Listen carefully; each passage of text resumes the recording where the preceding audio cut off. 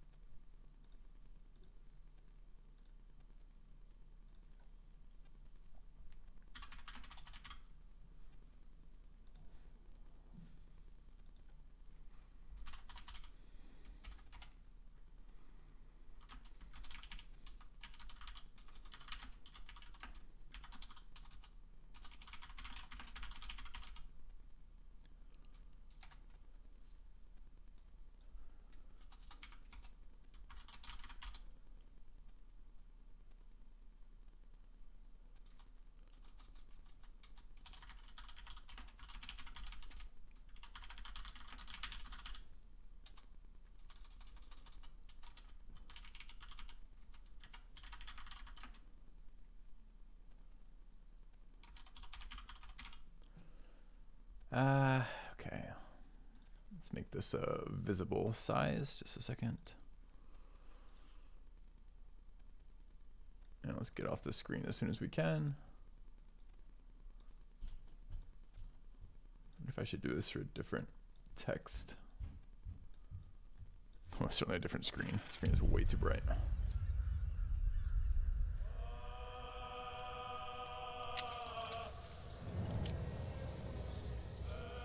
Is there a mute?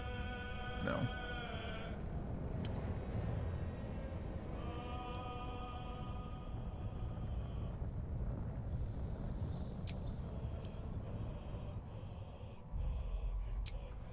Hey, Light. How's it going? All right. So, I'll say this once. I'll say this once to you right now because you're here and saying stuff. But I'll say it again when I get a mod in the channel. Maybe we can make some commands, right?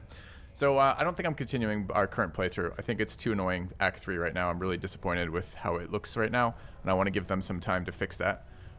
We could be done with Baldur's Gate 3, and we may still be done with Baldur's Gate 3, but I'm not sure yet. I want to try adding a bunch of difficulty mods and seeing if we can make this game a tactical experience as well as a fun RPing and storyline experience.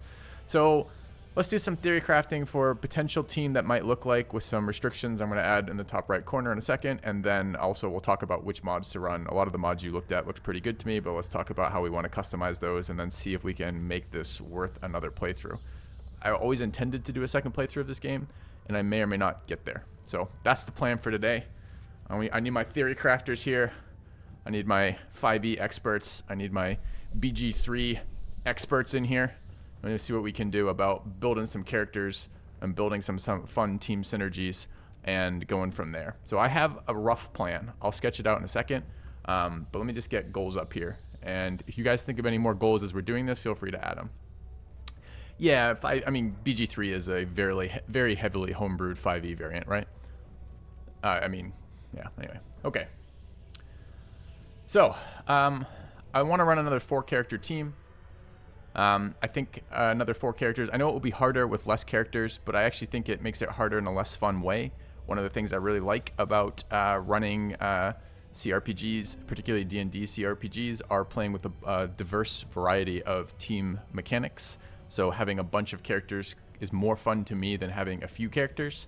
4 seems like a pretty reasonable sweet spot. The game is designed around 4. There is quite a few things you can do with 4. Bringing more tends to break the balance open even more. 4 gets you a pretty decent coverage of items, although not perfect. So you still have to make some sacrifices in team size and team things, especially with gear and loot. But the play still tends to be pretty fun.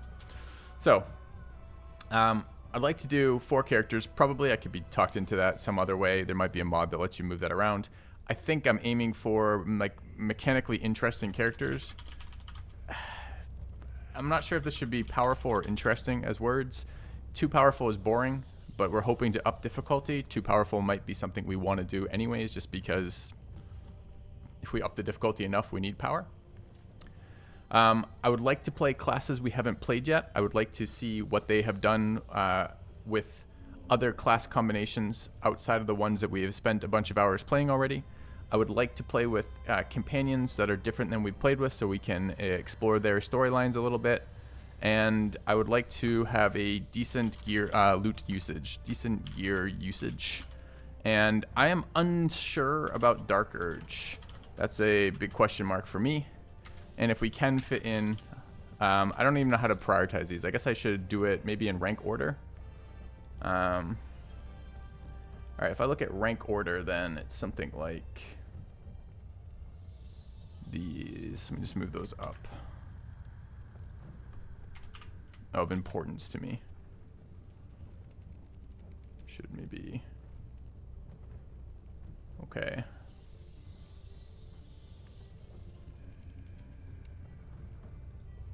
These new uses. Okay, am I missing anything that you guys can see from this? Oh, races. Races are somewhat interesting to me as well.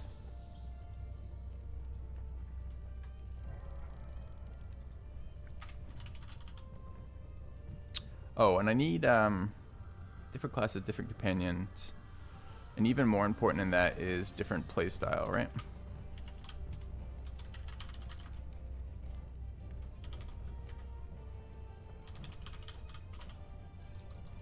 Alright. So we are not going to play a super face character, or rather I have some plans for that. So let's... Something like this is what I'm working at. Alright. Are Act 2 or 3 companions okay? They are, although we need to talk about that. I guess part of that for me would be, in here, would be a predictable plan.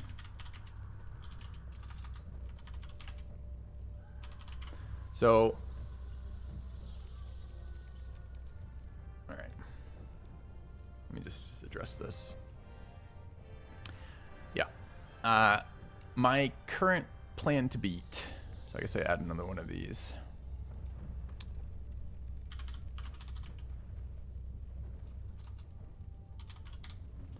Is...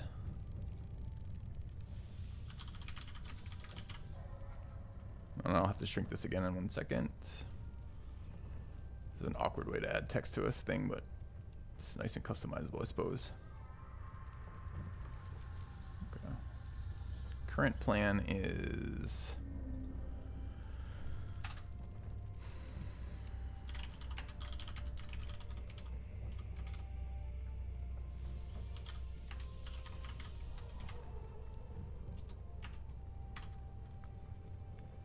I think it's Asterion who's going to be the monk, right? Let me just pull the spreadsheet up. Sec. Okay. Yeah.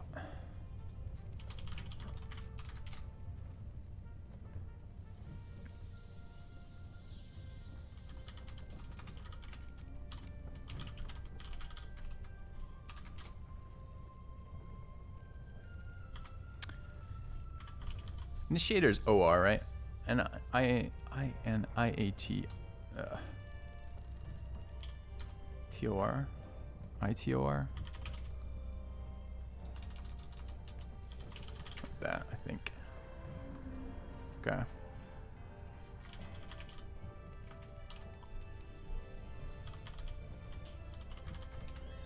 Okay. I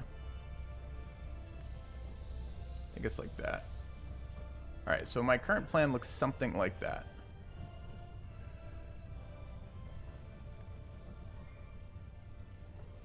But I think we can do better than that, potentially, and I think there's some holes in that plan that we can talk about here. Yeah. Yes, and I guess I could add, we're going to run, I mean, I guess I could add that in plan, I suppose.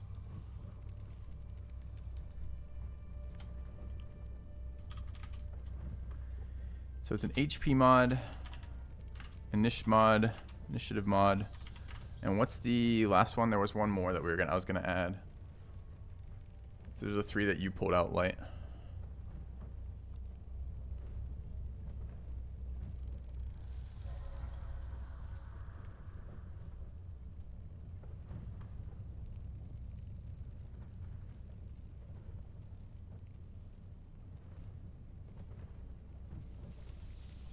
Yeah, well, we're gonna play that. The initiator character is that. What was the third? I guess I need to pull up Discord and find that real quick. There was a third mod. I can't remember what it was.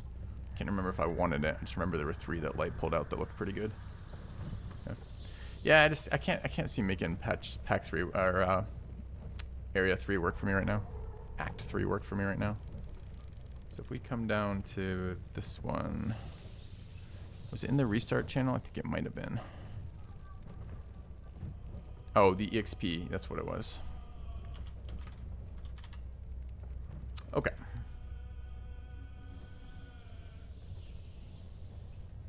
So that's kind of where I'm at. So I guess let me talk through the mechanics of the 3 characters here.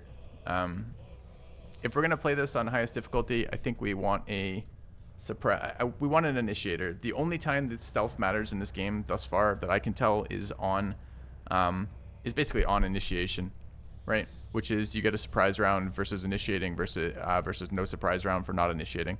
I think surprise rounds are a little broken, but I also think that if we're gonna up the difficulty by and large through HP, then surprise rounds would be really welcome. And I would like to play around with the, I want to do, my current thoughts for that, I don't even know how to share this. How do I share this? There's like no way I can put all this information on the screen. So I guess I'll have to do it vocally and then we'll come back to it. I want to run Ranger 5, Rogue 4, Fighter 3 is the end comp for that. But that's going to be probably Ranger to start with, then into Rogue. So it's going to open with the double initiator builds, right? Which are Gloomstalker and Assassin. So I think that's the rough plan for that character. If we could figure out a way to use one of the companion classes for either the Warlock or the Initiator Marshal, that would be ideal, since I would like to bring a 4th companion. But our companion selection's a little restricted. It could be Halsin, it could be Minthara, it could be Jaheira, but I have no idea how long these characters stay around with us or when they arrive. And then it could be Will. I don't really think mechanically Will was very good. A lot of these backgrounds are pretty unpleasant. And then I suppose, I think with this monk that I was looking at, I think the monk doesn't really get to be interesting until 5. Or rather, until you get the Dex Gloves, which are the end of Act 1. So I'm not even sure I want to run the monk. It might be something else in Act 1, and then switching to the monk at Act 2. I don't mind switching characters around a little bit, although I would like to see the full storylines of as many companions as we can. But I would like a plan for that. I don't want to be just like entering Act 2 and be like, okay, we're going to add Jaheira to our team. We're like, what do you mean we're going to add Jaheira to our team? She's totally no good for what we're doing here. I hate Will, personally, as a character. But I do want to see 3 new companions that we haven't played if possible. Alright. What do I think about a 3-man party for difficulty? I don't know how to avoid repeating the same stuff over and over and over and over and over again as people join. I'm looking to run with 4-man, if possible. I know all the, yeah, we can see all the backgrounds for this, so. Alright.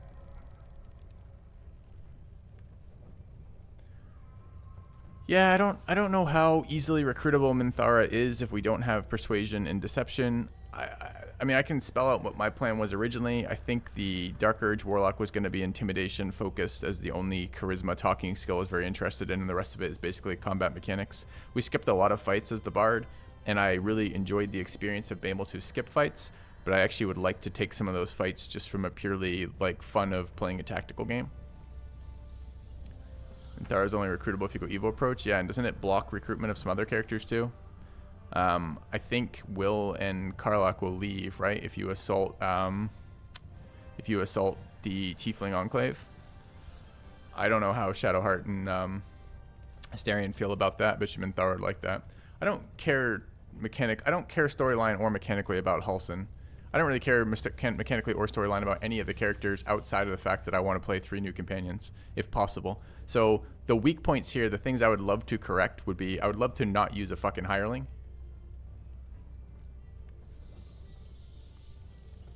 Going evil sucks, you lose so much access to good loot. Yeah, it's kind of annoying too. Well, I opt into multi-class, of course. I mean, if there's good multi-classes to be had, like certainly multi-classes are much more fun than standard classes.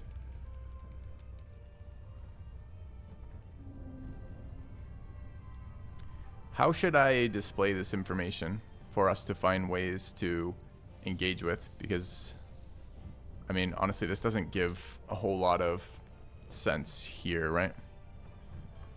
So I think this was, man, how do I even, there's like too much to show on a single screen. Maybe we run the, maybe we make goals a command and we make current plan a command, and then I can put current builds up on the screen. Maybe that's the way to do it. All right.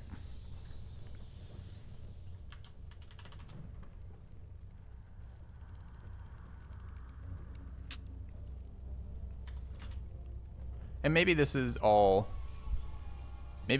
bullshit too, right? Like maybe we end up at the end of this and go, yeah, it's fun to build a team, but it's not actually so fun to play the game a second time. I don't know. Maybe there isn't viewership for a second run of Baldur's Gate 3. I have no idea. I'm not sure I'm 100% wanting to walk away from it. I'm also not 100% sure I want to play another round, but if I do, this is what I want to do. Yeah.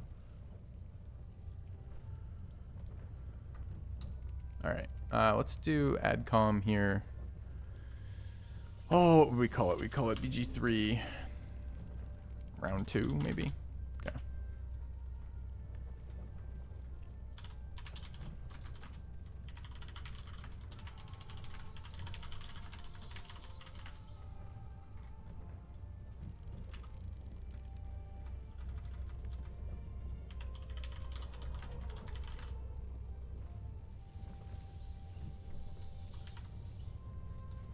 Different companions, different classes, gear usage.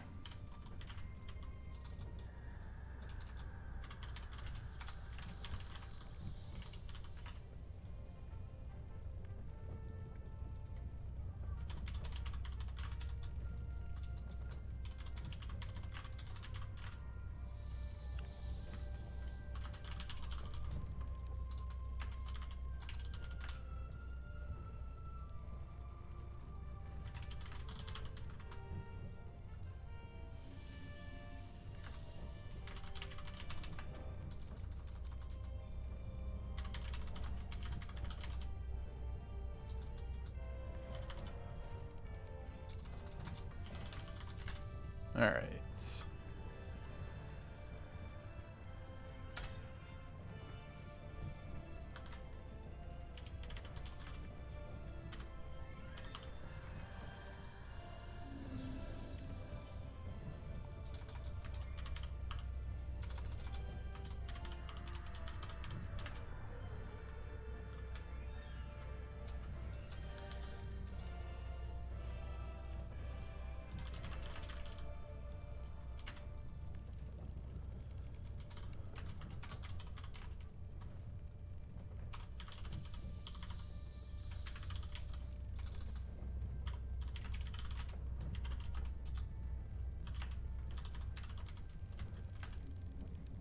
Strength monk.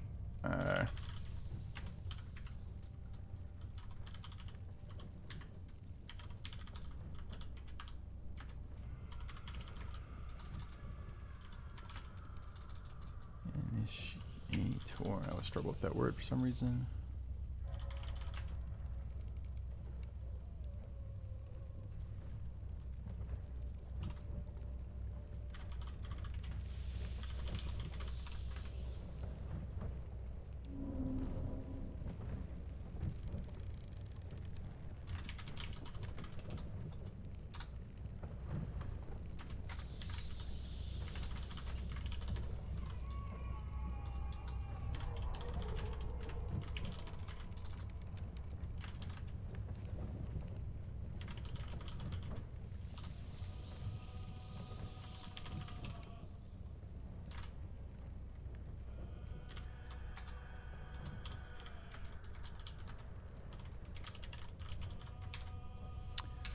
Okay. That information is now on the screen. So maybe what we can do with that is dump these entirely and plug that in as a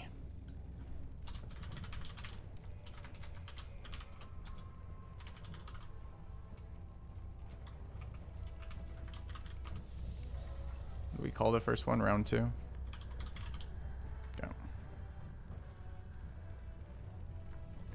Okay.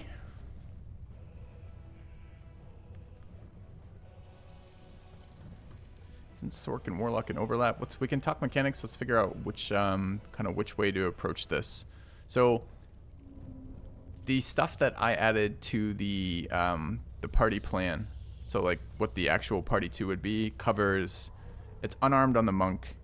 So it's any monk weapon, essentially, followed by unarmed, which is pretty reasonable for the coverage of main hand weapons with interesting things on them. Also a pretty good usage of the unarmored and unarmed gear throughout the game. The Warlock's plan is to be a strength-based martial, utilizing probably heavy armor, probably a shield, and then packed weaponing anything else we're interested in. Obviously, max charisma, dump every other stat, essentially figure out what the mix of resists we want for the rest of it. But a martial melee warlock, the plan is probably to take a rest after every fight. I'm assuming like a short rest. I want a short rest after probably every fight, but maybe every couple fights, depending on what it looks like. Depends on how hard the fights are. I'm planning to run a HP difficulty mod.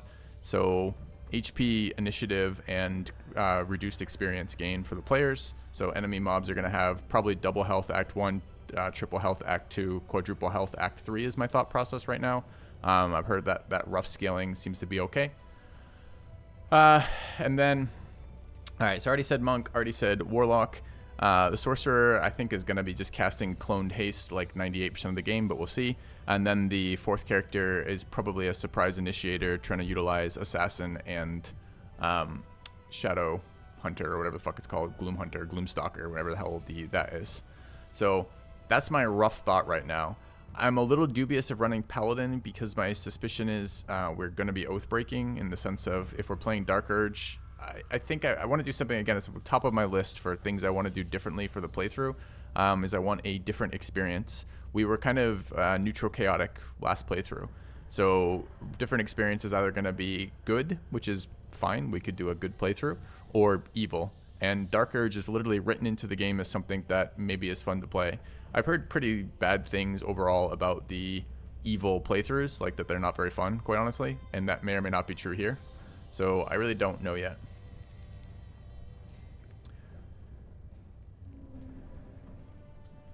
But what I want to talk about specifically right now is what can we do about this class breakdown to make a better team. Dark Urge can be an interesting good playthrough. See, like that kind of information is interesting too. That might open up some other companions. Man, maybe I just shared this screen. All right, let's try this then. Let's add the Oath of Vengeance. Well, we played Oath of Vengeance this playthrough, right? So, anyway. Could use the old save to make builds. Yeah, we definitely could. We could certainly make the old save, use the old save to make builds, although I think we lost Will and we lost Shadowheart, so we can't do it properly from that save. We could go further back, Cyphus, and see if I had an old save that includes Shadowheart too. I just I mean, my goals are in there, right? Where's my I added that in there in the goals, right? I don't mind a couple points in Bard if we have some reason to do it. Song of Rest would be fun for sure. I mean, it's funny. Song of Rest, the way it actually played out is just it's a team nerf, right? Because there's no restrictions on you resting pretty much at all. So the only time Song of Rest is better than just taking a short rest is in the areas where short rests are prohibited, where you accidentally break the game by getting a short rest in the middle of a prohibited short rest area. Although you can totally game around those too. You can just leave the short rest area 99% of the time. So all that Song of Rest actually did for us was make us wait longer in between long rests, which is hilarious. It's essentially a feature that made the team weaker, which is a really weird way that mechanically it worked out, but that is mechanically how it worked out. So, anyway, let me see if I can share this too. All right, where is this?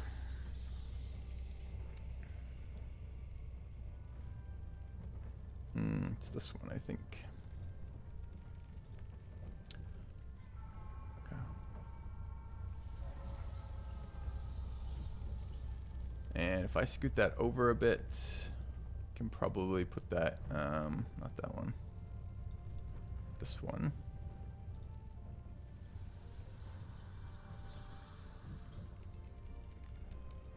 And then if I center that slightly differently, it's being cut right now. I could just duplicate this and make it more suitable to chat. Hold on.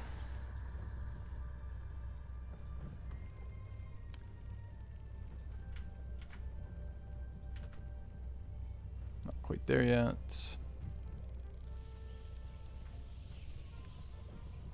So this is only kind of, I wasn't really ready for sharing this online. I guess I should have been, but it's not quite what I was thinking.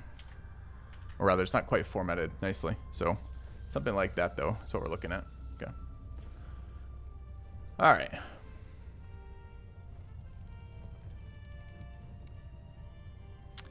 So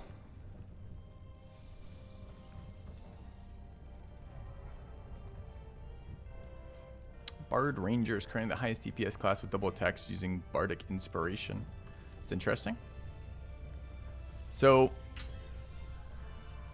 we got our roles. So I guess if let's do it this way. If you're suggesting a class, can you like a class or a mechanical inspiration or something like that, especially if you're like, well, this is a really cool mechanical character, which is always interesting to me. I like cool mechanical characters. If you are suggesting one of those, can you suggest a companion who would do that thing okay? So, and a position in the team that it would replace. Because I have a rough 4 characters that I mostly want. What is bold? The hotkey for bold? Control B. Okay. Which are these 3, right?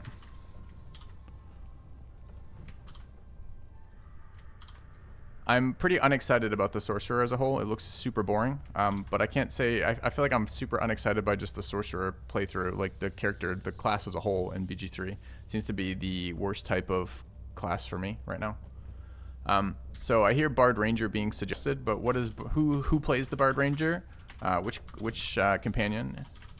And what does it replace?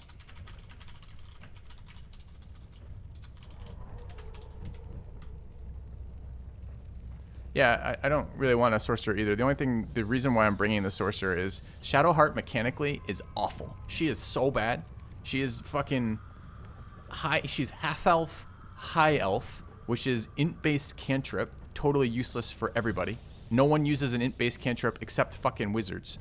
And then she's background acolyte, which is 2 int-based skills, which don't really help for a lot of the mechanically interesting things you're trying to do. And then all of her like armor stuff gets overwritten by like every class that she'd possibly want to play. So Shadowheart seems extraordinarily difficult to actually build mechanically interestingly because she's so shitty to begin with. And I don't have to play Shadowheart, but she was probably my favorite storyline character from what I encountered so far was probably Shadowheart. So if we can find a replacement for Shadowheart that's still 3 unique companions, that would be pretty ideal. And the weakest one from my own goals that we're currently playing is I don't really want to play a hireling. It's just that Lightfoot Halfling was really, really fun mechanically and would be really good in a role where we're trying to fill like an initiator.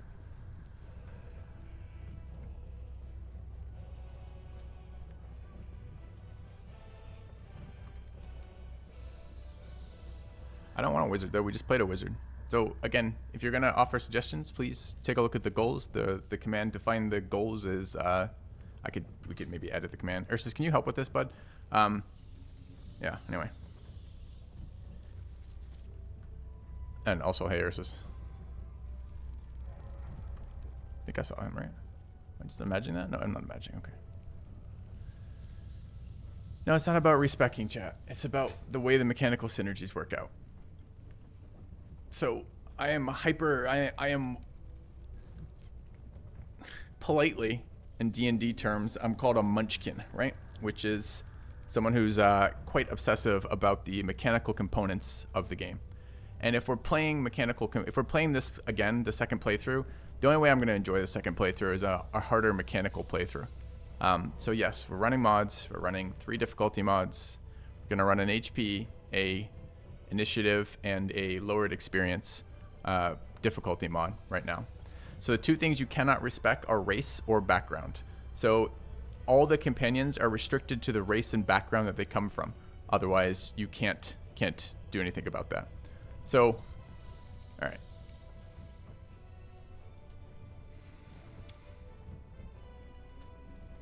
So, yeah, I don't know how to crowdsource this. This is hard to do as a crowd thing. Because I need you guys to really pay attention to the rules of engagement with the idea if we're going to crowdsource this. And I would love to get the the kind of crowdsourced perspective on this. Aren't there mods to change Shadowheart origin and background? Oh, I don't know about that. I'm hesitant to add more mods than I have to, because the more mods you add, the more instabilities and weird interactions you tend to open yourself up for. If you hate Sork and only want it for haste, can't the bard get haste? So haste is mechanically insanely broken in Baldur's Gate 3 for reasons I don't even begin to understand. So they took all of the CC spells, which are a prime competitive slot for concentration, and they made them all suck. They go anywhere from only being 1 round when they're supposed to be 10 rounds to, which is worst case, right? Like Banish, which is bugged to 1 round, or best case, like 3 rounds kind of deal. What the sorcerer can do that no other class can do is she can double cast haste off a single concentration slot using meta magic to target 2 people. So they added a ton of weapon abilities that reset on short rest. They added a ton of unique and interesting weapons that are super fun to play with because they're really good. They buffed the living bejesus out of martial classes as a whole, and then buffed the shit out of haste, making it a full extra action as opposed to an extra single attack, meaning any multi-attackers get 2 extra attacks instead of 1, literally doubling the value of haste. Then they added a shit ton of terrain and reasons why movement is important in this game, so it's good again. And they gave me a bunch of reasons why not to stack AC by giving me extra interesting offensive interactions. So everything haste does is like better now than it's ever been before. So a part of what lets me, what I'm excited about, I'm not excited about the sorcerer at all, but a part of me thinks when I look at the mechanics of the way the team plays together, just double haste is just insanely strong, right? Who's using all their cool 2-handers? The Warlock.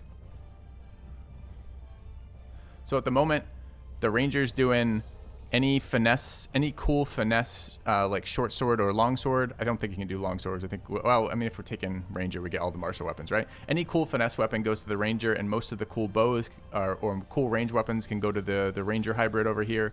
All the cool casting gear goes to the Sorcerer, although most of the time she's probably just running around casting haste and hiding or some version of that. All the cool monk shit gets to be the monk shit, and all the cool 2-handers go to the Warlock, is the rough idea right now.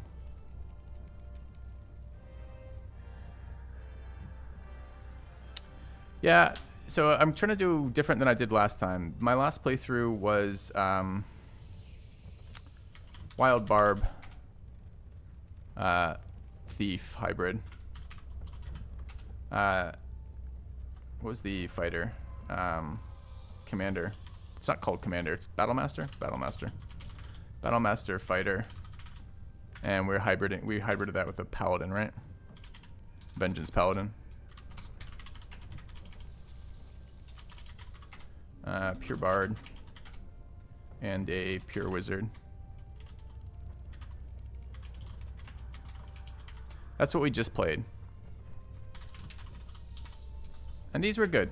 And I especially enjoyed the Barbarian. Like, I would consider playing another Barbarian, maybe, but it would have to be really, really different. And the Berserker Barbarian does look okay, although I think I was talking to some people who played the Berserker Barbarian, and they said it kind of fell off a little bit, and the throw stuff was okay, but not exceptionally interesting, that kind of deal, right? So. All right.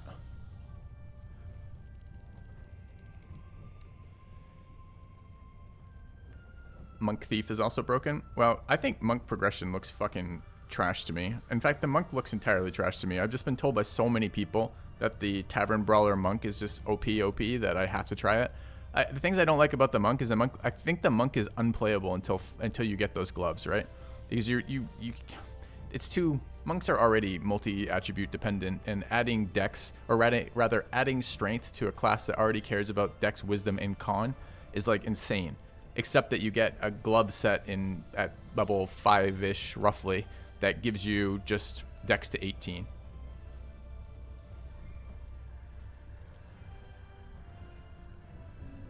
So I am least personally interested in monks, but most kind of like, this has been the most pushed class by my community for a class that I have to try that I haven't played yet. So I am interested in a bard as a damage dealer, like a range bard or whatever it's called. That looked kind of interesting to me. I think the And I liked too that Asterion seemed to be perfect for the monk, right? If you look at this list here, we can actually see I've gone through and like looked at where I'm getting my sources of various skills from. So I get athletics on the monk. If you're going to be a melee attacker right now, I think you kind of need athletics. I think right now Bash is bugged that it only triggers off your strength, so acrobatics does not protect you from prone. Prone in this game is absolutely insane for some reason that I don't understand yet either. Like, I don't know why prone breaks concentration. It like triggers off everything. There's like 25 billion ways to prone you and end your turn if you get prone mid-attack action, but it does. So if you ever multi-attack a player and are not immune to prone or pretty resistant to prone, and you attack a guy like one of the bosses with the shield, he just like shuts down your melee character like constantly. So there's a couple of abilities that seem really important to me right now. Perception seems really important for engaging with any of the some of the combat mechanics, like finding the enemies before they ambush you, but also a lot of the stuff you can find in the game. Perception seems like a good one to have a lot of. Athletics seems nearly essential on anyone who's attacking with melee stuff. And then there's a lot of other kind of skill checky things that people would like in general. Like, I want someone on my team to be good at sleight of hand, preferably more than one somebody. I would like to have the initiator be good at stealth so we can generate surprise rounds. I would like to have everybody, as much as possible, be good at perception. I would like the main character, if possible, to have good wisdom for all of the illithid kind of stuff, like that kind of stuff, right? So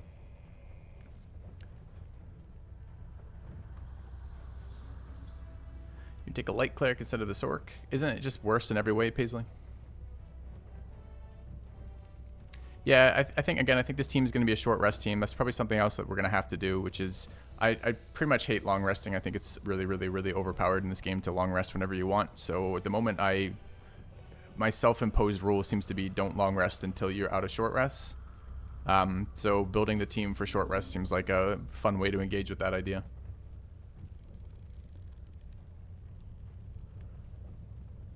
All right, let's see if chat has anything caught up on this. So again, I would really love to figure out a different way to do this character. I don't really want to bring a hireling, but I can't get two fully spec'd companion characters. So, or rather not companion, I can't get two fully spec'd character, like personally created characters. I'm limited by the races and classes of the other characters. And I just played with Lae'zel, Warlock, and what was the last one? And Gale. So I'm trying to do away with that. You picked any difficulty mods? Yes. Do I need to add that too? Maybe I add that on the screen. I guess we could add mods to the primary screen. Give me a second.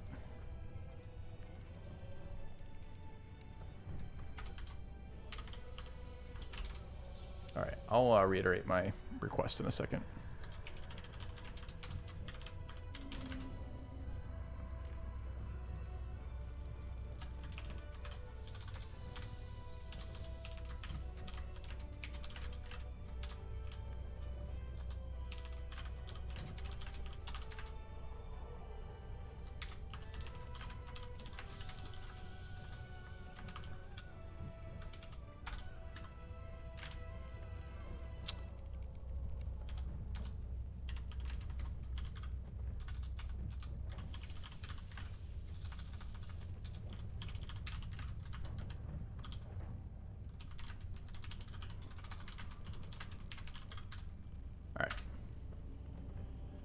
Okay.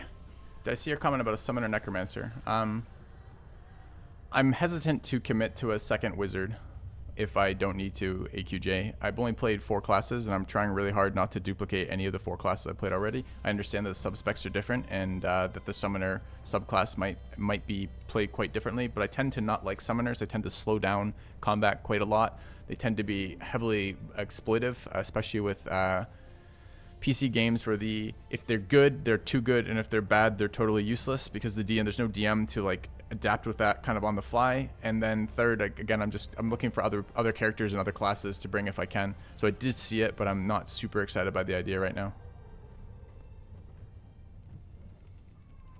Yeah, exactly, Cyphus. Her background and race are super weak. Do you prefer a Ranger 5, Rogue 4, Fighter 3 instead of Rogue 5, Fighter 2? I think I want to play with both Gloomstalker and assassin if possible. I think the initiator having extra damage dice, extra attacks, and extra crits while gaining like superior dark vision, it just works out really well mechanically. I can walk through the mechanics of these characters again. I guess I need to figure out how I want to do this summary wise.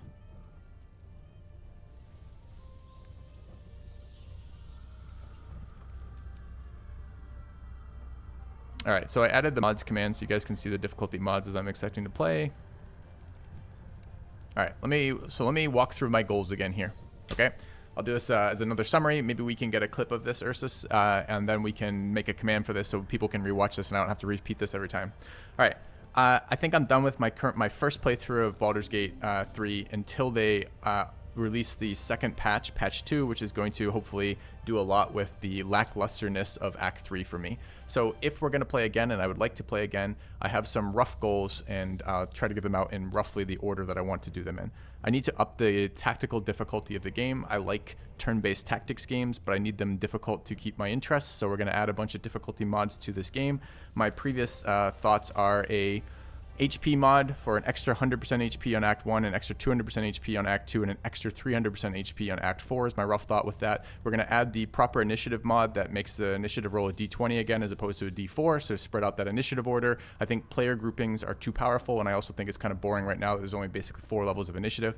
And then I would like to also add a experience reduction mod that basically kicks in, I think after level 3 or something like that, where it slows down the player experience to make it a little bit slower for the leveling process so that you're not over leveled to any of the content while still exploring the game. So those are 3 mods I want to add.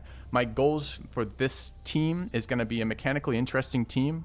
I would like to use different companion backgrounds than I've played before so I can get their storylines. I previously played Karlach, Lae'zel, and Gale, and I played a chaotic neutral persuasion bard essentially. So I'm looking to do things that are different for companions and also different for class mechanics. So I'd like to play a different style of class mechanics as well. I want to keep it to 4 characters. I would love to use companions where possible. I currently have 1 hireling in this build. I'd love to replace the hireling build with another companion build if we could find that. I'm okay swapping out some stuff, like if we play Act 1 with 1 character and then swap it out for a different character in Act 2, I'm okay with that as an idea if we plan to do that right now in the planning phase of the game and it's not happening randomly in the game.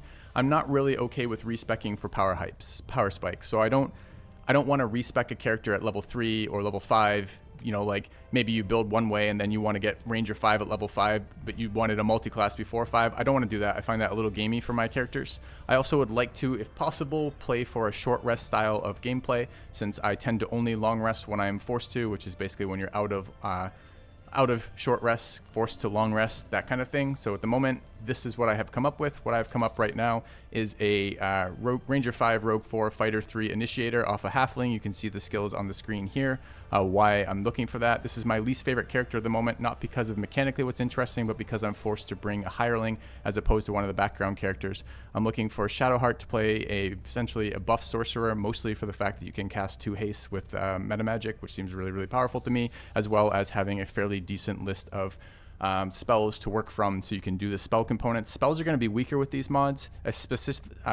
In particular, damage spells are going to be really weak, because as soon as we up creatures' health by something, like if we go to Act 3 and it's 4 times the total hit points of what they're in the base game, well, damage spells are really, really weak, right?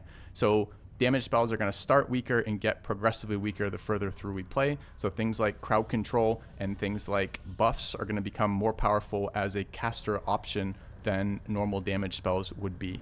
The monk is here for, I've been, community's trying to talk me into this one. I'm dubious about the monk. I think the monk is going to be mechanically strong as a fighter and get to use some gear that I didn't get to use the last couple playthroughs, but I could also be talked into replacing this monk.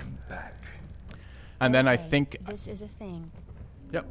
I think if I want to play Dark Urge, and I kind of do, I like the idea of Dark Urge role-playing as an intimidator, right? Like, that seems kind of cool to me. We played a lot of Persuasion and Deception. I think having some social utility would be nice, but I don't want to skip all of the fights I skipped last time through Persuasion and Deception. I like the idea of a intimidation-based Dark Urge character, either played evilly or played good, just something to play, not as chaotic neutral. If we go lean into the evil side, maybe we see what happens with that. I've heard the game actually isn't that great from the evil perspective, that you lose access to a lot of the character gears and interactions action that makes it interesting, but I've also heard it can be a lot of fun. And then if you try the kind of good side of that, it's fighting the dark urge as you're like a good-oriented character being overwhelmed by these dark urges. Either of those sound fun to me, but I just need to make sure that the rest of our characters and rest of our classes can play with what's going on with that.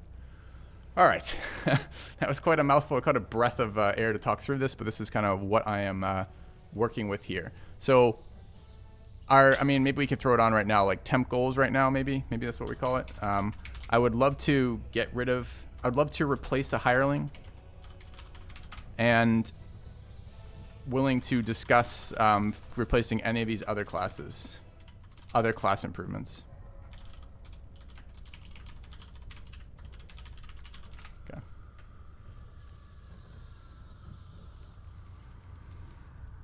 I had a hard time with Eldritch Knight at all. It looked terrible to me. The spells don't look particularly good. There's none of the cantrips that make Eldritch Knight any good, so we're missing Green Fireblade, and I can't remember what the other one's called. But we're missing the physical attacker cantrips to make Eldritch Knight interesting. I do think Fighter 11 would be interesting, but Fighter 11 is quite a commitment, and we're going to be missing that until a million parts later into the game. I know I can't change Dark Urge background. That's why on the list of things here, you can see that the background is right there on Haunted, which is the Dark Urge background. So you're locked into that.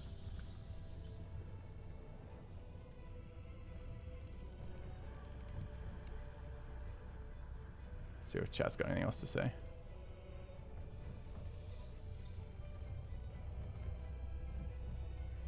I feel like let's see. Could use Astarion. I could use Astarion here. That's this bonus option right there, CRZ. We could use her as the initiator. Or him, I suppose. Respect will for the monk. This human is pretty fucking weak, if I recall correctly. I mean, I can look at that mechanically. So, alright. So, say we stuck Astarion here. You think we could do the monk as human? I think I looked and it didn't work, but I'll have a look. I also... Isn't will like prohibited from being evil? Isn't paladin better for warlock multiclass than warrior? What do I get out of paladin 1? I get an oath. I think I was fearful that if we went evil dark urge, then we wouldn't be able to play paladin at all without becoming immediately oathbreaker. Oathbreaker looked like it just gave me a bunch of shitty spell-based mechanics that I wasn't very interested in. But I could certainly put this as fighter paladin. We can make the decision later, and at least keep it open as an idea. I already played Karlach.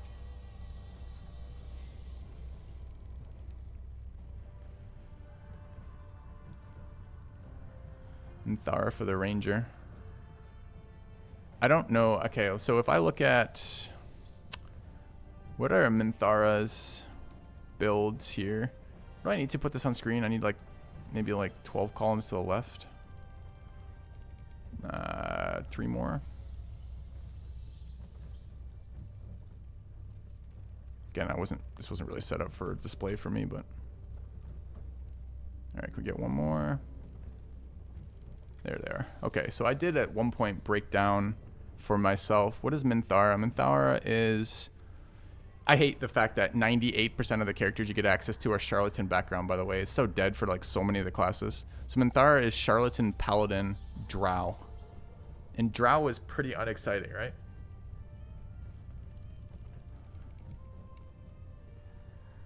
Oh, she's a noble. Okay, well, I have that wrong then. That's a little bit better, wasn't it? History, persuasion? No, it's not any better. Okay. All right. Yeah, let me find the drow mechanics. Or I need to pull up races here too, huh? Okay.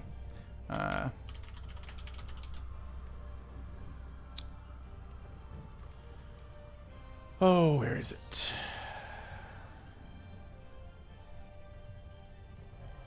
I've also found these, the wikis to still be wrong, by the way.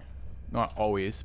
They're getting better, but they're still not totally accurate. Like, none of the wikis that I've found yet, the last time I looked, which was maybe less than a week ago, none of them had anything about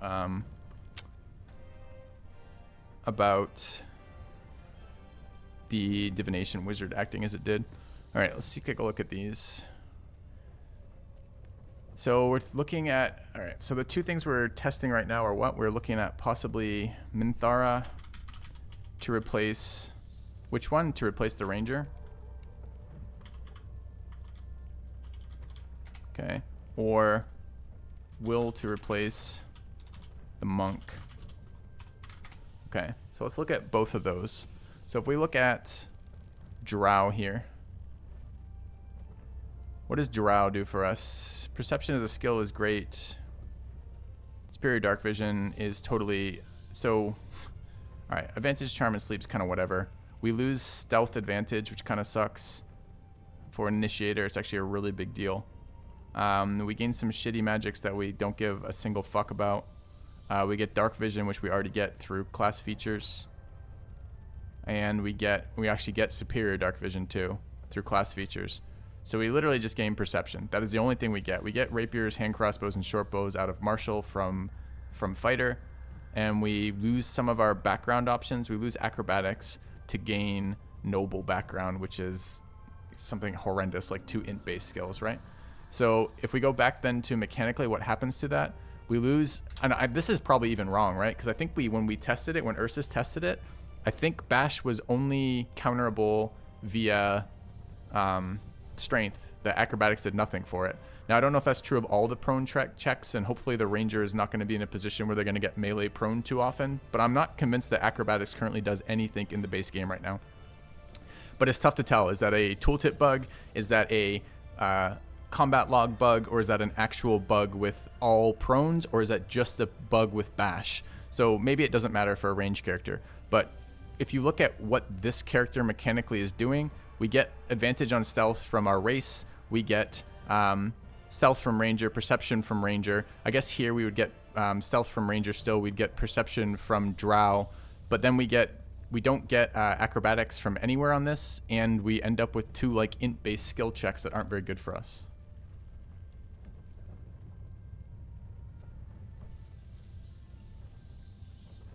What's the advantage of Rogue for Ranger? It's to do with the build, because I don't want to. I find it a little too gamey to respec, especially around multi-attack midway through the playthrough. It seems broken to me for 100 gold that I can. So I wanted to go Ranger 3 before I wanted to go Fighter. Before I wanted to go Fighter 5, right? So we want Ranger 3 is the Initiator. It's the Gloomstalker promotion, right? And then Ranger 5 is multi-attack. And then Rogue 3 is Assassin. So Fighter just is added onto the end, essentially, for better stuff late. Getting Fighter 5 out of this would be at, like, level 12, we respec to Fighter 5 instead of Ranger 5. This is a little gamey for me for finding that power level. I'm trying to do these without respecs if possible. Outside of respecking from what they start as into the build that I want to build them. Does that make sense? This with dual-wield hand crossbows. I haven't built around a dual-wield hand crossbow. I don't even know if loading is in the game. Can I multi-attack with hand crossbows?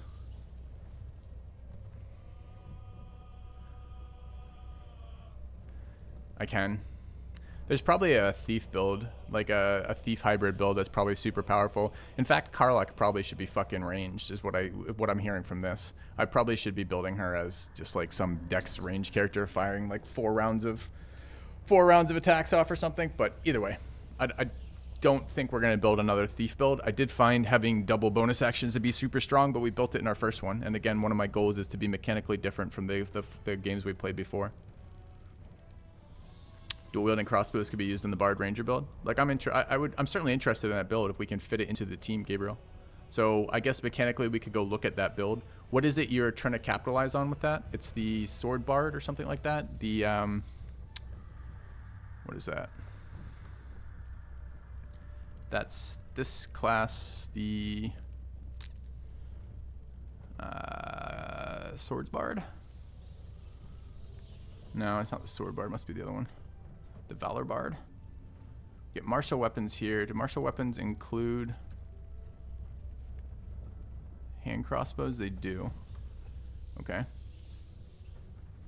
Get to bonus action. Okay, so what are you guys excited about? You're excited about range slashing flourish. Oh, I see. What is flashing? Flashing flourish. This thing?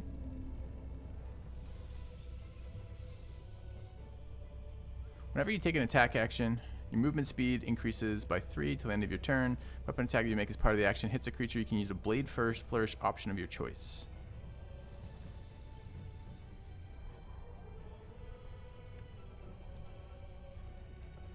Defensive flourish, slashing flourish, mobile flourish. So it's that one. So you guys are excited about attacking twice off a hit? That's fine, Ursus. Okay. You can attack the same enemy twice.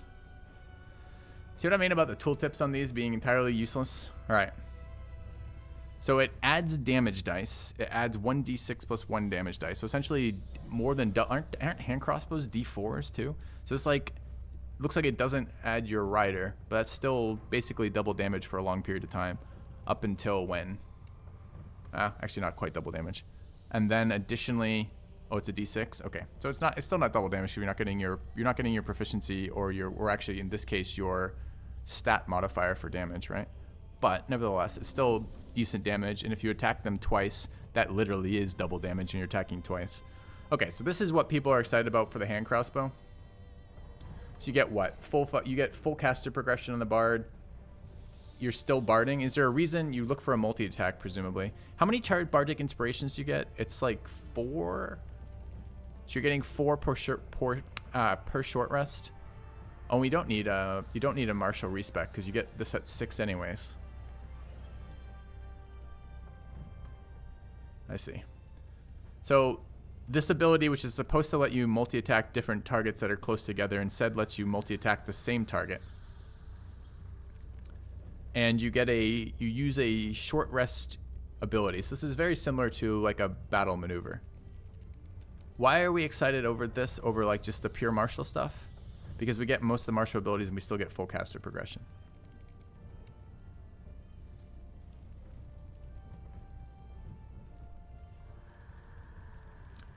I see. Yeah, that sounds pretty powerful.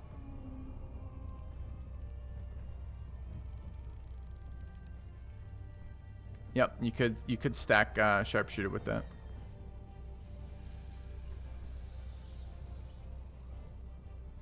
Hand crossbows sucked a little bit. They were tricky to find good ones until later. There were a couple good ones. I don't remember what they did. I don't remember where I found them.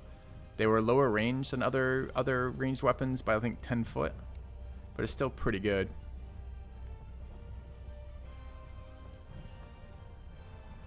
Yeah, I mean that's sounds strong. I mean the bard spells kind of suck, but they had a lot of buff spells that were fairly reasonable, and it would be nice to alleviate some of the tax on the sorcerer. Song of Rest is a debuff, right?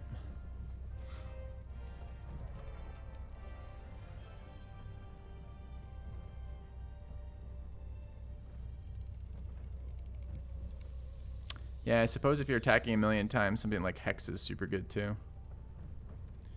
Yeah, so Song of Rest is a debuff in this game. If you hold yourself to making sure you've done all your short rests before you long rest. I mean, there's no restriction on resting, basically, right? You can rest as many times as you want because you have infinite food. So you rest so you have to build in your head your own restrictions. The restriction I tend to use is I make myself work through all my short rests before I long rest, with the partial exception of leveling. So for us, as I've been playing it in my last playthrough, I basically make my long rests 50% further apart because I've been making myself use the Bard of Rest short rest, you know? But it's just, I mean, it's hard to answer that. I think either it's a debuff by the way we play, or it's not a buff otherwise, right? Because we can just rest whenever you have the resource to rest, which is whenever the fuck you want. So it's never a buff. It's only ever neutral or negative, right? It's just weird how it works out that way. I mean, the other nice part about Bard as opposed to like a Martial here is, in addition to the casting is the expertise. I wonder if we can make this. What would we replace with that if we did that though? So we get to use hand crossbows, and I guess because we get to use shields and a one-hander too, which is pretty nice. Although we would never build strength, so the one-hander would just be like a stat rider.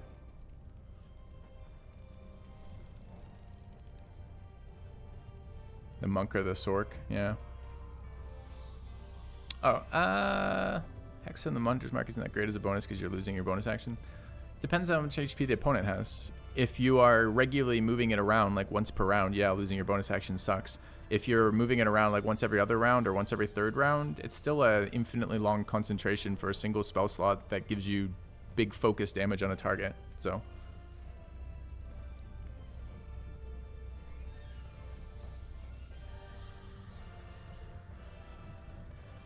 I don't know what Song of Rest should do.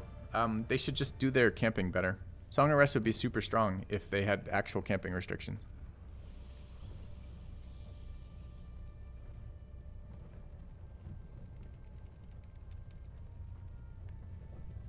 I don't think I found Gloves of Archery the first time, but yeah, it's true, Gabriel. That's true. Mechanically, that picking up one of the archers would be strong. I don't know. Chat's been pretty adamant that I try the monk, and to be fair, I absolutely despise monks in tabletop. So a part of me wouldn't mind seeing a monk do something. We could also do it the other way around too. It's just I think that bard probably doesn't really come online till 6, right? 3 for the spec and then 6 for the multi-attack. And probably 5 for short rest bardic inspiration or whenever that shows up. That doesn't show up immediately. They start as long rest resources. But the monk isn't come online until we get the... As far as I can tell, that monk is entirely useless until you get Dex Gloves. Monk is boring, strong, but boring.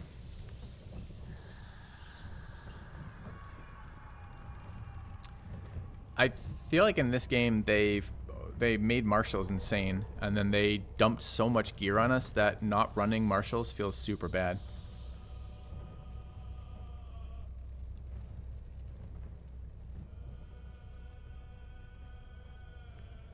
Alright, mechanically, who builds into the bard if we didn't want that route? What does bard pick up to for skills? I don't really want to play another bard necessarily, but I mean, it does seem like a mechanically interesting character. He suggests with the Rangers to go early into Gloomstalker and swap into bard build. Doesn't that mean we delay our second attack to level 8 doing that? 9, I guess, if we're building bard. And don't we not get assassin at all doing that? I'm not willing. I don't think I'm willing to respec for power.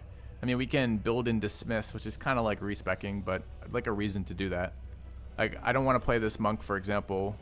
Like, this monk would need to be dex starting and then respec to strength, I think, to be playable in the first acts. And since we're not going to be doing that, I'm probably not playing the monk until we find the dex gloves. Which, I don't even know what that means. Does that mean I'm leaving Asterion as his starting spec and respecking him? It's like kind of bending my own rules a little bit. I don't know. It's like, where do you draw the line at this? If you can respec every level, you could just literally min-max all the way up for like the most powerful character builds, and you wouldn't have to be worried about like, oh, I wanted Thief at 3 and then I wanted to come back for, you know, Fighter multi-attack at 5 or that kind of shit. So I really don't know how to like mentally engage with that. You could play Dex Monk. I think the monk is going to be fun for being ridiculous or just boring, because I think mechanically they look very uninteresting to me.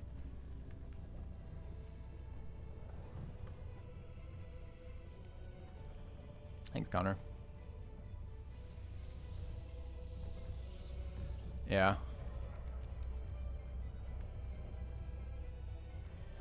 Well, your mods have any AC offsets? No, but I'm probably not full stacking AC. I think it's just too dull.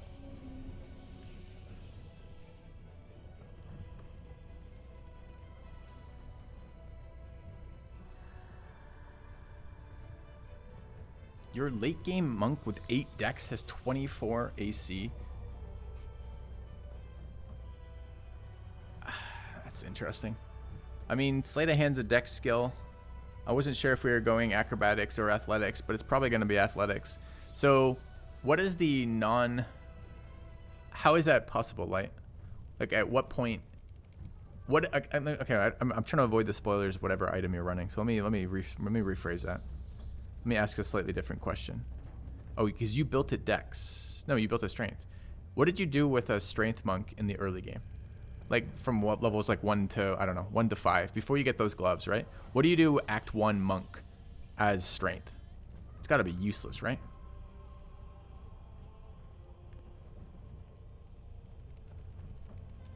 Oh yeah, and also that's true. Like half your class skills are based off dex, right? You go fighter 1, and then you I mean, but think what you're just telling me. What you just told me is, let me walk through it. Where's the? Oops. Where is class?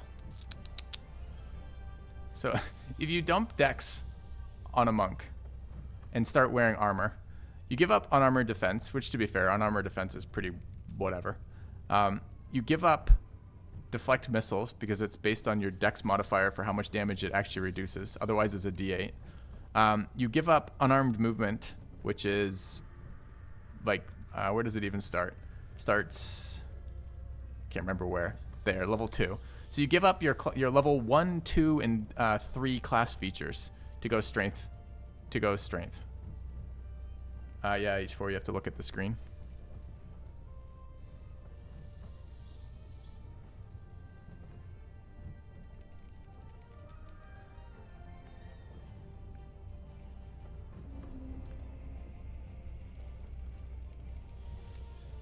Class features unarmed plus tavern brawler. Yeah, I get it. But, alright, so the answer then would be a fighter splash. And then we're wearing armor?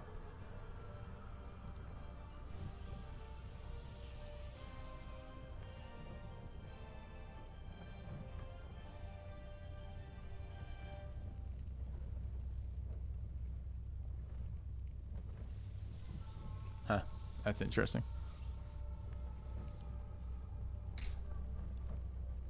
I mean, it's not like the rest of the monk progression is at all interesting, right? It's just key. And the key is super strong, don't get me wrong, but like, maybe evasion? The rest of this is so garbage. Where is the increases on key empowered strikes? What is the actual text for the dice here? So you probably you care about level 9 in monk, and you care about level 3 in monk, and I guess you care about 5 for extra attack.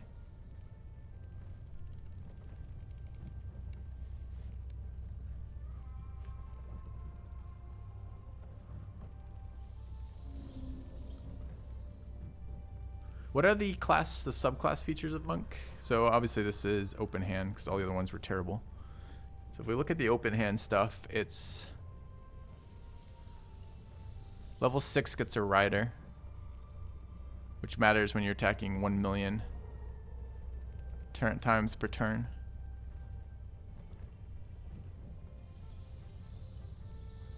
I don't know if level 9 is even good or not. I don't know what the fuck this means. Hit a creature with your bare fist, making the key in its body resonate with yours. You can then make the key explode with key resonation blast. Okay, do I get a damage hint as what that might be? Oh, damage is 1d8 plus strength or dex modifier in bludgeoning. Sounds worse than just doing it again. Alright, so we care about Monk 6 then.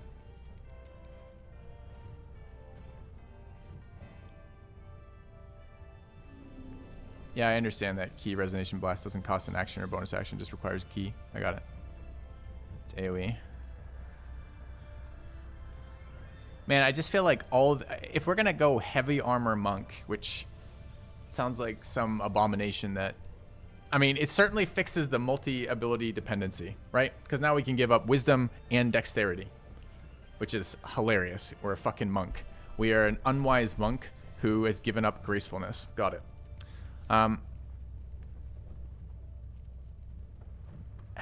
You guys think level 6 is necessary for the subclass feature?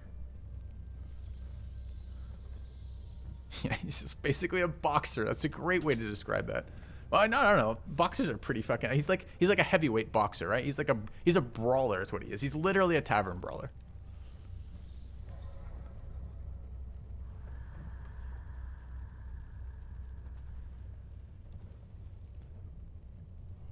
And remind me, is this? How did we get dex and strength modifier applying? It was strength modifier from the tavern brawler and dex modifier from unarmed. But we get it twice anyways, right? Where is the double rider coming from?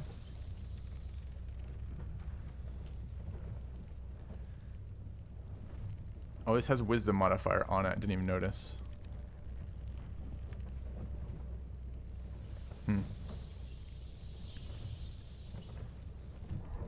Alright, so you still dump Dex, right?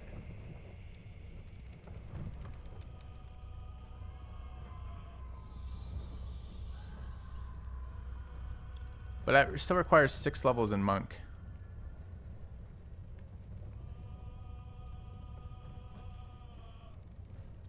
And a level in Fighter, apparently.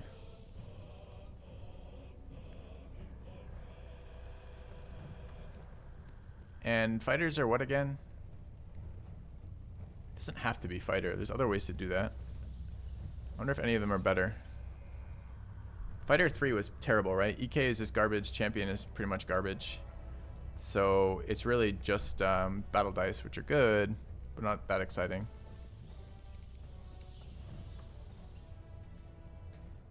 Yeah, I get that I dump Dex and use the Dex gloves, but I'm asking why do I want Dex at all? If I don't care about unarmored defense, and Wisdom is the modifier for the damage there, where is Dex adding?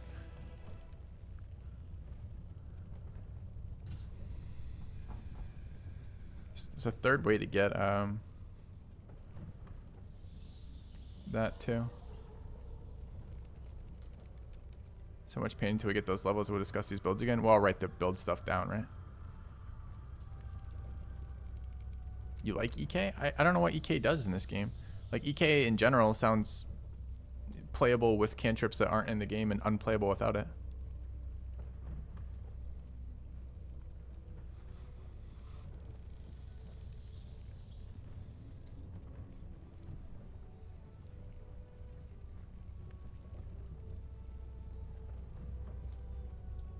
It doesn't do anything actually cool, it's just a flavor. Yeah, I like my flavor to be accompanied by my mechanics.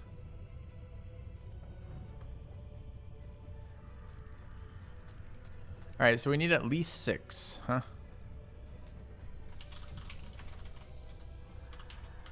And we need to start Fighter 1.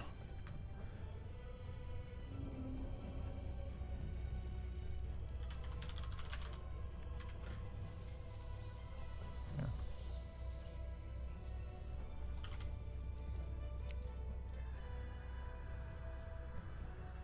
Don't need Dex gloves, there's better options. For bumping Dex, don't we need dump glove? Don't we need them? I don't know. I need to see the mechanic. I gotta read it somewhere. I can't remember where that. I keep asking Triple P and he keeps not answering me. Because he's told me before, but I don't remember where it comes from right now. So, what is the pureness of this? Is it this one that tells me? Alright, it's Flurry we're using. Okay. These are both Dex modifiers here for Flurry. I'm asking where does Dex factor into the monk damage, Triple P?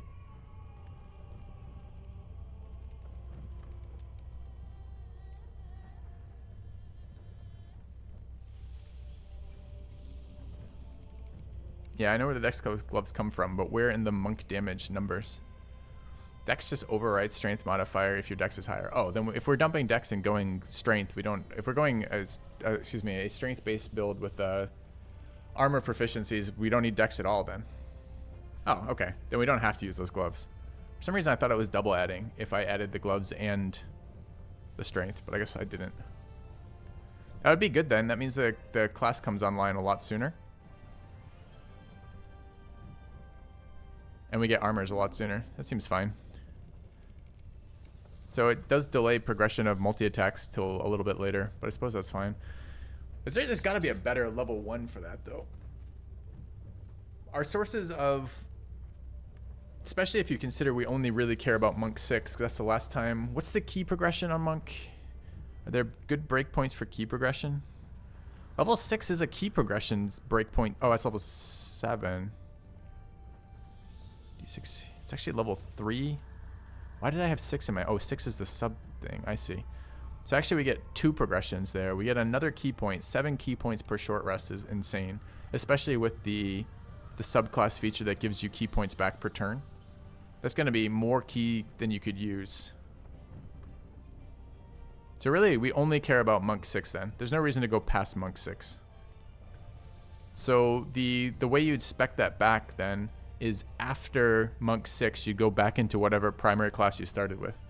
I think the 4 classes that give you heavy armor to begin with at level 1 are Fighter, Ranger, Cleric, and, well, some Clerics, you have to pick a subtype, and Paladin, right? So which of those characters, and 6 points in actually isn't even that deep for a 12-point character. So we get 6 more points in another area. So what classes of those would be fun to bring the monk back into? If we look at that. Where are my classes?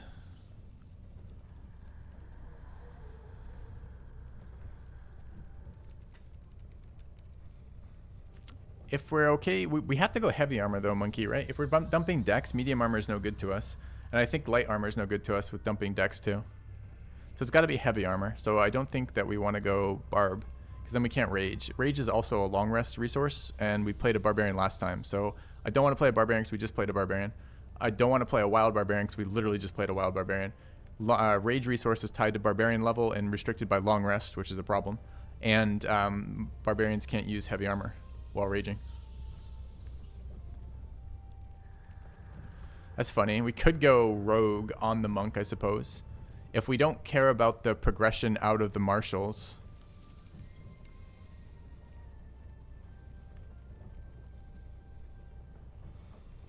All right, Fighter, Cleric, Ranger, Paladin. What were we just talking about? Thief, right? Yeah. I mean, dude, just like draining key would be fucking hilarious. Thief 4, Monk 8. I mean, we can go deeper into Monk for the second ASI, for sure. It's a little unexciting. I don't know what Stillness of Mind does, I guess. What does Stillness of Mind do? This is the shrug off ability. This is what there's. If you're charmed or frightened, you automatically cast Stillness of Mind to remove the condition. Is it an action to auto cast it? We saw them doing that in the last fight that we played, or one of the last fights we played. They were removing things that weren't charmed or frightened with Stillness of Mind, which is hilarious. Maybe this is actually a good ability. I don't know. Takes your turn. So it's so-so. If you lose your turn for it anyways, it's pretty so-so. But still, I guess worth considering. The rogue build then would be super late. It would be 3 levels in rogue to get the thief subclass, and point in warrior early, or whatever the hell it is we take. So we're talking, and this is at level 10, the thief stuff would come online, which is pretty weak. Paladin gives us Divine Sense is pretty sick, actually. Vengeance Paladin gives us bonus action advantage, but unfortunately it's bonus action. I think Divine Sense is a bonus action too, which is actually somewhat costly on the monk to have bonus action activators, right?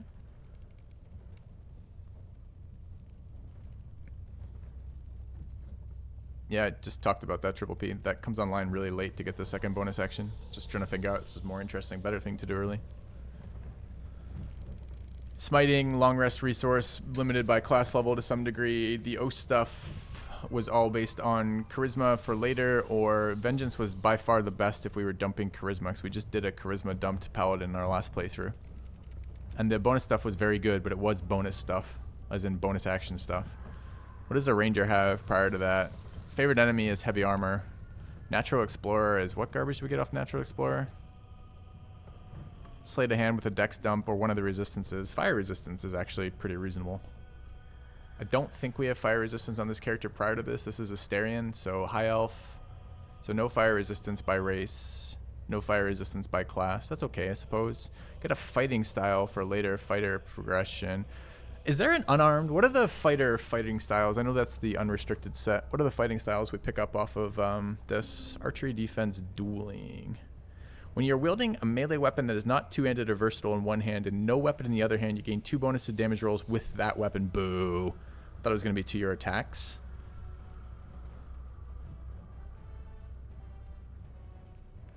When you make an offhand attack, you can add your ability modifier to the damage of that attack. Anyone know if that applies to punches?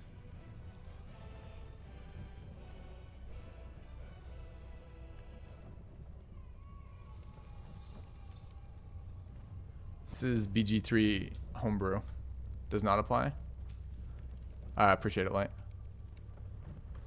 So if that is the case, that it doesn't, we'll get confirmation on it in a minute. Then there's not a whole lot of benefit. No, it's a bonus attack action only. Well, chat, be careful with bringing real D&D 5e knowledge into this, because the problem with that is BG3 is all homebrew. Like it's like the skeleton of 5e, and then all of the flesh is homebrew. So it, like, things that would make no sense that they should stack do stack all the time. You know, the biggest offender of that was what we were talking about earlier is haste. Why is haste a full extra action with no restrictions? So anyway. All right. So maybe there's something in the weapon stuff that matters, but probably there isn't. So probably we don't really care which of the various fighting styles we get access to it from. We do get like Hunter's Mark off the monk here for the ranger. It's not terribly exciting, and it's going to come pretty late, but it is another damage rider. And then the level 3 stuff here. So for paladin, it was... Okay, I got to start writing this shit down. All right, one sec. If we go paladin, we get fighting style and vengeance, right? And vengeance bonus actions. There's 2, which is either enmity or undead. And then we get some smites that we basically can't use. All right. If we go ranger, we get fire resist. And then what else do we get? If we make it out to 3, we get another fighting style.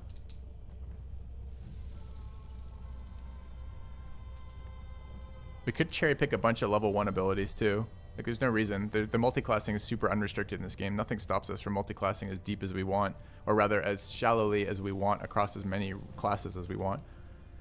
But if we do it this way, what are we looking at? Dude, I do not like Hunter Rangers. Gloomstalker is always ridiculous. I guess we could get 2 classes with Dread Ambusher.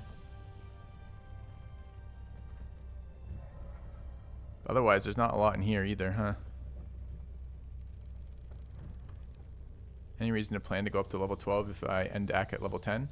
My assumption is patch 2 will be out by the time I get to Act 3, and we'll be able to play Act 3. So yes.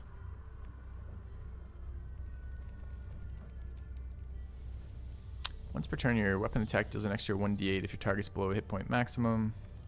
Reaction to melee.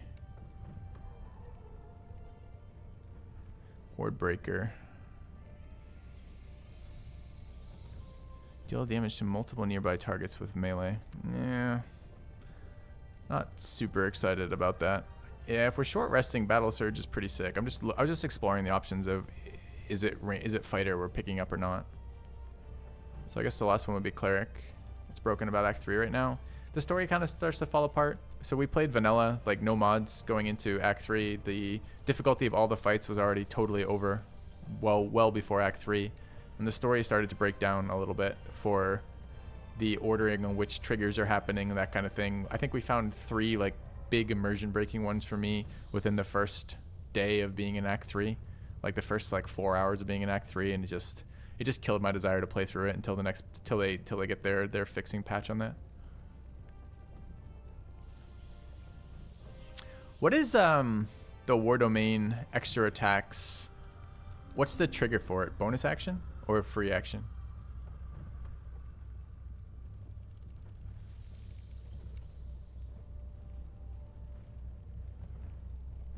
Two levels of Spore Druid. I don't... That's like one of their homebrew classes, right? The fuck does Spore Druid do again? Something insane.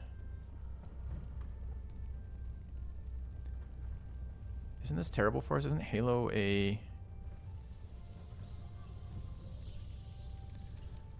Releases spores that deal necrotic damage to a nearby target.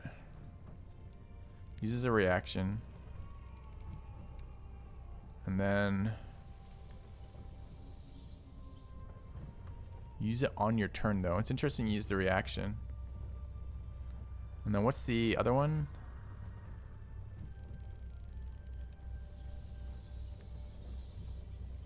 Their unarmed attacks deal an additional 1d6 damage while they have those hit points.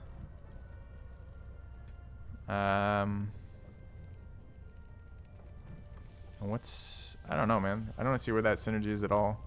So until I get hit again, I have a bonus damage on my unarmed attack that I use to trigger through a reaction. But I can only do it for wild shape forms, of which we have 2 per long rest, something like that, as a druid. Is that right?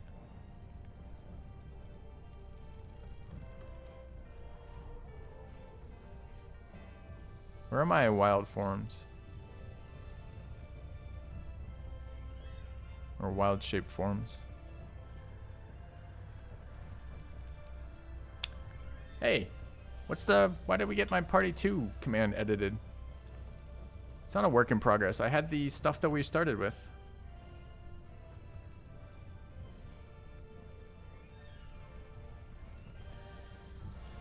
Alright, I don't think there's a reason that I want to go druid for that. The specific shape is the symbiotic entity form. Yeah, but okay. All right, I'm not sure I understand the fucking spore druid. So let me try to understand the spore druid. So as a reaction on my turn, I release these fucking spores, and then as I'm not quite even clear yet what the next part of that is. So oops, wrong one. After I've released these spores, which are restricted to nothing apparently, I just do that. They con save to negate. So be it.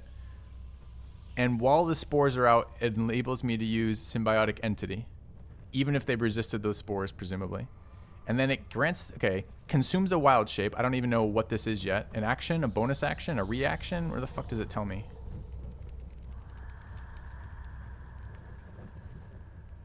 Action. Action plus wild shape charge.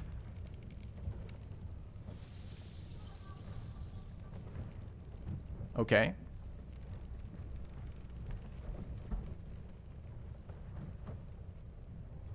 And it's until long rest, though. That's fine. So if I'm burning a wild shape charge until long rest, I don't care about that at all. Affected entity gains 4 temp HP per druid level. And I only have this damage while these spores are active, right? While I have the temp HP. This says it's conditional on having the temp HP. If it's conditional on having the temp HP and we're not ranged, it's probably useless, right? I bet you this would make a good synergy with that bard, with that ranged bard. Because you probably get... Oh, but it's unarmed attacks, right? Melee weapon or unarmed attacks. Okay. So this is a... It is interesting to find another rider that affects unarmed or melee attacks for more damage dice. That's excellent. However, I suspect that this is not going to stay around long enough to ever be relevant to anything. Because you get temp HP equal to your druid level, you're splashing druid and taking it late. And you get a bonus that only applies while you have that temp HP. You currently get the spore damage on ranged attacks. Welcome back. All right, we'll add that to... Sponge. Loving this discussion. All right. I'd love to find a use for this spore garbage druid. Thank you, Corwin. Okay, so appreciate the person pointing out the spore stuff, but I don't think it works for the monk build that we're working on right now. All right, so going back to the monk right now. All right. We're working through cleric, right? Did any of the cleric...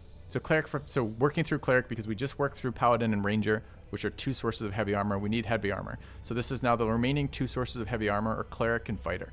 So we're checking this cleric stuff to see if any of this we care about. There's 4 sources here.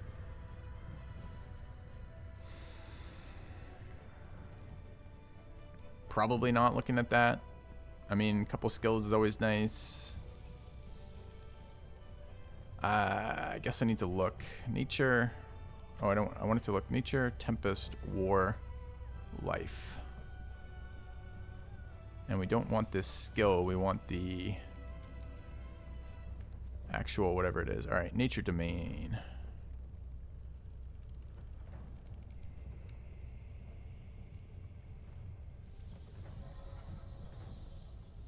Really, almost nothing we care about here, especially for a short splash, right?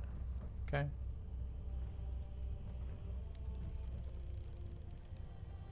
This is bg3.wiki. Is the wiki.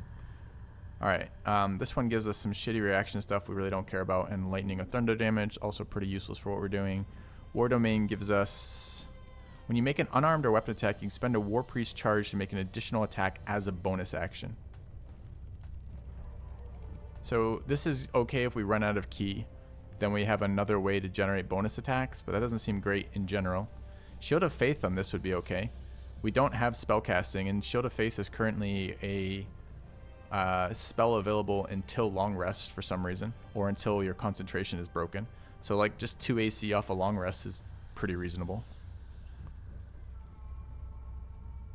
As another feature that we'd care about. I wonder if Ranger, does Ranger get Shield of Faith? Probably not. Where's our Ranger spell list?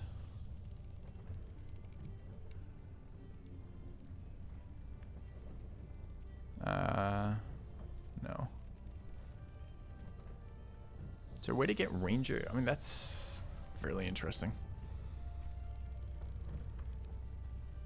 Don't need key to basic unarmed attack. Sure.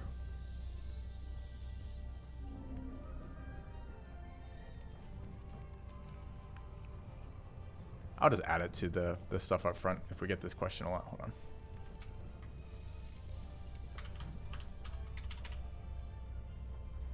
Okay. All right. Can I, if I enter that, does it go there?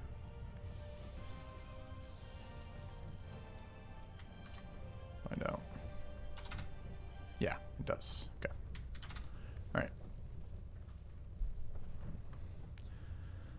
All right. All right.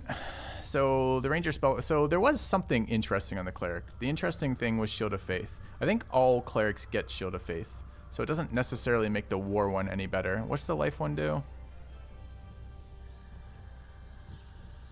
Nothing. We heal better. Okay. So War Cleric gets some... It gets bonus attacks based on wisdom on long rest. And Shield of Faith. It's pretty weak too.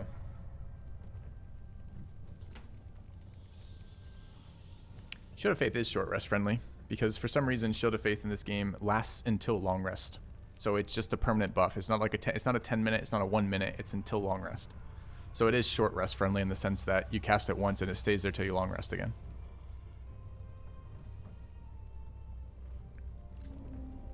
Alright, and then the last one is just fighter. You'll break concentration for sure. You may or may not. I mean, if you take cleric levels, you'll get multiple casts of it, so you can reapply it per fight, which is basically 2 AC for the fight. Concentration is bad though. Concentration is reasonable. It's not great. It's not terrible. Yep, you do have a chance to have it broken for sure. But it's certainly the most, I mean, as far as I can tell from the cleric splashes we were just looking, it's the most interesting of the cleric splashes, right? I mean, I suppose there might be some cleric spell progression at 2 if we go deeper that's somewhat relevant, but I doubt it.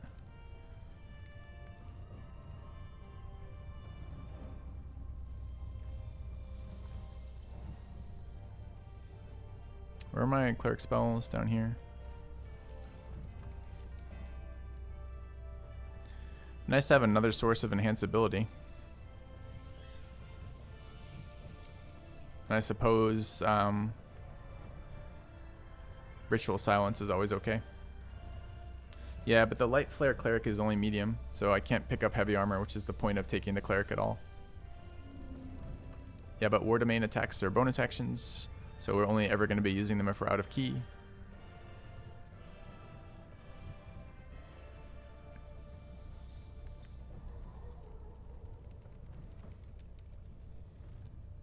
Alright. I mean, I don't think any of those things that we've just mentioned so far are better than Action Surge, though. Especially on a party that's designed to short rest.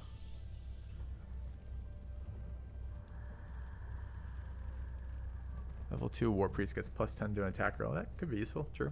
Although the monk is attacking lots of times per round, so individual attacks are less important.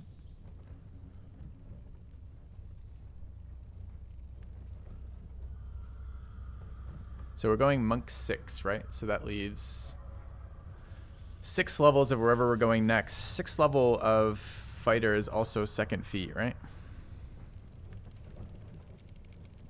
Although 5 and 6 are maybe pointless. You could just go 7 and 8 in monk, I guess.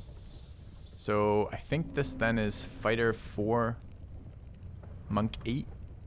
And you start fighter 1, go to monk 7, or monk 6 rather. Then go to, well, maybe not even monk 6. When do you want action surge? I don't know if that's more important than, more or less important than the monk riders at 6. But I don't see a better option for getting heavy armor for a strength-based monk than fighter, because I think action surge plus the fighting style pretty much outweigh anything else, right? The war priest is maybe a close second.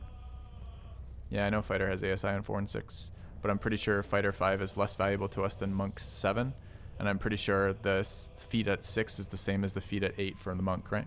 Because our two options are monk 8 fighter 4 or fighter 6 monk 6, and they get the same number of ASIs, I think, right?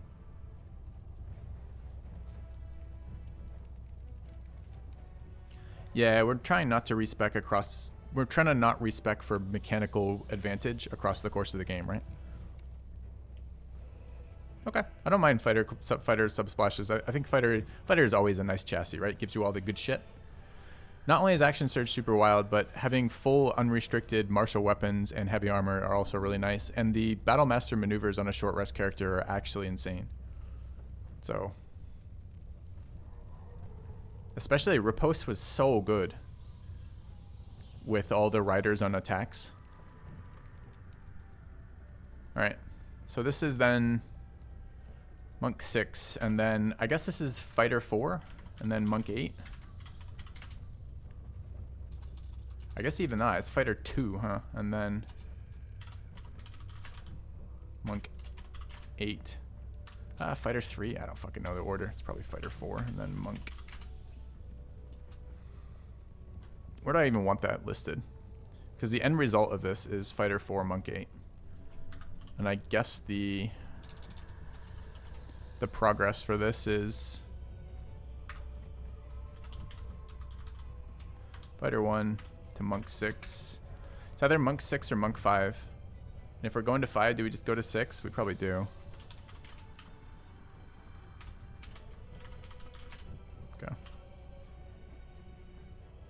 And then it's fighter 2, monk 8, fighter 4, monk 8, fighter 4. Okay. All right. Are these all characters I might play? Well, we've got 4. We just built the monk out. We just fleshed out the rest of the monk.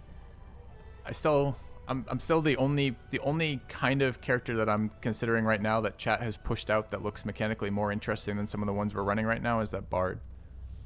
And I still don't know where the bard would replace. I think the bard's spot is the monk spot. I guess here, maybe this warlock doesn't end up. It would be nice to have somebody wanting medium armor. I guess the ranger could run medium armor. Didn't just get monk and bonus attack every turn without key. Ah, I see. Oh, I see. Can bonus attack without key. Does it matter? I see why you care then about the thief. Well, that's a dex monk then, right? And the dex monk, how would that build? Maybe you would monk after Act 1. You'd be a rogue to 3. Is that possibly real?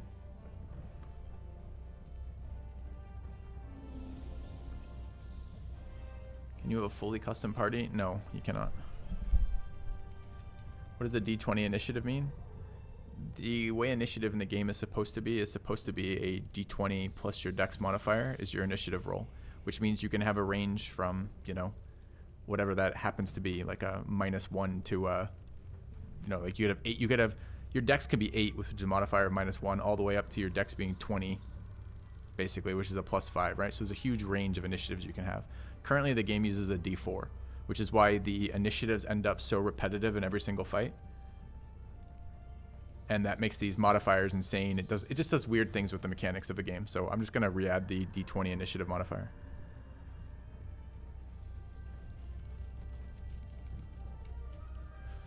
Nine open hand, 3 thief is your build.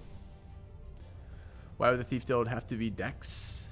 Because you're not gonna have the ability to realistically get the thief build online till much later. I mean, I guess you could do what we just talked about, but you're gonna be doing. What is that even at?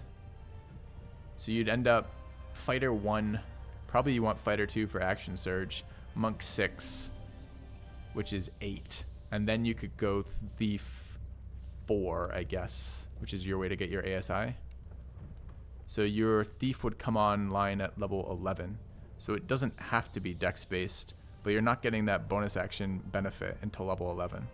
Maybe that's fine. Maybe just another attack at level 11 is what you're going to want. Because by the time we're at level 11, we're going to be in Act 3. Act 3 is going to have plus 300% HP. So having more damage is going to be super important. Maybe that's better than the fighter stuff. We give up Battle Master dice, which are a short rest resource, for having an extra bonus attack every round. It probably is better. Is that right, chat? Did I miss anything there? You want fighter 2 for action surge. You want rogue 4. You don't get stillness of mind, or what's monk 6? No, monk 7 and monk 8. Monk 7 and monk 8 were just ASI and evasion. So you give up evasion, you get heavy armor. That might actually be better. So it'd be fighter 1, monk 6, fighter 2, rogue 4, in that order. And that would pick you up heavy armor to start with, strength based all the way down the game. You would take, the interesting part of that too is you get expertise. You get it late, you get it at 10, but you pick up expertise. Yeah, that's pretty sick, actually. That's a nice upgrade. Thanks for pointing that out. I can't remember who said it, but whoever you did, whoever it was, you nailed it. Okay. All right, so that's monk 6 to fighter 2 to thief. Oops, why is it not updating that? Oh, it is. Okay. The thief 4. Man, I wonder if you should. When do you even take that action surge? I mean, 1 extra action per fight is nice, but is it better than just having 2 bonus actions per round? It probably isn't. Feels like it should probably be thief 3, then fighter 2, then the ASI. I mean, I'm not even sure. If the monk's multi-attacking too, the ability modifiers are relevant. Levels top at 12, correct? But this is 12, McFeagle, because you took fighter 1 to begin with, so that's 12 levels there.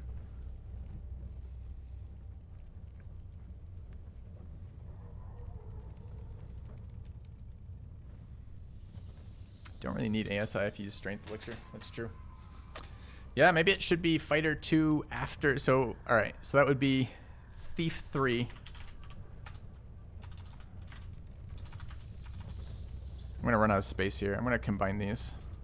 All right, fighter 1, monk 6, thief 3, fighter 2, thief 4. Like that, I think. Okay. And probably by the time we get to thief 4, we probably are just running Colossus. That's probably, thief 4 is probably not even, it's probably not even ASI. It's probably something else. It's probably like Savage Attacker or something.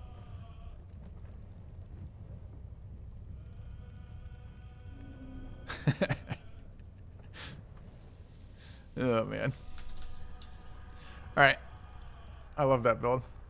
That build makes me happy. That's exactly the type of build I'd like to play with. Makes me so happy. All right. All right, this is a fighter 2.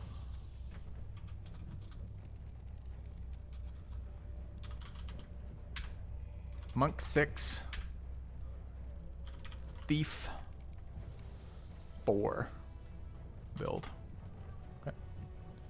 What does 4 levels in Thief give? Thief is the most overpowered homebrew mechanic that I've seen yet, which is it gives you double bonus actions. And in this game, bonus actions are shove, jump.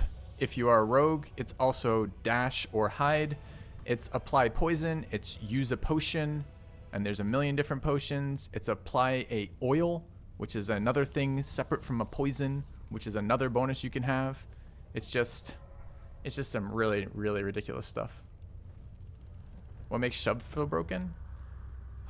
This game does a lot of elevation and locations where shove is a kill, where shoving people into a pit kills them. Oh yeah, and for the monk, of course, it's 2 attacks for the monk. Sorry, to be clear. I was just talking through bonus actions in general. But, okay. All right. So we have our strength monk. This is a dump dex. And I think it's playable all the way up. There's some questions about whether or not this should be a Styrian or not, but I think it plays nicely with the Styrian. I guess now, suppose if I could highlight, where's a background highlight here, right? I feel like Sleight of Hand is no longer useful if we're making a Styrian here. It doesn't have to be a Styrian, but it's tough to utilize. It's tough to utilize backgrounds that are this shitty everywhere. But we could talk about where this goes, because this is one of the things I wanted to address, right? So this is definitely athletics now. We no longer care about acrobatics, so it's probably insight. Because we're not going dex at all. Okay, I can't remember. I think the monk's starting proficiencies are pretty bad. What are our monk options? Yeah, tell me, chat, you ready for a strength monk? You let me know which of these sounds good. History, insight, religion, acrobatics, stealth, and athletics. Like, we want none of those. We want athletics out of that list.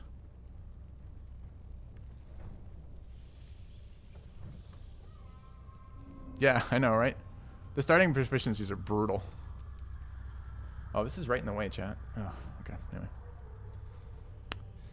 I don't think stealth proficiency matters because the character's not our initiator, and stealth is a essentially useless attribute in this game except for opening combats. And sometimes sneaking around and stealing, I guess. Okay, yeah. So, I mean, that's what I see. I only see athletics and insight being useful out of the monk starts. So that means if we want perception on this character, which I do, which is also a wisdom-based skill, which the monk has some incentive to put stats into, then we got to get perception from a non... I mean, honestly, the thing is here, I guess we're not a monk, though, with this build anymore. I say that, but we're a fighter. So we actually have much more open options. Hold on, let's look at that thing. So we're looking at the wrong one. Yeah, the rogue will give us stuff too. It's a good point. We don't get rogue till 8 though. So rogue's a long way away. But let's look, because we're not actually starting monk. We're starting fighter because we want the heavy armor proficiency, which means that we actually are starting with these, which I think actually does have perception and athletics available there. That's suddenly interesting, huh? We can abuse respec a little? No, we're not. I don't want to abuse respec. I want to do these to be characters that you play from 1. So we will respec once because we will respec out of whatever the companion starts as to this build. But this was what I was talking about. I don't want to respec for mechanical advantage, such as shifting some abilities around or going to Ranger 3, then deciding you want your extra action from Fighter instead of Ranger. I want these characters to be characters we could have played all the way through. I mean, you got to hold yourself to some rules, right? These are the rules. These are the arbitrary rules that I've decided on. Ethical gamer, it's just, you know. We're trying to have fun with the builds. It's a tough one to describe. This is why people are like min-maxing. People get annoyed with min-maxing. Clearly, a bunch of you are here enjoying min-maxing with me. But I like min-maxing. I want to find the system. They give me their rules. They give me their box, and I find the fun things to do in their box. So I feel like their box, the box that we've decided on here is we're looking for characters that could have existed. So, anyway. Yeah, I like min-maxing too. All right.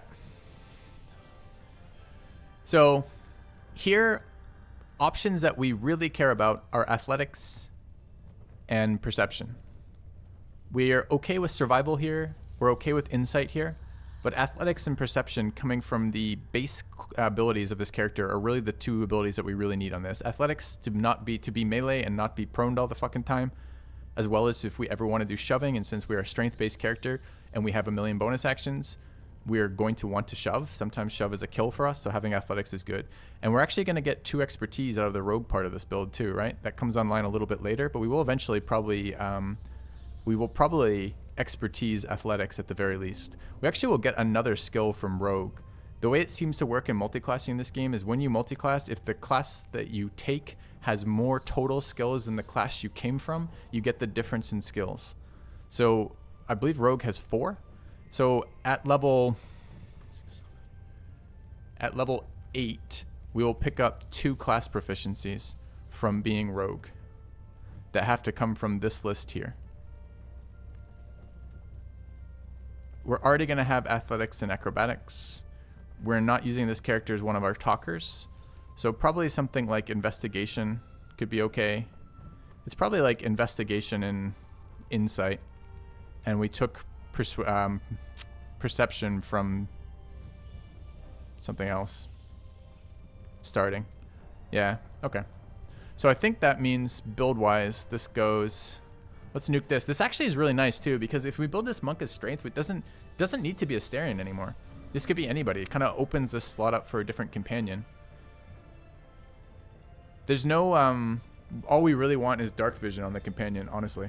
The companion backgrounds are so shit too. So, alright, let's take a quick look at that then. So in actuality, it isn't monk, it's fighter giving us this. We don't need insight anymore because we get perception off of fighter. We're gonna get what was it? It was insight and investigation, right? From rogue.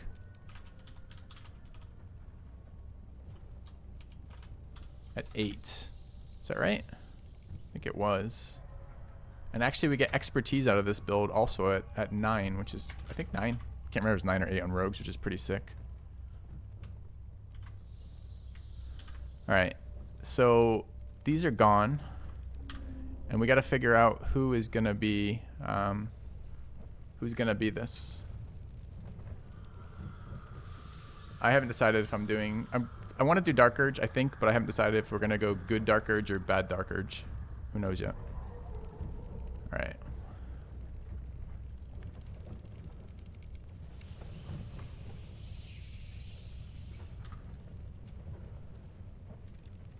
Alright. Those are right so far, chat, right? Okay, so let's look at that then. Who does that open up? Because our list of companions are... Alright. It's Minthara. Shadowheart. These are ones I haven't played yet. Will. Astarion. What's his name? Halsin? Halsin? Haslin? I think it's Halsin, right?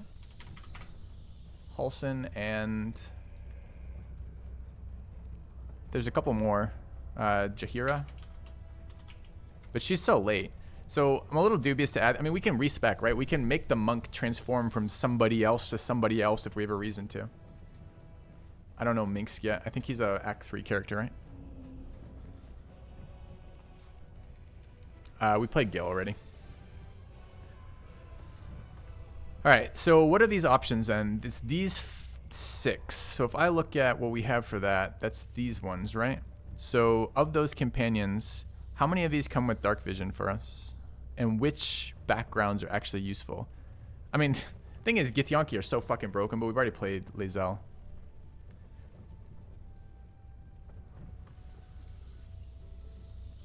Will comes with what is only the... I feel like Will is so insanely useless for his stats too. Halsin's a fucking Wood Elf. Wood Elf would actually be awesome there. We actually get athletics and survival. I mean, athletics, we'd have to figure out what we'd take again from fighter. Did fighter have something else that was interesting for us? I think there was something palatable in fighter, right? If we're just like looking for an extra proficiency. Insight could be fine. Actually, history could be fine by that point. It's just another better roll. If it was Hulson getting us athletics from background. Survival is just a straight add is nice. Wood Elf is sick. They get, I think they might even get perception. They get dark vision. I think they might get profession. Don't they get stealth? Aren't Wood Elf just like insane? Hold on a minute. Where are they? Let's go have a look at the race Wood Elf. Can't remember what they get in this version. They get a lot of good stuff though. Yeah, Wood Elf. Perception and stealth. And dark vision. And advantage against charm. And immunity to sleep. And increased base speed.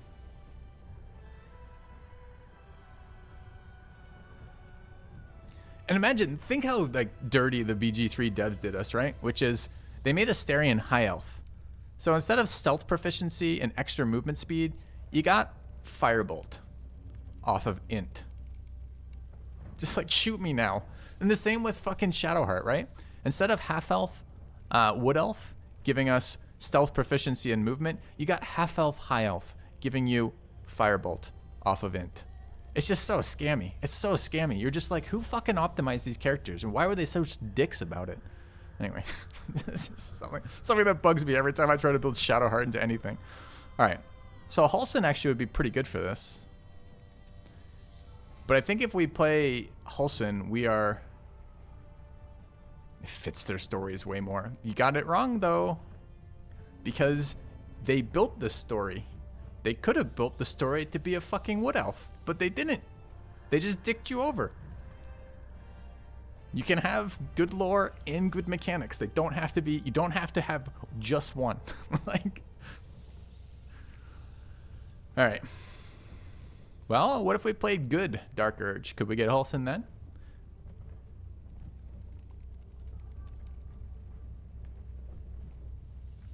If we played Fighting the Dark Urge, honestly, Fighting the Dark Urge sounds slightly more fun to me from a impact of rolling poorly per standpoint.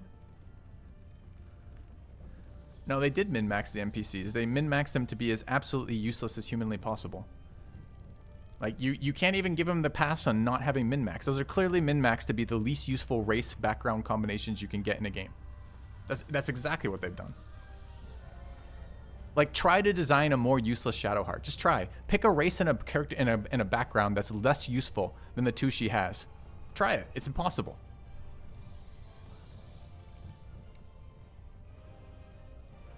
All right. Anyway, so it could be Hulson. That's a decent option for that build. I don't think we're gonna find Minx. Minthara is less useful, but not painfully so. I mean, we can actually play Minthara there too, right? Since we have all the stuff we care about through the skill specs, Drow does give us dark vision.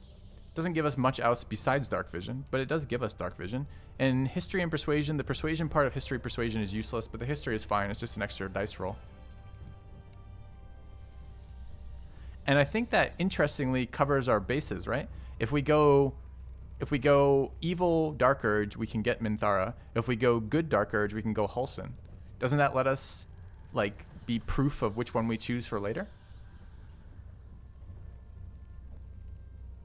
Well, I'm not talking about having both. I'm talking about this one character being one or the other.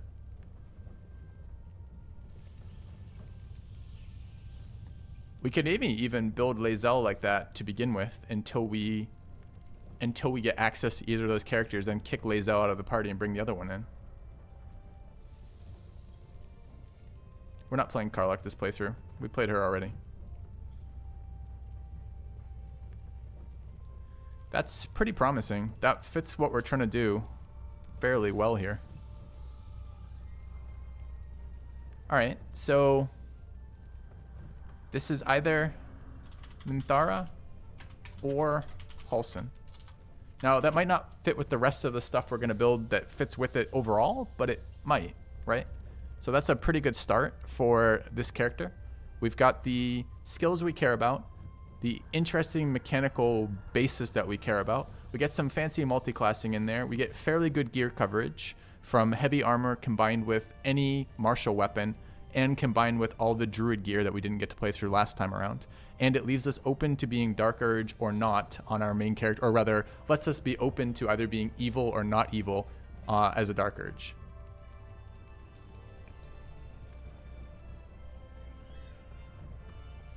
That seems pretty reasonable.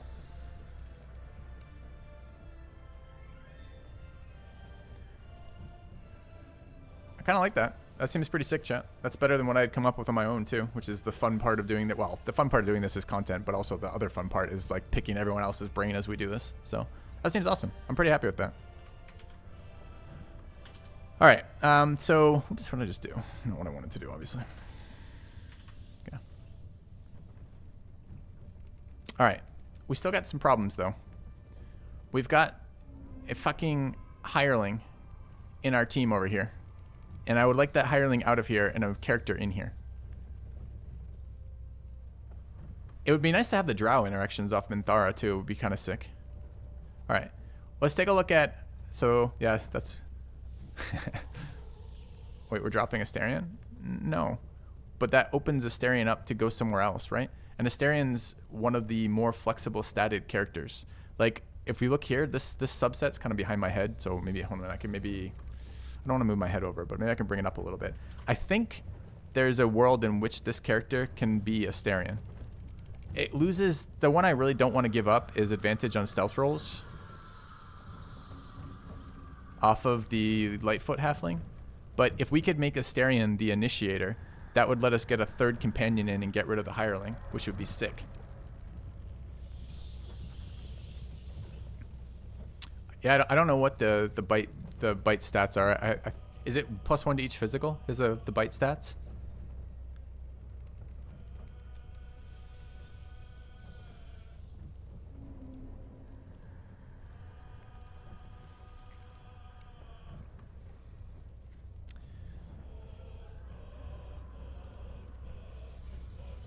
Bench on stealth rolls isn't that good unless you're trying to do some crazy greater invis stuff.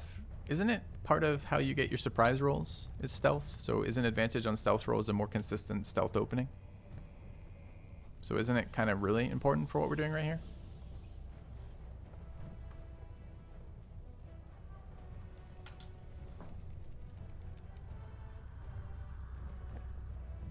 But I think there is only one race that gives you advantage on stealth, right? If I look at their race breakdown, and there's no class distinction, no class benefits that, no classes that do that, rather. The wiki's on the screen. Sorry, chat. You can't. It's not an exclamation point. That is the wiki. It's bg3.wiki. Deep Gnome. Yeah, but Deep Gnome is not a. Actually, I don't know. Hold on. Let's go check. Is there a companion that class that does that? What am I looking for? I'm looking for my spreadsheet and this one. There's a rock gnome as one of the hirelings, but if we're just doing a hireling, we should have done the halfling because the halfling has much better other stats for this. I think there are no companions that are gnome. So gnome is off the table unless we want the main character to be the gnome. Or the main character to be the initiator. And we could do that. I'll tell you what. Okay, again. All right. So we got the monk. This one, I'm going to say this is, I think this build is set in stone. It's for me anyways. It's too cool to do. It's just like, I really like this build. Like mechanically, this sounds fucking fascinating. So I think this build is done. So let's consider that one locked in. So there is some movement possible for the main character. I have the main character as the Warlock because I feel like thematically the Dark Urge goes well with intimidation. It just I don't know if there's gonna be background checks that are relevant to that or background advantage or inspiration. I have no idea for any of that. But it seems like a kind of a cool thing to do with the Dark Urge is to run intimidation. And I don't know. And I needed something that would work with the Warlock. And the player character having this background was okay for that without playing Karlach again, right? Which is hilarious because honestly, she would make a perfect spot for this. We could bring Karlach again, but I think I've already seen her storyline. So I don't think she can beat Dark Urge, right? She definitely can't beat Dark Urge. All right. So, all right, let's see what would happen to Astarion if we pushed him into this role? Like, how bad of a fit is it? Are we only losing the stealth role? Is that it?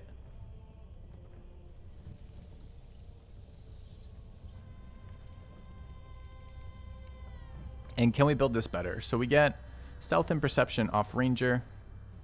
Sleight of hand is Astarion. I don't actually want to move this. I guess we can just duplicate it. Let me just undo that real quick. All right, so if we look at the other option here, right?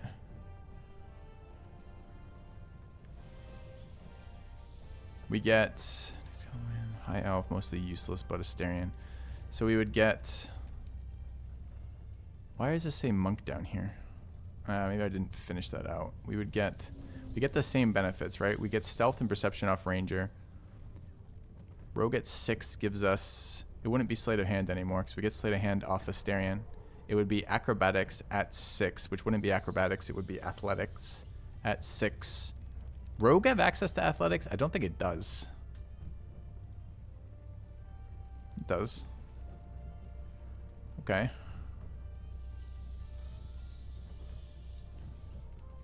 You like the note arrows? Man, I hate running through these games and hoarding consumables and never using them. So arrows are going to be super good on a ranged initiator, right? Because the crit damage dice will also roll twice, or rather criticals will make the damage dice roll twice and the arrows add damage dice. So we'll get some super value out of actually using a consumable, which should be fun. All right.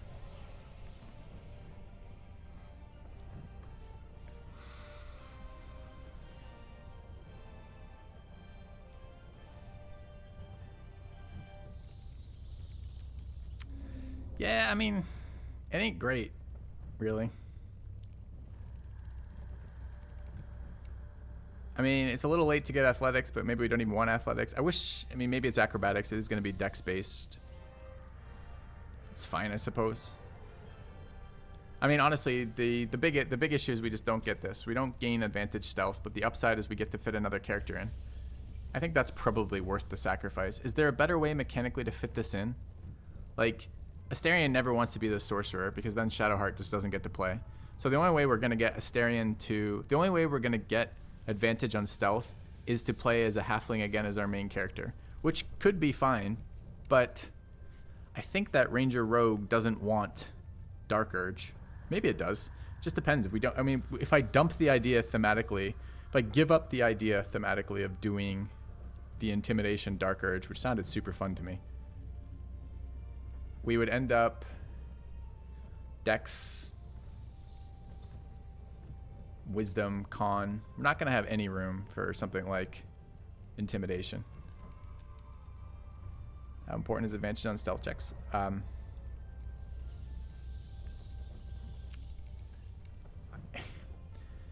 It just depends how important the initiations for combat are.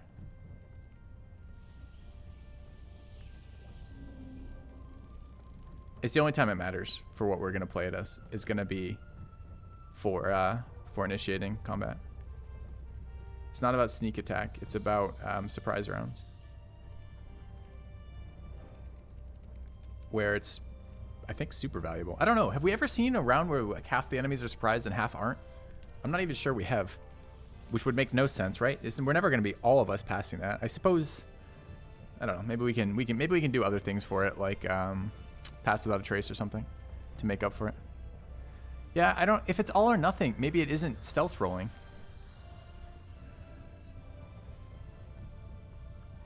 I'm not caring about the advantage. It's not that. It's the initiation. Yeah, sure. I get it. Some fights we're not going to get surprised at, but we're going to up the difficulty enough with HP that attrition will matter too, right? So some fights are better than none to be able to do it too. Maybe I'm wrong. Or perhaps another way to put that is maybe stealth advantage doesn't really matter. I don't know. The other thing about that HP mod is once I actually dick around with getting it installed and setting it up, we can customize again if we have to. But I can't imagine like going into Act 3 and having like plus 500% HP for enemies. But we'll see. All right, let's I think that's I think maybe the Asterion option does end up here. Let me sit with losing out on advantage stealth there for a little bit. It also kind of pisses me off to waste the dark vision. I mean, essentially what we end up doing is if we go back to those races, let me show you how unsatisfying this is. So we're going to end up with a high elf. This is Asterion, right? He's high elf. Elf? I don't even know how to say that. He's high elf. All right. So swords, short swords, long swords, short bows and long bows. He's starting as a ranger. The ranger gives him all these. He gets skill perception, so we don't have to take it. I guess that's fine. Did we even account for that? No, we haven't even accounted for that. So we get another skill back from ranger. What do we get back from ranger? Where's my ranger? So we get perception off Asterion. So we get...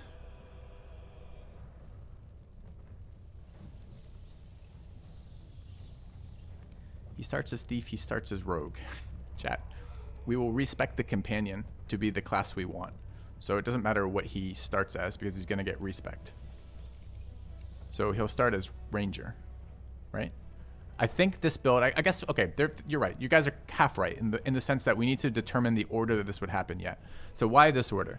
I wanted multi-attack at 5. I thought multi-attack at 5 with Gloomstalker at 3 was probably better than Assassin 3 and then multi-attack at 8 was my assumption. So I guess maybe we'll talk through what the class is supposed to do, right? This character is supposed to be our ranged damage dealer slash finesse weapon user, right? So wants to be using some sort of ranged weapon.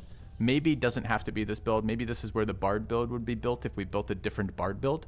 But the thought process for me was I want somebody utilizing Dex weapons and Dex armors. So my expectation is this is going to be either light armor to start with and then moving into one of the medium armors that isn't Dex capped. So there's a couple of those in the game. I think I've encountered 2 right away that utilizes your Dex bonus to full. But anyways, some version of that. And the 2 class stuff I'm really interested in are Gloomstalker bonuses, which are here. Let me just pull out Gloomstalker real quick. So Gloomstalker is initiative bonus, increased movement on the first turn, extra attack on the first turn, hide as a bonus action, and superior dark vision, which is in part was because I wanted to run halfling. Obviously, if we're running elf, the superior dark vision is not quite as interesting. I don't give a shit about Umbral Shroud. I kind of liked bonus Misty Step later, but it's not super exciting as a whole. And the goal is just like, all right, we're going to generate surprise rounds. It kind of sounds fun to be running some sort of crit build for surprise rounds and utilizing bows. The rogue portion of this was over here. The rogue portion is assassin. Assassin is crits on anything that you have on the first round. If you're ahead of something in the initiative order and they're surprised, you crit them. And it's just, and this looks like it's just against surprise units. Oh, and you get an action restore as an assassin too on round 1. So you know how normally when you initiate with the character and you generate the surprise round, the shot that you fired your initiation with is used up and you don't get it back. So if you initiated with an action, your action is done. This character gets it back, apparently. And then you get here's the other feature I was thinking about, the advantage on attack rolls. So I think Gloomstalker and Assassin are interesting together. I haven't played the Assassin subclass yet. I haven't played the Gloomstalker subclass yet. I haven't played a Ranger yet at all. And I was looking for something else that we could have basically Asterion do. So the thought process was that, and then you throw in Fighter later because Fighter later is always good on everything. All right. I suppose instead of Fighter, you could go Rogue 6 instead of Fighter 3 for another, or it's not even 6 though, it's 8 for the Rogue. I guess you can't then. So anyway, okay. So that seemed fine to me as a build. And you guys are probably right. The impact of, actually I'm not sure you are right or not. Increasing the HP a lot is going to make the impact of the first round bonuses less impactful, right? Because the fight is less about the first round. But I don't necessarily think that's a bad thing. The fights are too easy right now. Making the fights harder is the point of adding the HP mods. If the character impact is less decisive for the entire fight, that might still be fine. Now, maybe the argument is something like another character could do this better. or do the total fight process better, and I'm willing to hear that. If you guys have better suggestions for what this class could be and still utilize, in this case, it sounds like Astarion. Yeah. Any thoughts?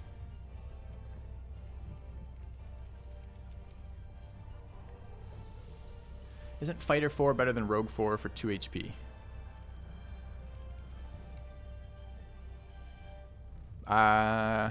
No. And the reason why is the order. Because we want to get to... The reason why it's Rogue 4 instead of Fighter 4 is because I'm not willing to respec to change the order. So we're going to go to Ranger 5 to get multi-attack, and then we're going to go to Rogue 3 to get Assassin. So then my option is either bring in Fighter or go to Rogue 4. If we think that getting Fighter stuff earlier is better than ASI, then it should be Fighter 4. If we think ASI is better than Fighter progression earlier, then it should be Rogue 4. You prefer Rogue 5 to Fighter 3? That's fine. That's a sneak attack damage increase as opposed to battle maneuvers. I could probably get behind that. Maybe. It's pretty similar. I'm not sure that a extra D6 on... I mean, extra D6 per round as opposed to 4 fighter maneuvers. Maybe. Yeah, maybe. Maybe that should be Rogue 5 instead of Fighter 3. I think I kind of get behind that. Sure. Sustainable control and high AC will be win fights. And damage output. Damage output's going to be really important.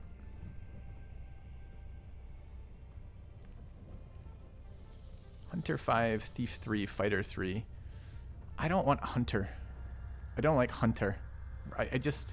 It's such a boring class, and it's so similar to the base class that we've already, like the base rangers that existed for... I mean, it is basically the base ranger that's existed forever and ever and ever that anyone uses, right?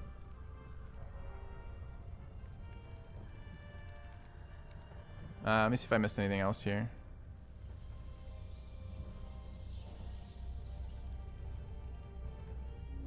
Lorebard 10 Lock 2 is the best class in the game. I mean, we might have some Eldritch Blasting going on. It depends what we do with the Warlock. The Warlock's supposed to be using melee, but the Warlock's going to be flexible, right? It's going to have full spell progression, the ability to Eldritch Blast and melee.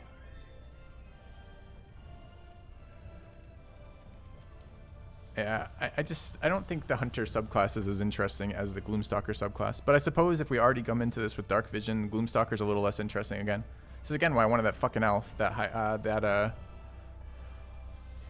whatever it was. All right, but if we went Ranger here, which seems to be what we're actually doing here, what have we picked up Ranger-wise from... Where is it? Where did I do my Ranger stuff? Class. Okay, we can get rid of that. We're done with that. Are we done with that, actually?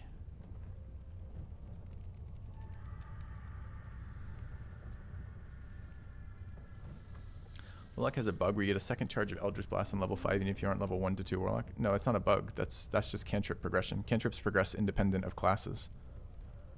So, that's not a bug. Consider swapping Hulson with Astarion here.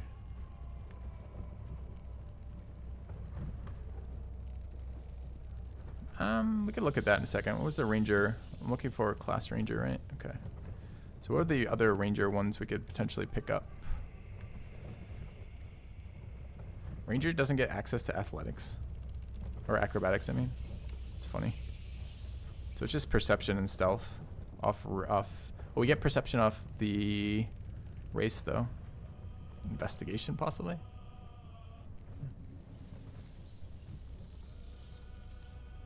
Is his bite attack finesse, at least?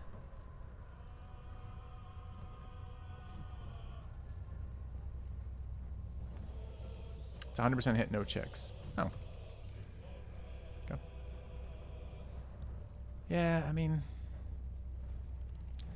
Could Astarion and one of either Minthara or Halsin be swapped? Yeah, I guess they could. What's the upside of doing that? You just want melee on the monk.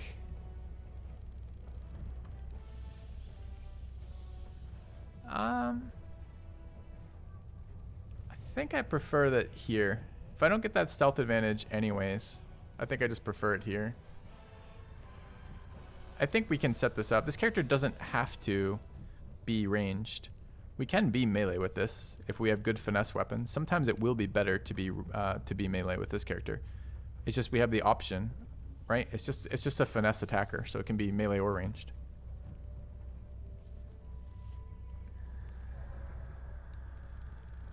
All right.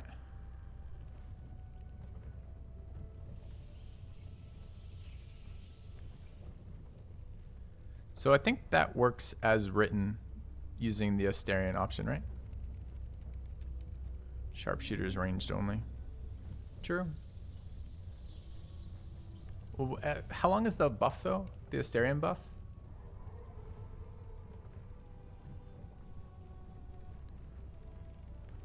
Till long rest? So we can just do it at pretty much any point of any fight then, right? And it's an auto hit, so does it really matter that much?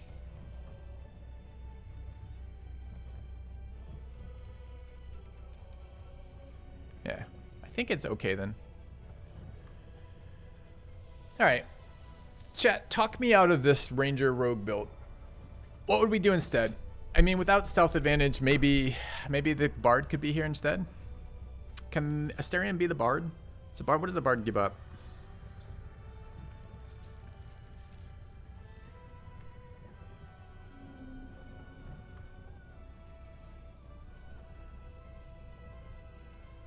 You can sneak and bite a random NPC and it doesn't break stealth. Does it initiate combat?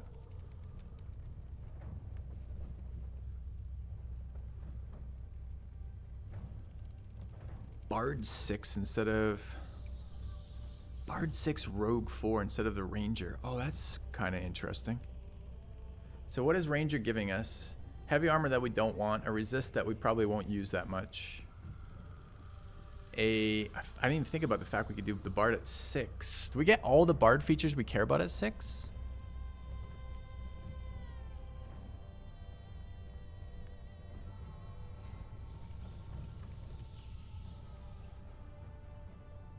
Second subclass features at 6. Improved Bardic Inspiration is at 6. Or at 5 rather. And Font's the important one. That's short rest, everything comes back. Do we get fucking expertise earlier that way too?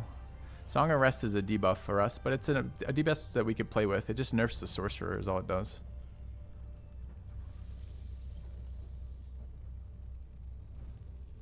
That's kind of interesting. Let's game that out real quick. Oh, we do give up Gloomstalker, but Gloomstalker is less good when we already have Dark Vision from another source, right? All we give up is the D8. I guess it, or not the D8. Yeah, the extra. What is it? 1 extra attack per round, on the first round rather.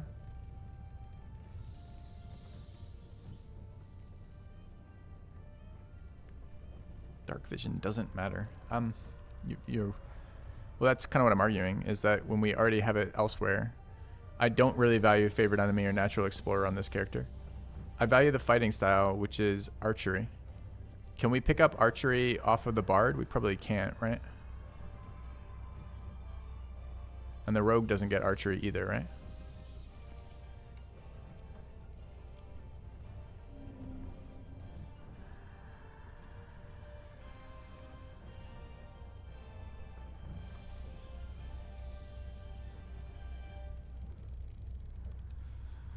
The fighter dip can give archer style, but it's about when it comes online, right? Because this would currently be, so if you look at the progression of the starting one, it would be second attack at 5. Then it's assassin, hold on. It's gloom bonuses at 3. Oh, you guys can't see this because it's off screen. Sorry. 1 sec. I guess I can do it here. This build would be Gloom at 3, second attack at 5, Assassin at 8, and then Action Surge at 10, right? And I guess you could look at this as fighting style at 4. 4? No. Actually, it's earlier than that. It's the other way around. It's fighting style at, it's +2 accuracy at 2, right? Like that.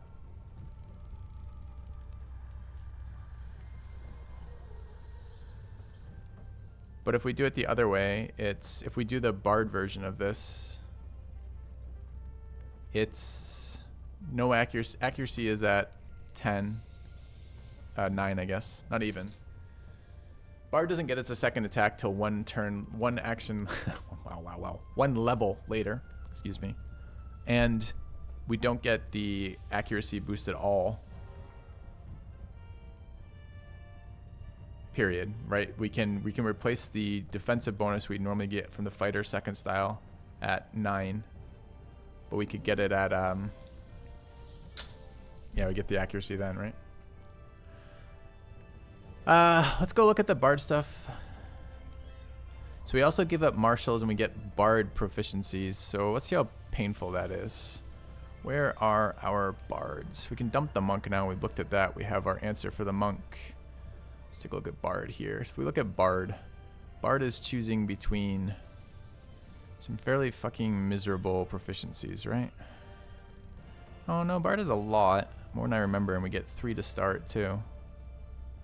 So if this were Asterion, we start with Sleight of Hand. We would take Stealth. I thought I saw Perception in here. Did I not?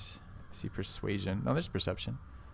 So we could actually start Athletics, Perception, Stealth, or Stealth, Athletics, or excuse me, Stealth, Perception, and Acrobatics, depending if we went that route. I still don't know if Acrobatics works or not. But we could get there. So our starting stuff isn't terrible. We get Minor Illusion out of this, which the team doesn't have. It would be nice to find guidance as well in this build's chat. I don't know if we're going to find guidance or not, but it would be nice to find it.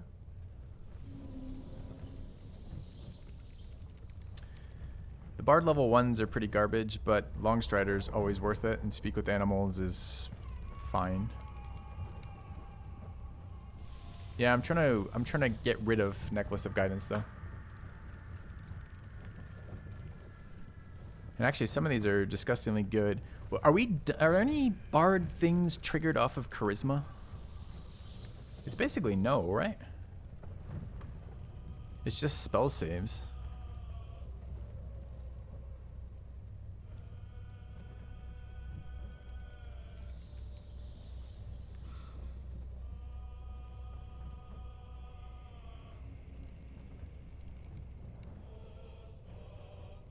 That's interesting.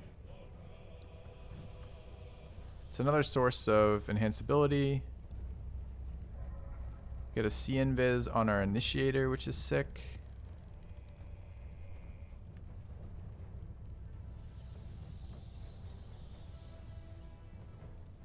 And this is the Flourish, is the one you guys are excited about, right? So we don't have... I gotta read that again. We dumped these real quick.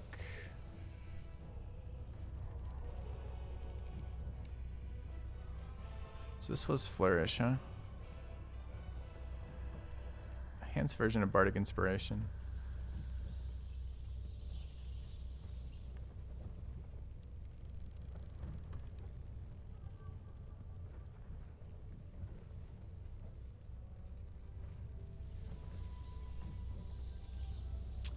So this is just a damage dice. This is all it is. It becomes a damage dice that attacks again, essentially, on range slashing Flourish.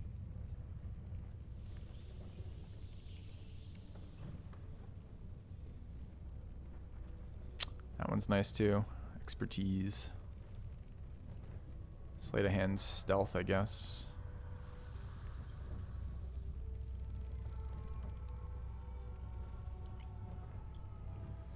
Not a free multi-attack, right? It's 4 per short... 4 per short rest every... Basically 4 fight. Still a lot. I suppose... I think most fights... I don't know. I think with the extended HP, the fights are going to go longer than 4 rounds. But it is a lot of multi-attacks, and certainly front-loaded multi-attacks too, which is super good.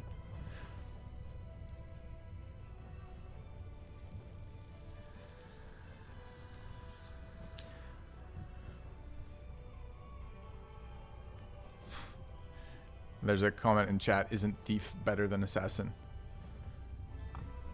You know, it's like I don't want to say yes to that, but it does kind of feel like that too when I look at it too.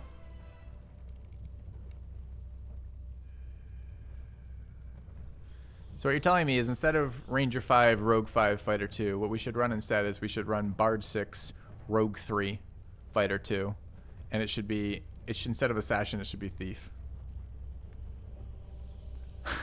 It's just every character ends up running Thief. Oh, it's so brutal. I know. Everyone dipping Thief is actually wild.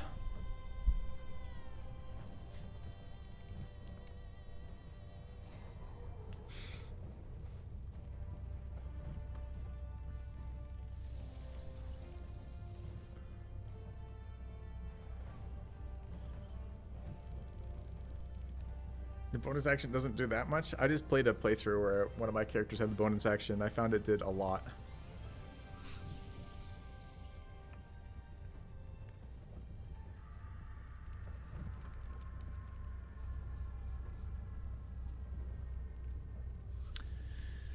Yeah, sharpshooter, hand crossbow. Didn't they just nerf that though? Didn't something stop interacting with the hand crossbow?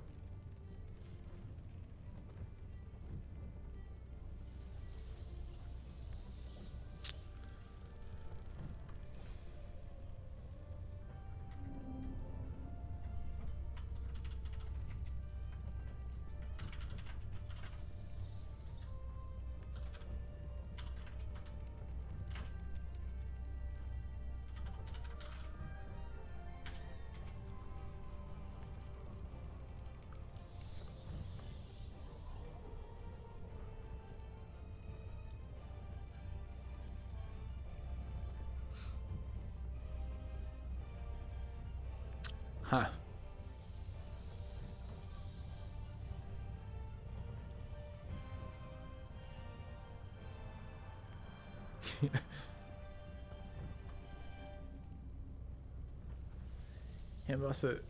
Hand crossbows auto use the extra action if available when shooting.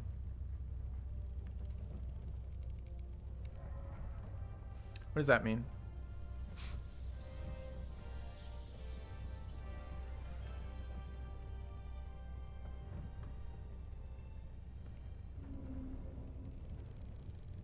Turn it off. All right, so we don't have to worry about that.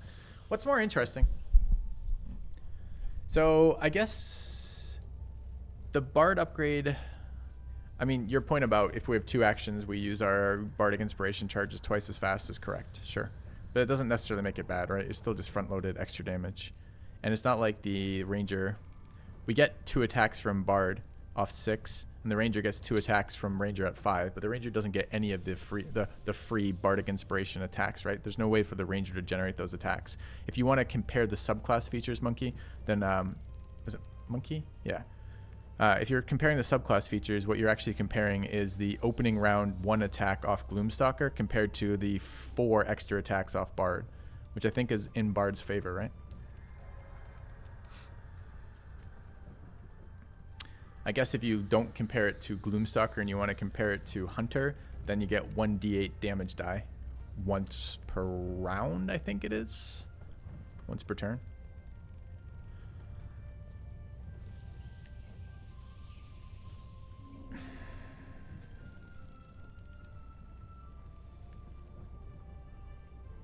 So where were these options?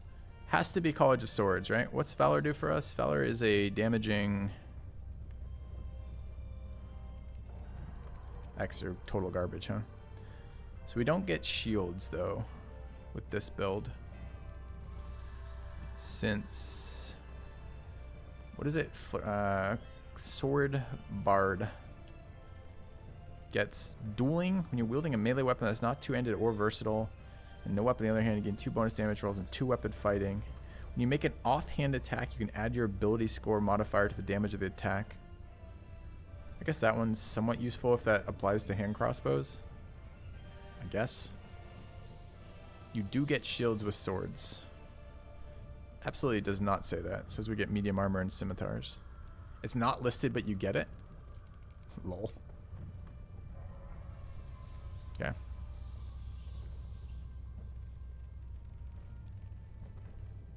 Oh, you don't get it.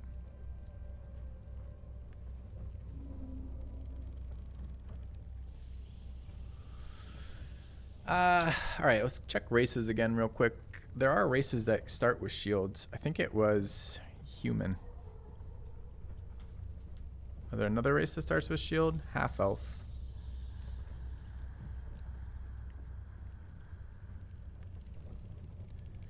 So if this were Shadowheart or Will, I really don't want to include Will in my party. I really hate Will so far.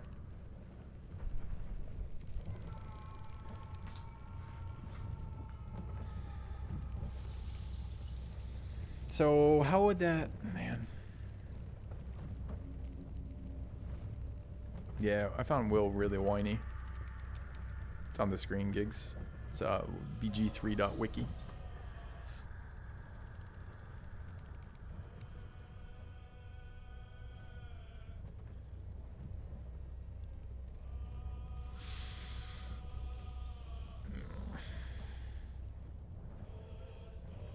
Yeah, you cringe every time he opens his fucking mouth, don't you? Man, I'm finding some internal resistance to this bard for some reason. I don't know why.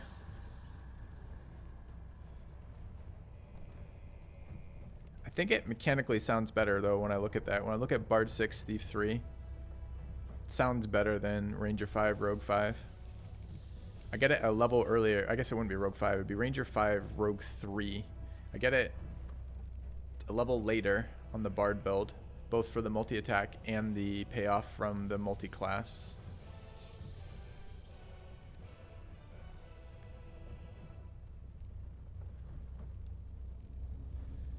Paying a feat or an extra attack, 9, 11. I'm not. That just goes to Thief 4, right? So, I mean, eventually the build looks like this. There's just one more level in it. So we get 2 feats on either of these builds. None of them get 3. We give up 1 sneak attack die on the second build if we want action surge. This one would have to be human or half elf, which pushes Astarion out of it, by the way. I don't know that it matters. Honestly, the sorcerer having access to a longbow. I haven't found that many longbows in my playthrough. What are the other races? Let's look at if Shadowheart went that route. If Shadowheart went sorcerer, how fucking miserable is it? Half elf, high elf. Shields and light armor. Oh wait, no. It wouldn't be her. It would be what's his face? So actually, that would be us if we put Astarion in as the Sork. We have no armor proficiencies and no shields there. It's pretty brutal. Having no shield on your casters is absolutely, totally useless. Shields are basically free on them. Although we would get proficiency in perception from that.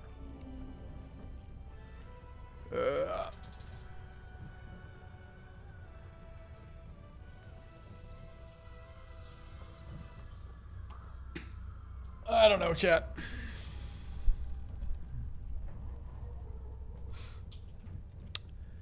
And what is our payoff? Our payoff is bard spells. Do sorcerers get access to...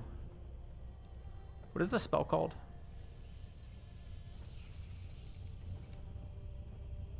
It's called Longstrider. I feel like Sorks have that. Sorks have shield spell. They don't need shield item. No, that's not how that works. That's definitely not how that works. Those things stack, sir. I'm looking for a sorcerer.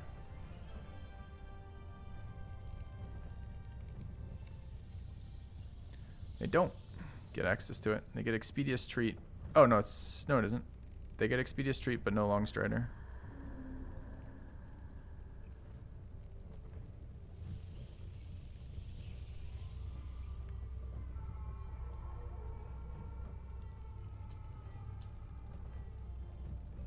min-maxing, so RP is out the window? What do you mean RP is out the window?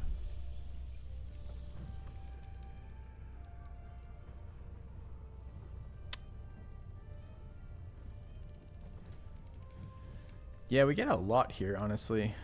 We get... Bard is giving us expertise and Bard spells, as well as the bonus attacks from the stuff. It's a little slower to come online by a level. That's what my triple P, that's what my mine's gonna be doing. Exactly that. It's gonna be fucking twin hasting and chugging an invis potion.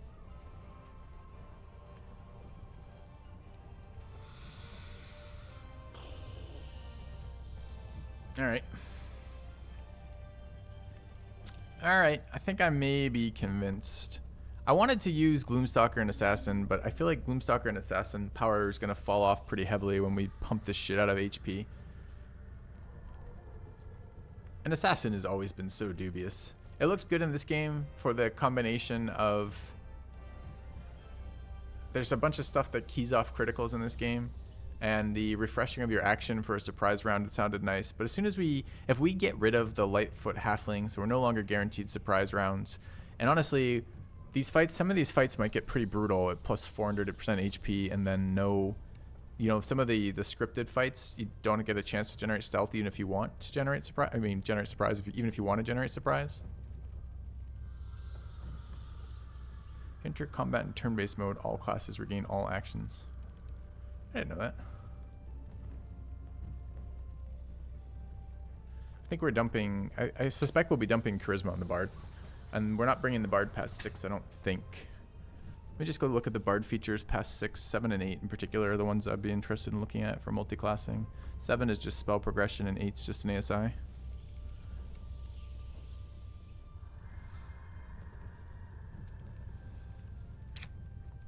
So if we end up at 6, what are we looking at? We actually get 3rd level spells there too. It's another source of haste, huh? What did we find about Act 3 that was buggy? Trigger orders, areas that you could go, interactions with the guards, 2 sets of interactions with the guards. There's a bunch of stuff like that. Bards don't get haste. Oh, true. We were spoiled. We were playing lore bard, so we got magical secrets. So what are we looking at Bard spell-wise? I would love to play this build that chat suggested. It sounds super fun. And I didn't come up with it on my own, so it's always kind of fun to play some other interesting sounding build, see what you can do with it. And again, I am really keen on having Longstrider, Enhanceability, and C Invis on another character. I wish Bard's got guidance. The website is bg3.wiki. It's on the screen. Short Song of Rest is huge for short rest build. I keep answering this question. Amusingly, because there's no actual rest economy, Song of Rest is either neutral or a nerf, depending on how you play, right? It's never better, because it's just a short rest. And if you can short rest or long rest anytime you want, having an extra short rest on demand is not a useful thing.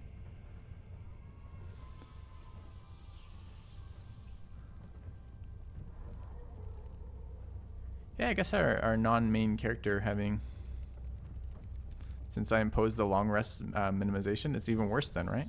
Because then it is normally, without a Bard, I go short rest, long rest. And with a Bard, I go short rest, long rest. Which means I have a 50% extra delay in between getting my long rest features back. It makes our sorcerer worse. So it's just hilarious that the way they've implemented it is either neutral or bad, depending on the rules we're playing with.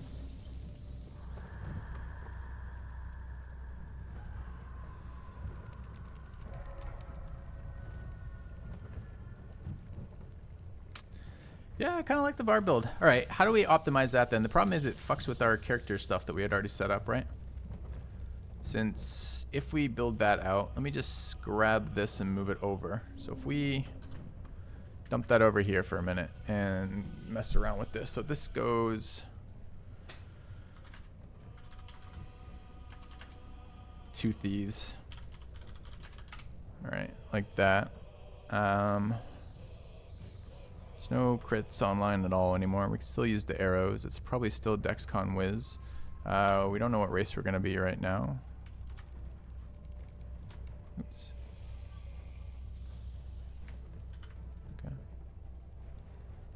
Would a good mod be increasing long rest supply cost to like 100? I don't think so. I don't think there's an actual limit to supplies. I think like a good long rest mod would be like increasing like long rest cost to like, I don't know, 500 maybe, you know?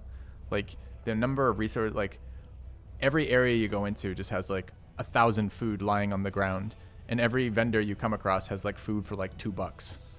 So it's like, I don't know that you can realistically limit food in this game as it stands right now. I said ranger and meant bard, thank you. Yeah. Alright, if we look at that, where does the stuff come from?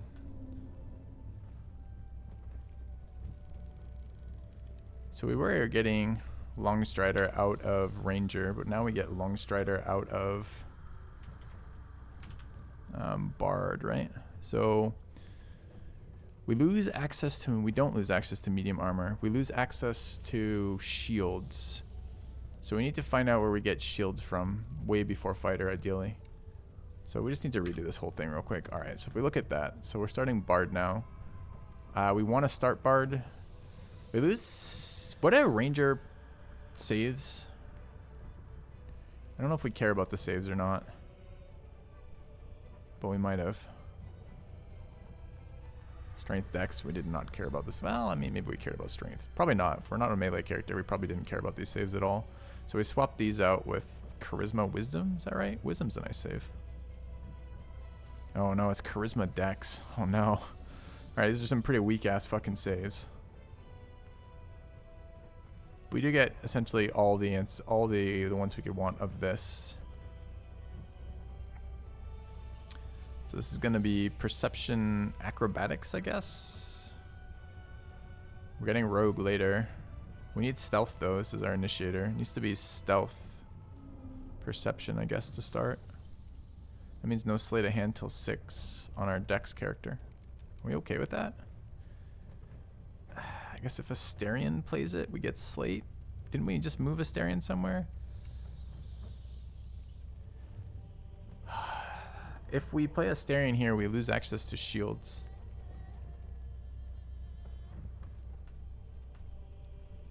And if we move Shadowheart here, we lose access to shields on the sorcerer. Both of these characters would really love to have shields. The other problem with this too is if we are suddenly using our offhand as an attacking thing, we give up the ability to rehide. Not that that was doing a lot for us, it was just advantage on rolls, but it was advantage on rolls. No shield, you have dual wield? No. We're probably going to dual wielding range on this character, right? And this game allows you to run shields in your main hand. You can, if you're range attacking, but you have shields in your melee slots, it still gives you the shield bonus in this game because of homebrew for some reason. So if you can get shields on a range character, you absolutely want them.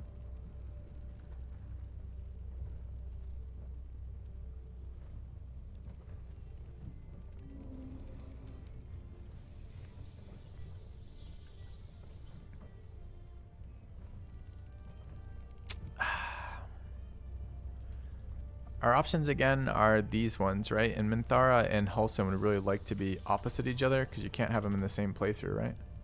Not really. And Jaheira's so late. It's like Act 3 basically that I think we're just going to call her a no-go. So it's really these characters over here. I think Will might actually be more playable than I don't want Will in my fucking game though, right? What is Will? He's human, right?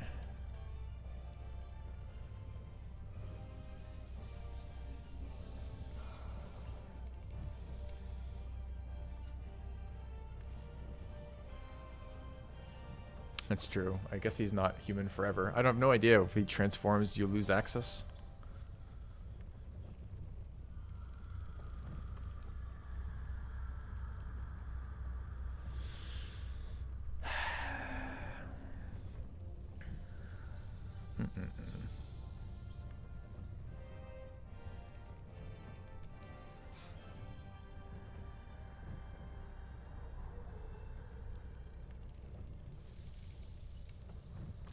Shadowheart does get shields, but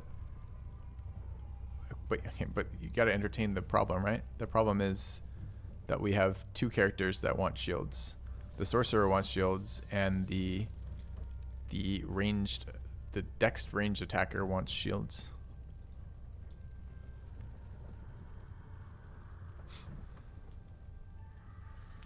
I'd prefer to run 4 companions if we can to hirelings, because I think there was a guy in here earlier said something about like losing out on the role playing by playing the min-max kind of build with mods. But no, I think we keep the storyline, right? As long as we build enough companions, we get storyline interactions, we get them commenting on things, we get approval, disapproval. We've got, if we ever choose to go the romance route, we have the romance stuff, we have the, you know, it's just we get more bringing companions. And I mean, part of what I would get from a second playthrough is playing the companion stories that we didn't get in the first playthrough. So I think my preference is to find that out here. So I think the upside of sneaking this over.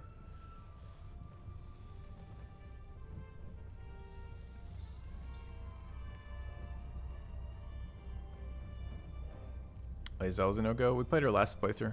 Same with Karlak.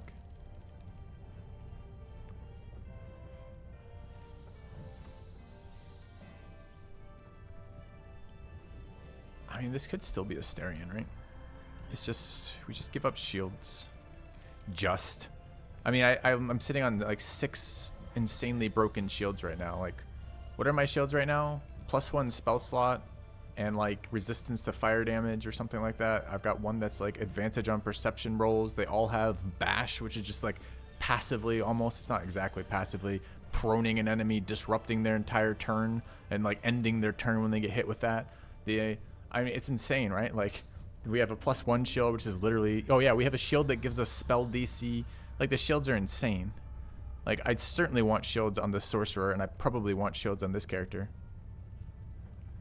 Oh, God. Taking fighter to start is painful, though, isn't it? Because the fighter payoff is at 2. So if we go fighter 1, it's now a whole extra level to our multi-attack.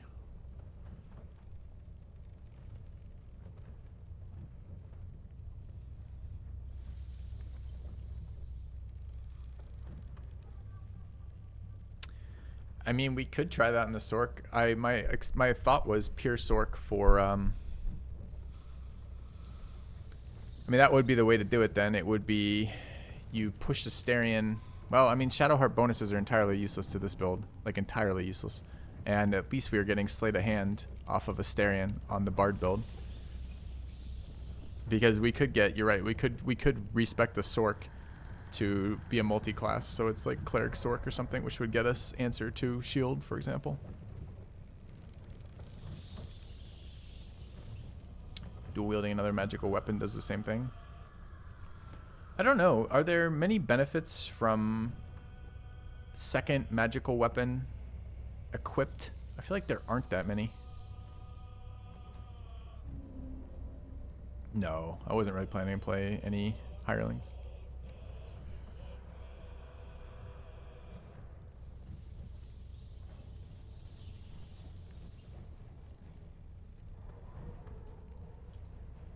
The Sorc's not a buff bot. The Sorc is a... I mean, she might be buff botting partially. I mean, I see that I have it labeled there, but I mean, the expectation is some of the time you're casting haste and some of the time you're casting crowd control, right? She's just not nuking. You know, this is the classic controller, right? I guess I could update the title or the name for that. Is controller OR or ER?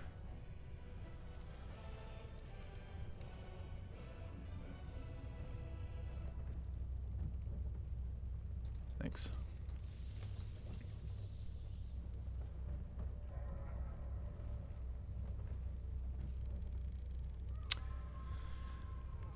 Yeah, do we want to delay spell progression on the sorcerer? I really don't know if we do. It's kind of miserable to delay spell progression on pure casters. That's kind of what they live for.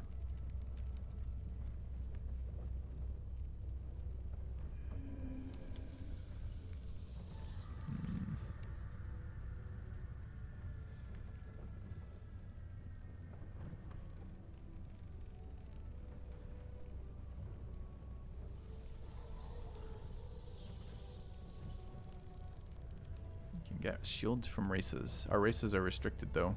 They're restricted by characters. That's literally the conversation we're having, right?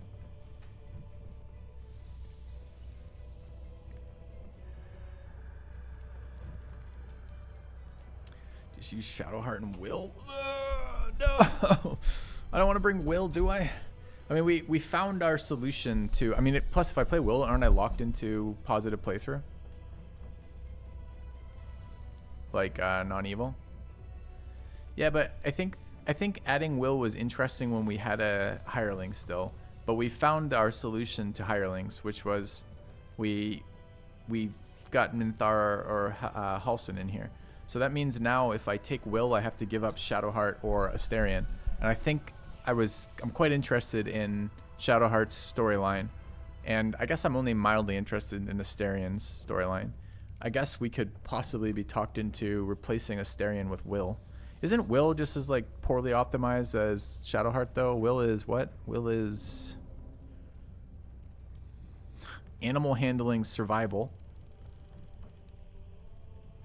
human.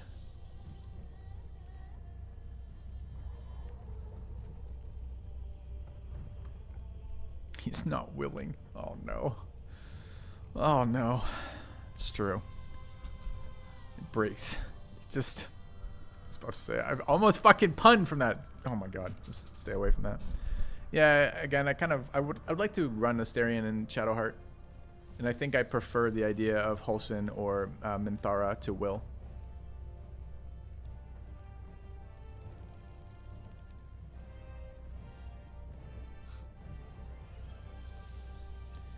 All right, so we don't have a racial answer to this, and we're stuck. So yeah, I guess really the options there are basically, if we're doing this, the options are no shield at all, possible, feels bad. Fighter, earlier, possible, feels bad. I guess that would never be no shield. I guess the options would be shields at 11, or no shields, or delay everything by a level, or I don't even know. I think that's it, right? Because this is or the Sorc has no shield, or we respect we delay Sorc progression. All right, if we delayed Sorc progression, what do we gain from it? What's the most interesting single point splash for the Sorc?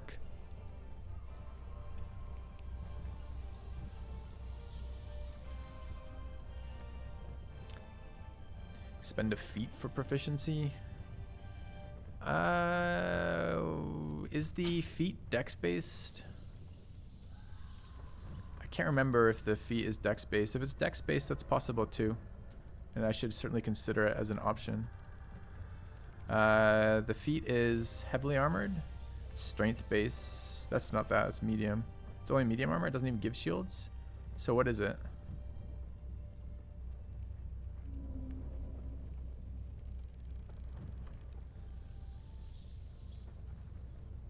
Not shield master. What's the actual feat called? It's like lightly armored, medium. Must have missed there. Hold on, I guess I gotta read through again.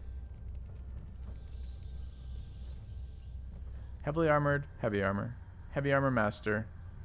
Lightly armored, light armor, apparently. It's moderately armored. Medium armor mastery. Not that. Moderately armored. Oh, it does say shields right there. I just missed it. And it is strength or dex. That's actually a partial solution to this. Actually a really good suggestion. Thanks for pointing that out. Or this could be moderately armored.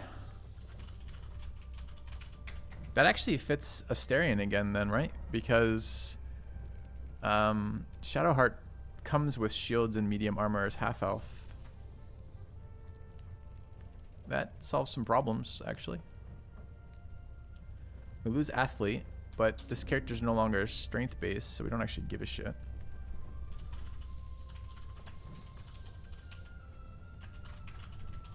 Has to be dex, but we get that. Losing a feat on this doesn't sound good. It's a half feat. We don't lose a feat. We lose a +1 to a different stat. So we lose probably +1. I think it's +1 wisdom here. I think. Might not even be +1 wisdom. It might be +1 of even. It's whatever stat you don't bring to 14, you lose 1 of. So it's either, for us, it's either, presumably we're going to want con 14. We're going to want max dex. I think we get a third. I think it's either, I can't remember if it's wisdom or int here that we lose. When are you gonna take sharpshooter? Yeah, it's a good question. I guess if it, but it's never up against sharpshooter. Is it up against sharpshooter? We're never just keeping this at 16 dex, right? So sharpshooter comes online super late for this then.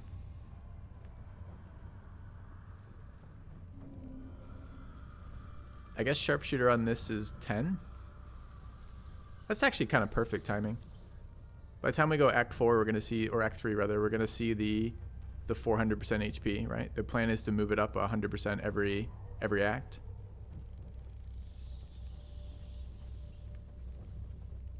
That actually sounds good to me.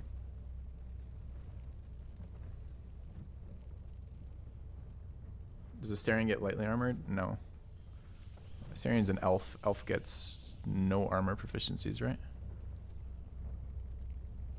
You get these. I think that's a good solution. I'm happy with that solution. It lets me play the 4 characters that we want to play still. And it doesn't make me delay my sorcerer spell progression. And the sorcerer cannot take that feat since the sorcerer needs the half feats need to be in your primary stat for actual full progression of stats, which means that this primary stat being dex for us allows moderately armored, where the sorcerer needs a charisma stat.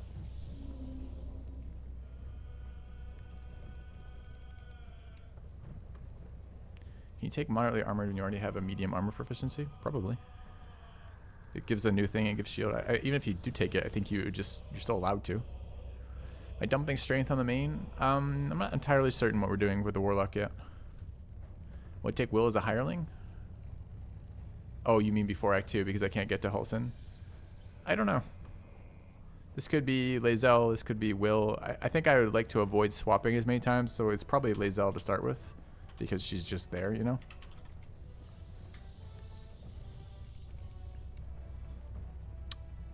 That is a nice solution. All right, so let's write it out then. So what does this actually give us? So Bard starting. So if we're playing Astarion, we get Sleight of Hand, right? So it's from Astarion. We get, is it Astarion or I don't give a shit. I do not care. It's probably an A. Do I care? I don't care. It's definitely an A. I don't care, chat. All right. I do care about the typo. All right. Okay. So we get Sleight of Hand from Astarion. We start Bard. We get Perception from Elf.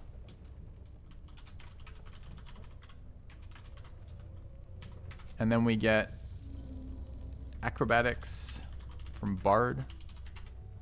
And what's the other Bard? We get 3 from Bard, right?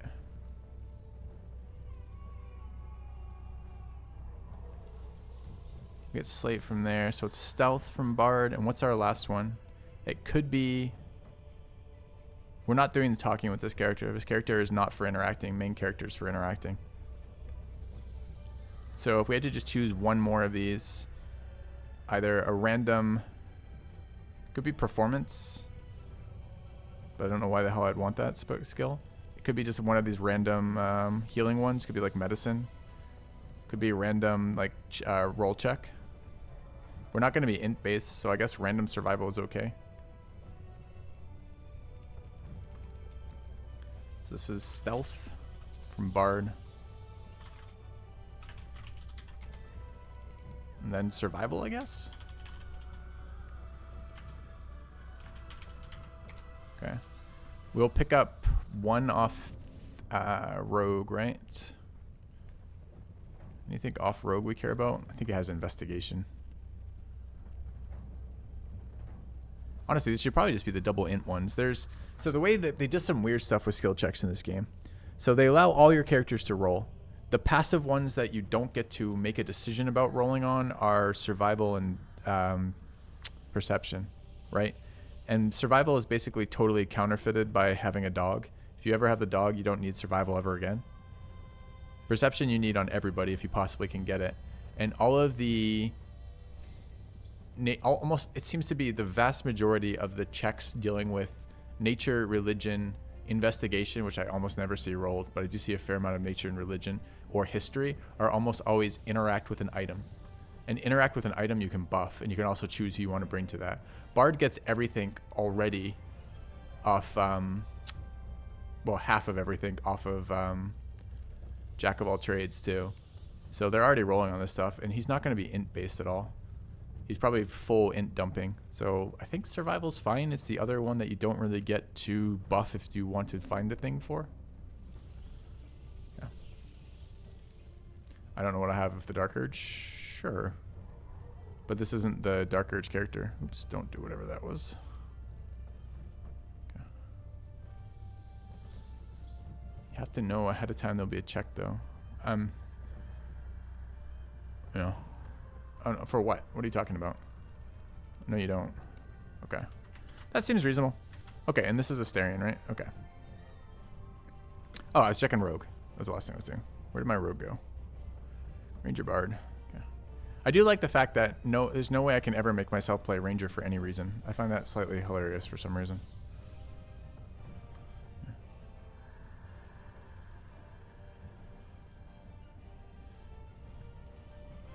Yeah, we can pick up investigation from the Rogue later. Okay. A lot of skill checks related to dialogue or certain items. Yeah, that's what I'm saying though, because a lot of the items where you can, I just literally spoke all that out loud, right? Which is why I was talking about survival and perception being the ones you want in everyone, because you don't get to know ahead of time the survival or perception rolls. But you do get to know ahead of time by the investigation, intellect, any of the intellect-based ones you seem to get to know ahead of time. You get to know ahead of time because you interact with one character, it fails, tells you what it fails on, and then you're able to cycle 3 more characters through it manually, which means you do get a chance to know what it is. Anyway. Okay.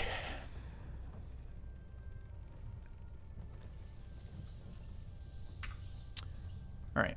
So I think we are done with the monk. And done. Oh, we did not manage to fit the spore garbage into this build. Should the spore garbage replace the fighter? Action surge and +2 to all attack rolls.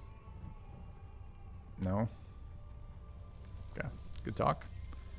All right. The Sork. There's nothing to be done on the Sork, right? This is just Shadowheart.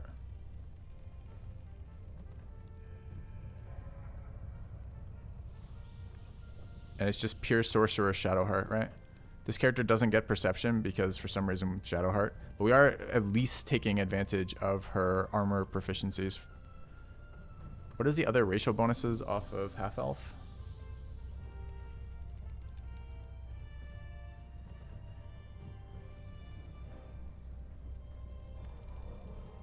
Oh, it's not even medium there, it's just light. Okay, I guess. Access to some weapons she'll never use. Access to some armor she probably won't use. I guess dark vision. Okay.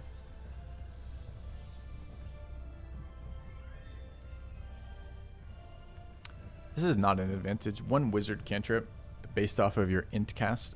Based off of int for any class that isn't int, which is literally every class that isn't wizard. This is not an upside.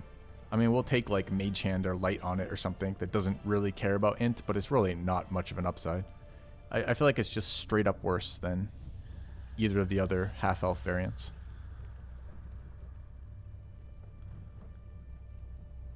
I'm looking at you, Wood Elf, half-elf. Anyway. Some decent spears for a sorcerer. I know, that's what I'm saying. Wood Elf, half-elf would be so much nicer than High Elf, half-elf.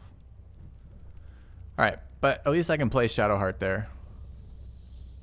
Isn't it funny that she starts as a fucking cleric, but everything about her screams wanting int? So stupid. Alright. Mage doesn't have combat utility? What? It's like a finger up the ass of one of your opponents and it's like gives you advantage on the next attack. That's how that's some Mage Hand combat efficiency. You're surprised by it, but it's like, I don't know, mid combat prostate check. Fantastic. All right. can throw. All right. I haven't tried it, to be fair. Maybe it's great. All right, we're done with the monk, done with the sorcerer. The sorcerer was really easy to build, I gotta say. I guess we should look, are there any half feats that matter for the sorc? I think there were not, though. Did I already close the feats? I didn't. Oh, I think I wrote them out, too. Hold on. We might have that or easier. Get actor. If we cared about proficiency and expertise in deception and performance, we could take a half feat for that. Pretty sure we don't care about that, though.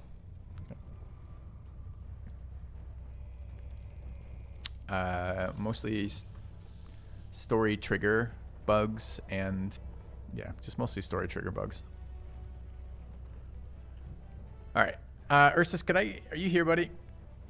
Can I get you to update the BG3 Party 2 command?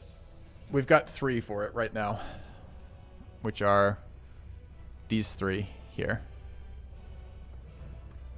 Okay. What about Controller Druid? How does Controller Druid cast haste twice? I think even without that, let's pretend for a minute that we weren't just going to cast haste twice every single combat and call it a day on the sorcerer, which we almost certainly are. But let's pretend we weren't. Let's pretend we were actually trying to cast other spells. The problem I have with druids right now is they did not, at least the patch notes did not report fixing the ground-based bugs, right? So you end up Circle of Land, and Circle of Land has some cool shit in there. But the problem is that all the interesting druid spells, which there are quite a few, all interact poorly with that bug. So if I go... try to find them for you.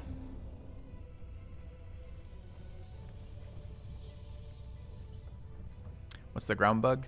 The spell DC for all of the ground-based effects it starts at 12 it's 12 instead of your spell DC. So that means that where are the actual druid spell game? Holy shit. I guess this isn't the game, this is the wiki. They're down the bottom, right? That means all the cool druid ones, which are literally not even here. Spike growth, plant growth, although I think we decided there was no save on that in the end. It's all of them. I guess I can't see them here for that, but there's a bunch of them that are supposed to do stuff. Like grasping tentacles. There's like a couple different versions of some sort of grasping tentacle style spell. There's a bunch of restraint based spells, right? And all the restraint based spells right now that use the ground as part of the target, A, can be leapt over, which is super fucking annoying, and B, they use the spell DC of 12 as opposed to your caster's actual spell DC. And I feel like that's really what the druid caster brings to the table that the sorcerer or the wizard doesn't. It's some interesting, fairly powerful control spells, and all of those do that. So, anyway. Maybe a wild shape tank druid? I have... Oh, I see. I missed initially the kappa. Yes. Maybe a wild shape tank druid kappa. All right.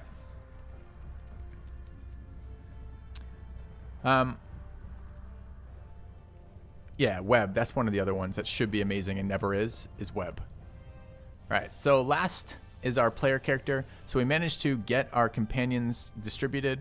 We've got Shadowheart here, Astarion there, and Lae'zel being replaced by Minthar or Halsin, depending on which route we go here. All right, so the Dark Urge character I'm a little excited about too, I think.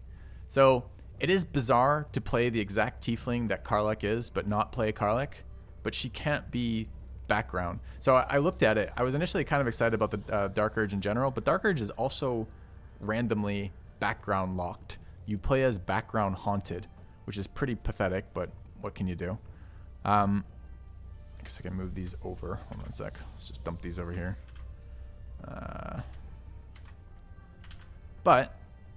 And we don't have guidance on this team, I guess, so we're going to be chained to that necklace for the rest of the game again, which is kind of annoying.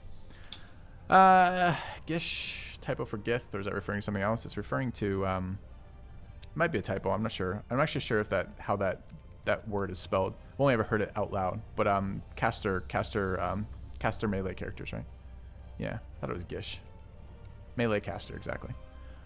So this is, I guess, going to be Fighter 1 Warlock X. This will be the player character. We're stuck. I ended up with this race because I wanted... I ended up as Tiefling because I wanted that cantrip. I didn't think there was another way to get it, right? And I wanted it off anyone else casting concentration spells. I want... Where is it? This one. Begins with a T. I can't remember actually what it's called. Yeah, Thaumaturgy, which is advantage on intimidation or performance checks. Yeah, that's what I wanted it for. I don't mind fire resist on a melee character either. And I wanted to do a character that could utilize two-handed weapons. So if you look right now, the Bard is going to be ranged, and any melee weapons it's going to be using are probably going to be for stats. It's probably not going to be swinging, and if it is swinging, it wants finesse-based weapons. The Sorc will not be using weapons for weapons' sake at all, and the Monk's going to be using whatever the hell the Monk gets to use, which are also not going to be two-handers. So I kind of wanted to go the Warlock for two-handers. I'm currently... I think the fact that Warlock extra attack stacking with a non-Warlock extra attack to me is an exploit right now. I don't know why that in my head is an exploit, but the fact that haste just gives you another attack isn't an exploit. But in my head, that's an exploit, so I'm trying to stay away from it. I also like pure Warlock spell progression, and if we're doing a short rest based party, I did think it would maybe be kind of fun to play a Warlock casting Warlock spells fairly regularly. So why are we taking Fighter or Paladin? Oh, I haven't talked about that yet. We should talk about either Fighter or Paladin for the dip right now for that. But I think we're looking for this background, this racial background that we were just looking at, doesn't come with any benefits to weapons, right? So we get resistance to fire and dark vision. Dark vision's fine. It's kind of unexciting on a Warlock because you're going to get it anyways. So we're literally taking this whole fucking background basically only for you with determination. for that cantrip. Thank you, Bugash, for the sub. And I guess we get some weird tiefling magic ones, right? We get those two smites, I think they were on that as well. Yeah, and fire resist, and something different that we haven't played yet. So we get whatever dialogue options there are. I just did a very dialogue heavy playthrough with the Bard, where we had infinite persuasion, infinite deception. So I kind of don't want to give up all of the face talking points, but I thought it might be fun to do something thematically with intimidation with the Dark Urge. That feels like if you are this random fucking psychopath, then like really leaning heavily into the intimidation side of things sounds kind of fun to me. And I rarely use intimidation as a stat because it's almost always worse than deception or persuasion. So it might be fun to kind of run into that. So we do have the decisions of how do we want to build the Warlock. I think when I looked at this, man, did I not write which Warlock I wanted to end up as? No, I don't think I did, sadly. I think I looked at this. I felt like one of the things that I was quite disappointed in on the Warlock was how bad the subclasses were for actually doing anything melee related. So I think what ended up getting me was the secondaries. I think I wanted Great Old One. I can't remember if that's true or not. Let me go have a look. So the sub-feature, was it Ward? I think Ward is a repeatable reaction as opposed to all the other ones which are like once per long rest or once per short rest or something. So I think imposing disadvantage on rolls against you as a reaction and then gaining advantage on your next attack as part of that reaction seemed pretty useful, especially since I want to go Great Weapon Mastery and make this Warlock a two-hander. So I want to use two-handed weapons if I can on this Warlock. I mean, obviously we have the option with Packed Weapon to cycle through whatever weapons we have that are good for us, but the idea of it sounded pretty good. Pretty good for me, by and large, for that, and playing into the Dark Urge. I suppose, honestly, I could be talked out of Warlock for Dark Urge, but it's a class I haven't played yet. I do like the short spell progression with the other team we're running. Bard gets all of their class features back at short rest after level 5. The Monk gets all of their class features back on short rest always, and then the Sorc doesn't get any class features back on short rest, but the Sorc is just here as an enabler for the other classes to have fun. You'd give your like less intelligent kid the sorcerer to play if you were playing as a family, or your dumb friend, whichever, and be like, hey, this spell haste is good, and since you're a sorcerer you only know this spell, it's the only thing you can cast at level 3, don't fuck it up. Done. So the Warlock to me was a bit of a mix, right? it was more like a class feature to pick up using some gear that I wouldn't get to use otherwise. There's a lot of really good two-handed weapons in the game. There's a lot of pretty powerful rider effects on those two-handed weapons. That sounded kind of fun to me. I don't love the idea of taking Tiefling for this, but I also don't really feel that we need a whole lot else out of that class. I wanted to go Githyanki here a little bit, but couldn't quite make myself do it. I felt like it would just be playing for the extra proficiencies as opposed to playing for the RP element of Dark Urge. So they already did patch 1 though. Oh, you think it's intended because they did patch 1? Dumb or drunk and lazy, whichever. Okay. Githyanki do have the nice sword stuff. They have the intellect riders or psychic riders too, which are super sick. Can you really use disguise to get the benefit of gift bonuses? Disguise? Really, Gabriel? Disguise self tricks the weapon? I guess it's Gabriel. Oh no, that's so awesome. All right, I'll write that down. Thanks for telling me that. Actually, that makes that really, really, really funny. That's awesome. They give you so many Gith weapons and you never can use them because none of your characters are ever Githyanki except for Lae'zel. That's awesome. All right. What do we want for fighter/paladin start for this? So we need, I guess it could also be cleric. We're looking for heavy armor proficiency and shields again. Disguise with shapeshifters. It's not a concentration disguise self though, so it shouldn't be giving you that, right? I guess I don't know what shapeshifter's boon ring is. Maybe that's not the one I was thinking you were talking about. I thought you were talking about the concentration gives you bonus stuff. Okay. Cleric would give me guidance, but you cannot. Oh, and actually, cleric would give me that spell. That's very interesting. Okay. All right, good. Let's deconstruct the Dark Urge Warlock for a second and then rebuild it as we've done the last 3, and we can do that as a group. Actually, I'm happy to tap chat's communal knowledge here. Would be fantastic. All right, so let's break down just a little bit here. Okay, so again, why Warlock? Haven't played a Warlock class yet. I like the idea of any packed interactions. It seems like a decent class to play with the Dark Urge. We're probably playing main character Dark Urge for the sake of seeing what the story and writing is like for the Dark Urge stuff. I like the short rest mechanics in general because I tend to try to stay away from long rests as much as I possibly can because they feel super overpowered to me as a whole and are kind of a unrestricted resource gain if you want it. So let's play a class I haven't played as a main character with Dark Urge is a lot of the reasons to do this. Fiend, Great One, and Archfey are all kind of garbage for actual mechanics for a melee-based sorcerer or a melee-based warlock, but this class gets some extra flexibility when you pick up Packed Weapon, right? Packed Weapon for two-handed weapons that we want to use, but we can always switch to an Eldritch Blast if we're not in range or want to knock somebody over, or some level, like high-level spells because we get fairly good spell progression as a Warlock. I would love to not take a single point in a different class if I could get away from it, but I don't think I can, right? Because I basically am too limited by armor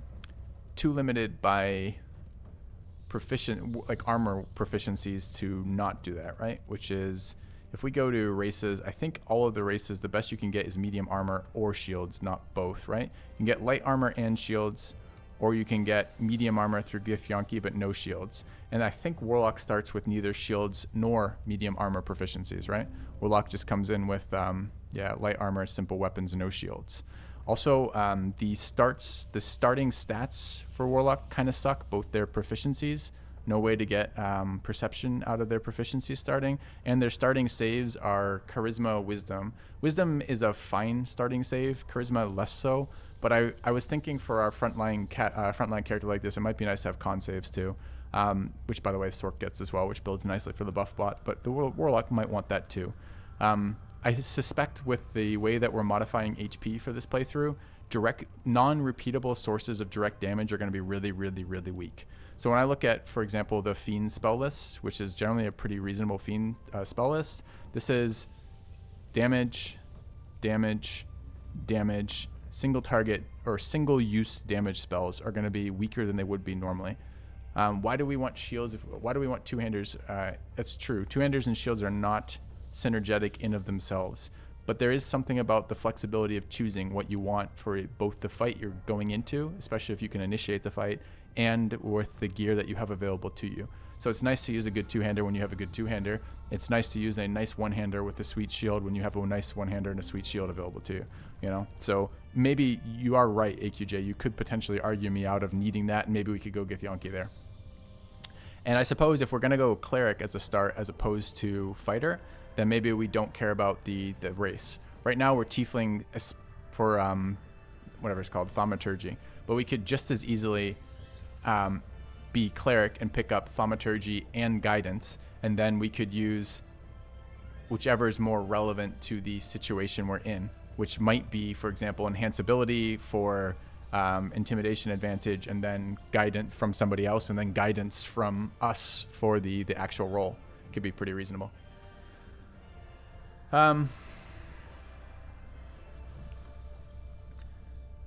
Melee warlocks like to multi-class later. I'm not sure we do though. Do we? I feel like if we go to warlock's actual warlock progression, I think you guys are talking about the double fight on the intro, right? Someone just said in chat about using command to have them drop it. I think you can also kill him, right? Aren't there like enough explosive barrels around that you can like toss at him and kill him or something? Oh, it's something different?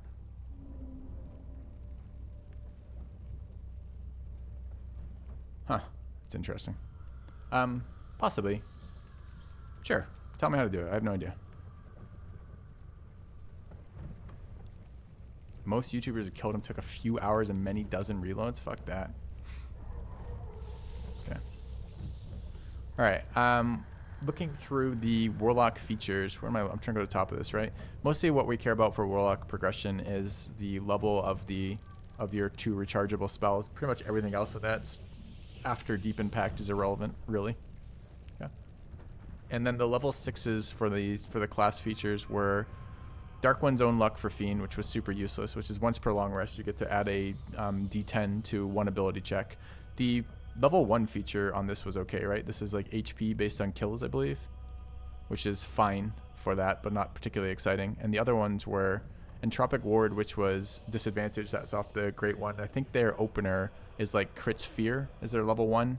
Their level 6 is disadvantage as a reaction on an attacker.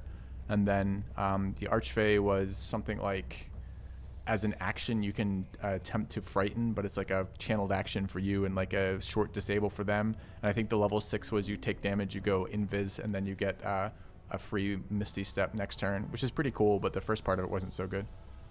Okay.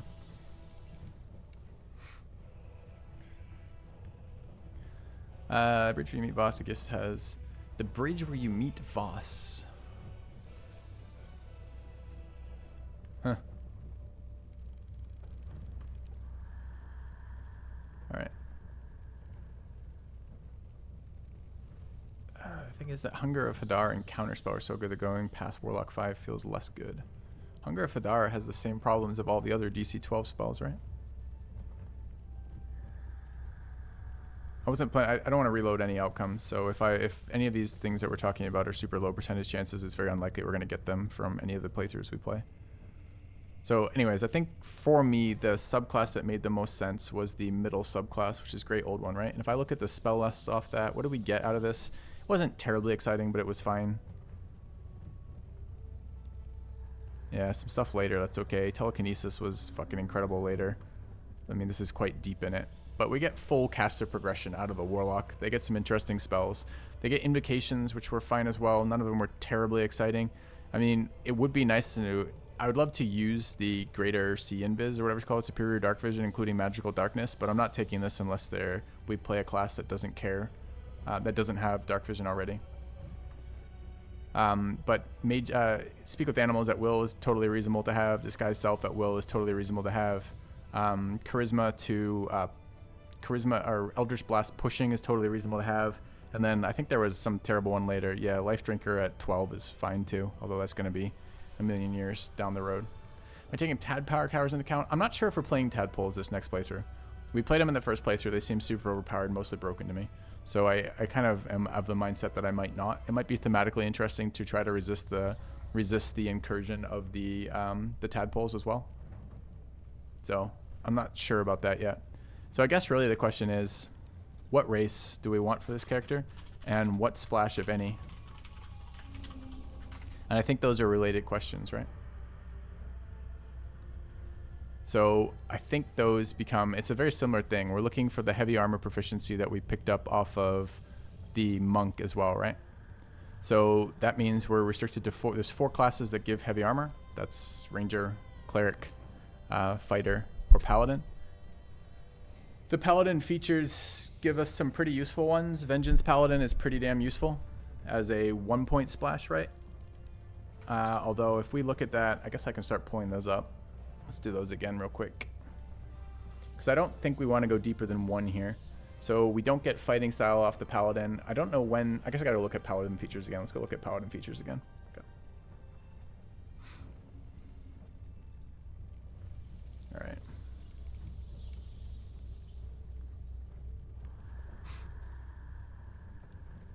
I think Oathbreaker is a scam, but sure, we'll have a look. All right, we get Divine Sense, which is advantage on Undead at level 1. We get subclass features at level 1. We don't get Fighting Style or Smite, not that we necessarily want those. Oathbreaker gives us what? Level 1 gives us Spiteful Suffering.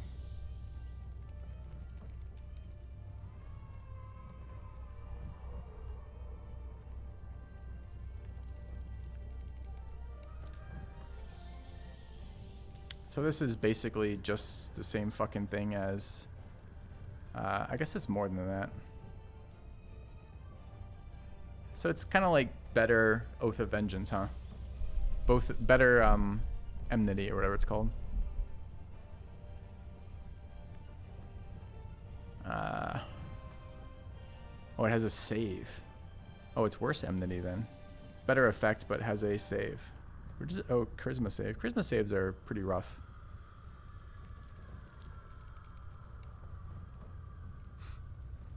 Yeah, that could be okay. Maybe you can just roll with it too. Like, if we oath break naturally, maybe we oath break naturally. If we don't, we don't. You know, that could be fine too.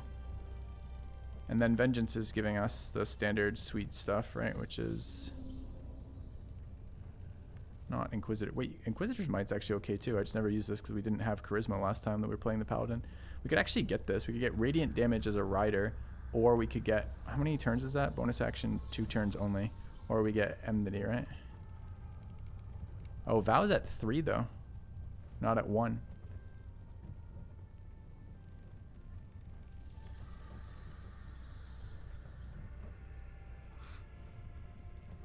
Huh, it's fairly interesting.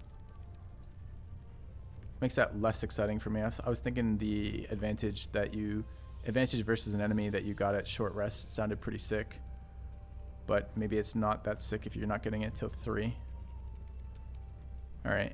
You don't need Rogue. Don't need Bard. Don't need Druid.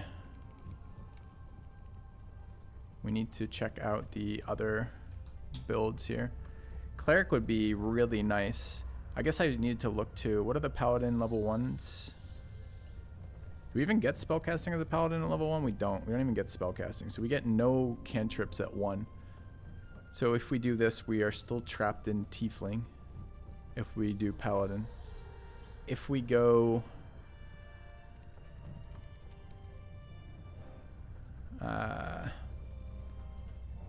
Cleric, Fighter, and Ranger. I think Ranger caster level 2 as well. Ranger casting's at level 2 as well. We could take any of these, give us anything we care about. We get protection from good and evil. Or we could get heavy. Oh, if we're going Ranger for heavy, we can't get protection from good and evil. And these are not what we want either. So we could get resistance off Ranger. Pretty unexciting too. Fighter gives us con saves, but maybe con saves aren't that meaningful if we're not really planning to cast concentrates very often and we're going decent concentration or decent constitution already. I'm not sure. I also really like the perception start with Fighter. I guess we need to look at those cleric things. Because how else do we get that? The other one that we don't get off of our background is acrobatics, right? That's the other thing. As a melee, I guess we could do it as, yeah, it's got to be acrobatics, or we need acrobatics or athletics again for combat mechanics. And I don't remember what Warlock has, but it's pretty garbage, right? If we go Warlock 1. Yeah, nothing resembling a useful skill ever.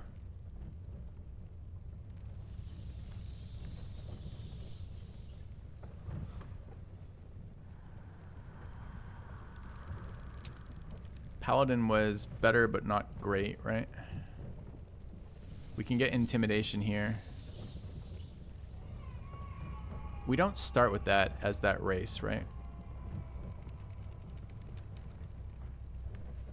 No. Okay. So we want intimidation to go with, oh, we get, that's where we get it from. It's not from class. We get it from background haunted. Haunted is, wait, there's no way that haunted is those. Haunted is medicine and intimidation, I believe. And you're locked into haunted as background dark urge. Okay.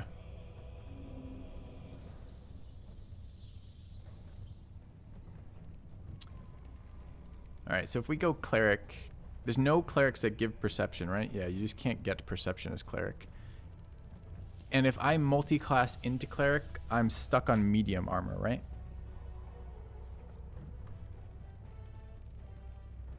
Like if I don't start cleric.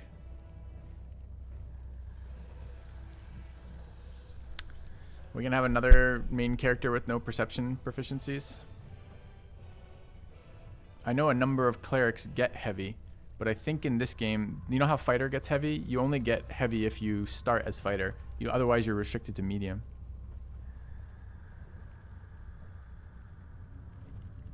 Yeah, but is that true of the clerics as well?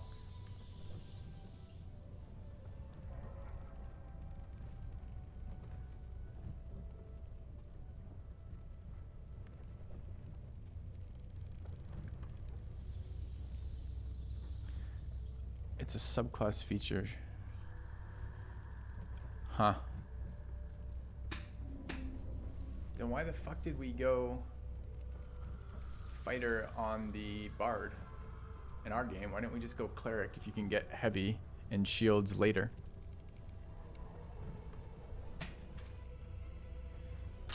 Can anyone check that for me in their game? Can you see if you multi-class into one of the heavy armor clerics if you can get it at level 2? So start something that doesn't have heavy armor proficiency, and then multi-class at level 2 or any level past level 2 into cleric with one of the heavies, and let me know. Appreciate it. All right. So the upside of running these would be cleric spell list would give us 2 of the cantrips that are just insanely good that we want. We want guidance and thaumaturgy if possible. And actually, we would really like resistance for one or two of the interactions too. So there's something to be said about cleric there. We're gonna give up.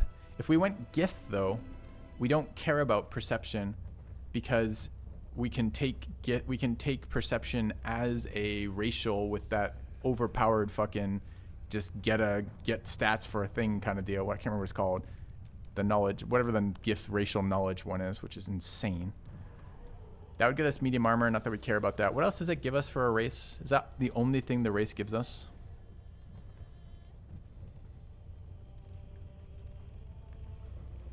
Pretty much. We get astral knowledge. Oh, it's not the only thing. We get Misty Step at 5 and Mage Hand.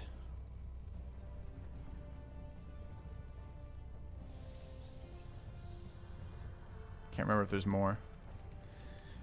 Misty Step once per short fight or once per short rest is actually insane as a racial. It's so good. It's basically +1 armor slot on them because there's a bunch of ways you get that from armor, and it'd be nice to use other armors. It feels like Gith would actually be really good on this character. Up against what though? So let's say we went cleric and we got the spells we want from somewhere else. What else would be good for us? Dragonborn? They changed Dragonborn to not be entirely useless. We wouldn't get perception, but it could be okay. What else could be interesting? Forest Gnome, advantage on int, wisdom, and charisma saves, and also our speak with animals without using a pact slot, without using an invocation slot. I feel like Gith should be, we should have a Gish Gith. I kind of agree. One of these dwarves. I feel like dwarf is the worst race in the game right now. Like, I can't figure out a reason why you'd want to use them. Like, if Shield Dwarf actually gave you shield proficiency, that might be better. But for some reason, Shield Dwarf doesn't give you shield proficiency.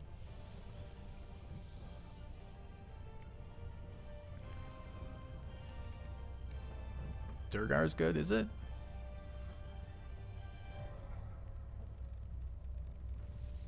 What does resilience do? Saving throws against... Advantage on saving throws against illusions or being charmed or paralyzed. That's okay, I guess. Superior Dark Vision's alright, too. I guess you don't really care about the Enlarge and Invis.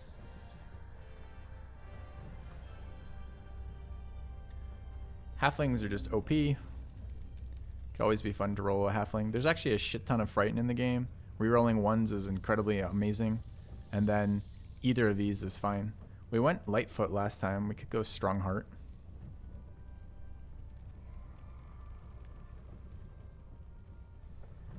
Could I link this page? Yeah, it's on the screen flipper. It's literally the 4th line down in giant white text on the screen that's been here the entire stream. It's bg3.wiki.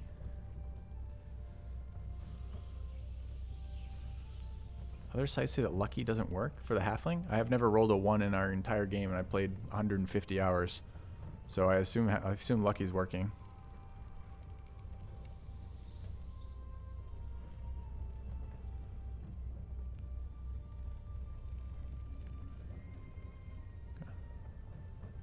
Yeah, so I think here it would be Gnome, Halfling, or Githyanki, right? Those would be the races we unlock by going Cleric. And we just played a Halfling, and it was excellent. Still probably... It's funny, because this was apparently their least played race was Halfling, but I think mechanically it's probably the best of the races. Maybe Gith is slightly better.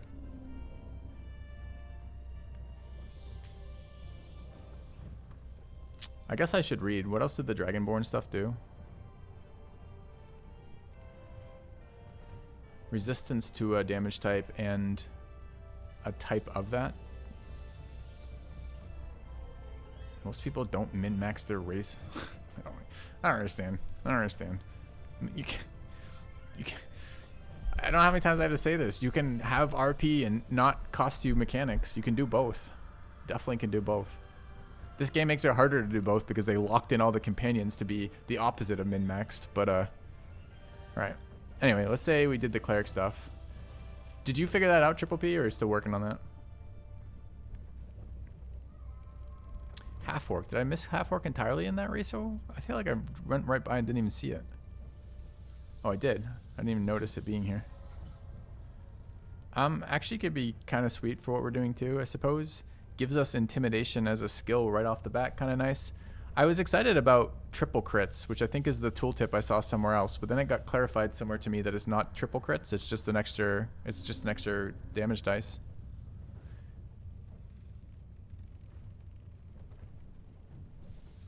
Did you just say racial bonuses are so minuscule they expect nothing? No, that is not true. And also, we're min-maxing. Everything affects something. They patched out triple crit to be extra dice. Boo. Boo. Alright, but I mean, that's certainly not... It's not useless. It's not useful either. It'd probably be useful on the monk. I mean, the monk attacks like 5,000 times a round, which would kind of be nice. So I bet you could have a really fun, like, savage attacks, half-orc monk or something. But not for what we're doing here, right? Does their Dragon Breath get stronger with each higher level? They just patched it. It was useless because it didn't scale at all, and now it scales, but I don't remember how it scales. Okay. Alright, so if we go back and look at the clerics, I think Fighter 1 gives us, so as always, Fighter 1 gives us the fighting style, which is probably great weapon mastery, or great weapon fighting for us, which is pretty nice. So I think then the options are Tiefling with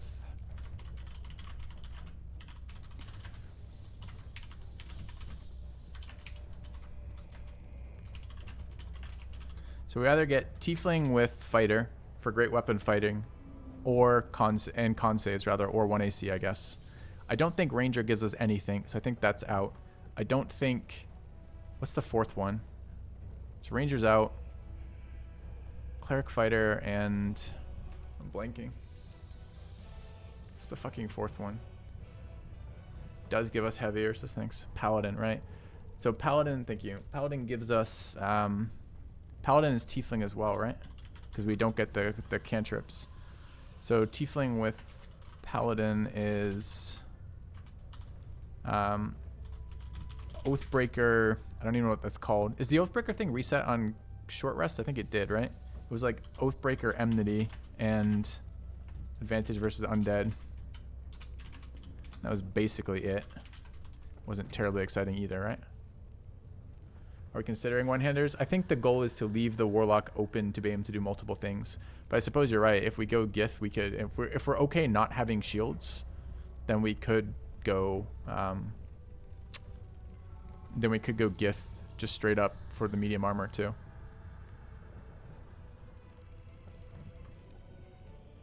Alright. And then the Cleric was... Cleric allowed different races, right? Cleric's interesting too, because if we wanted to, we could take it later. I don't think we do want to. This was con saves. Paladin was... I think Paladin and Cleric have the same saves, right? Actually, don't know if that's true. I think they're both Wisdom, Charisma. Paladin's probably not. I think Paladin's Wisdom, Charisma, and Cleric is Wisdom something. There's no way it's Wisdom Con. Yeah, it's Wisdom, Charisma. Okay. All right. So what would we want out of the level 1? So all the clerics get the same. All of level 1 clerics get the same cantrips, right? So what would we actually give a shit about for level 1s? We've looked at this before. Bonus action, extra attack out of the War 1 is pretty reasonable, especially if we're planning to be in melee like that. It's based off a Wisdom modifier. I think Wisdom is probably either a dump stat or a semi-dump stat for us, so we're not going to get many of those. I think someone told me that it isn't actually based off our proficiency modifier, that it might be based off of just a set number. I don't know if that's true. You don't get Pally Smites at 1. They come out online at 2, which we're not going 2 into that. We don't need a weapon proficiency. Shield of Faith is a nice pickup if we just want to run Cleric base. I guess the other thing Cleric gives us is it gives us level 1 spell slots, which are separate from our Warlock spell slots, which means hypothetically we could run like Shield of Faith as just like a rider for, or not a rider, as a just a concentration until we lose it kind of deal. Same with Nature giving us Speak with Animals, although we can get this from an Invocation if we want it. We'll have a look again. Nature War. What is the actual Nature War? I love Warding Flare, but I think... Do we want heavy armor, or are we okay with medium armor? Having just Warding Flare as just a feature could just be sick too.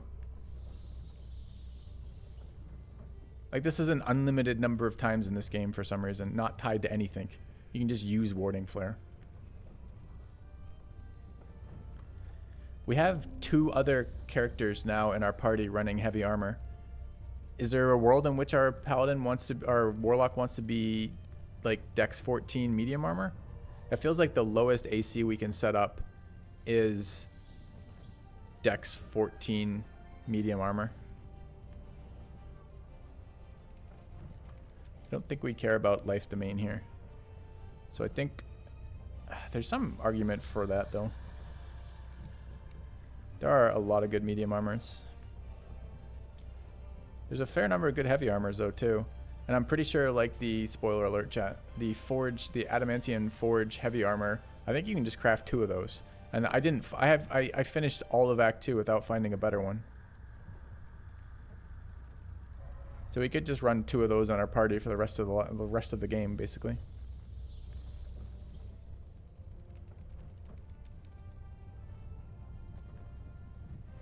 I almost don't want to because I want to experience the other stuff. What's the 4th one of these domains? Tempest. The Wisdom, the Clerics.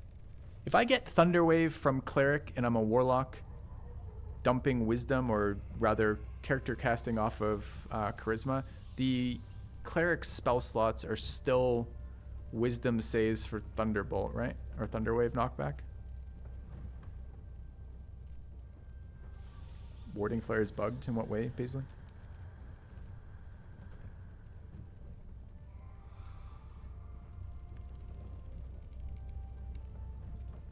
I guess I'll look at Tempest too. All right, let's finish this up because I'm getting ready to be done. All right, we would gain a Druid. Fuck, could we do this bullshit? Just quarterstaff or club though. Okay, I don't want to be limited to quarterstaff or club.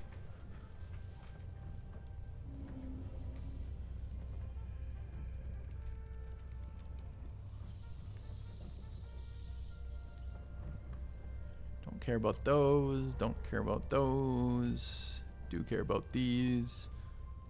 Our max version doesn't happen till later. Doesn't happen on this one at all. Seems pretty unexciting, honestly.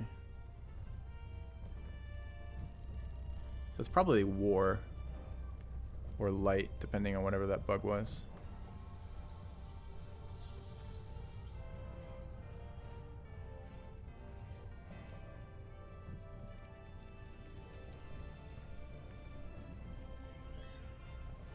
Yeah, I was suddenly wondering if we could build our Warlock to dump Charisma, but I don't know why I suddenly got excited about that, but I did.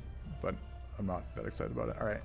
Using reaction, strike back attacking creature, deal 2/8 lightning, fail a dex saving throw, or 2/8 thunder. Seems really unexciting too for level 1. So really it's probably just either light domain. Don't want burning hands. Fairy fire is reasonable. Immune to blind.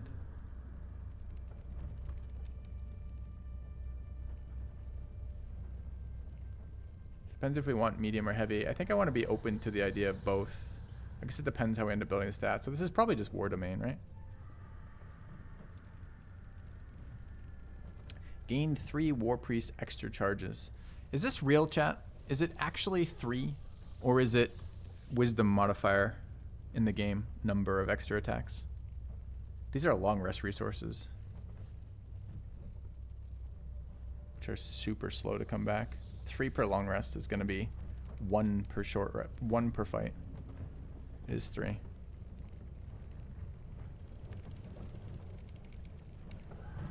It would be nice to find a way to get more attacks on this Warlock, to be fair. And if we're swinging with a 2-hander, these are nice attacks. We're trying to go Great Weapon Master, I think, or yeah, I think it's that. So this would be Gith with Cleric. War Cleric, I guess. And that gives us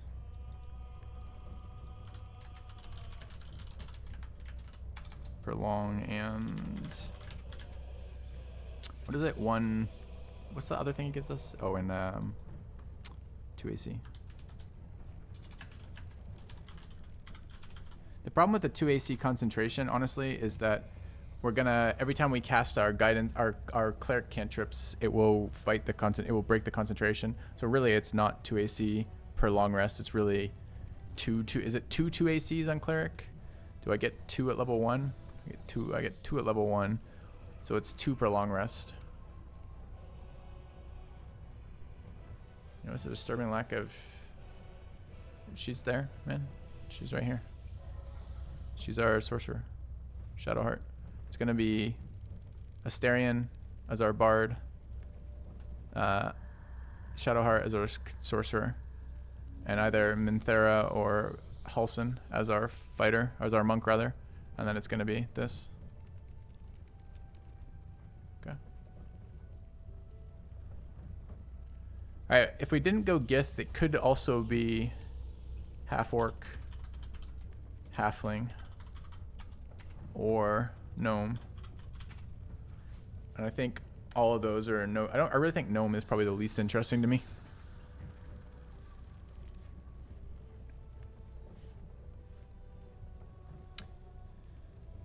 Is there any world in which we just don't care about any of these? Dude, I really don't like the idea of fucking the Warlock progression. We're going to be... Level 5 is going to be a rough level for us if you look at this too. I guess we're going to get carried by haste at 5. Because the Bard doesn't have its second attack till 6. The Monk doesn't have its second attack until 6 because it starts a point in Fighter. And the Warlock's not going to have its second attack until 6 as well. Which means level 5 is going to be fucking brutal. I guess haste. It's got to be haste. It carries us.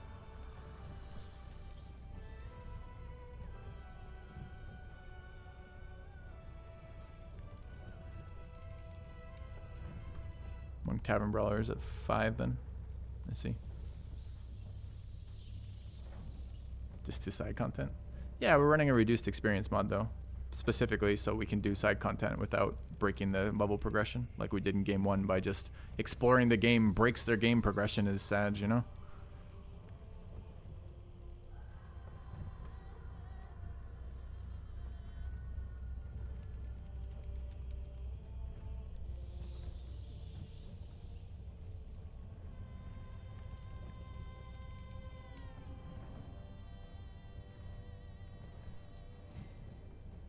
Is disguise self only? What level do we stop the playthrough at? 9 or 10, I can't remember. Yep, we did that exact same thing. We one turn killed Act 2 boss.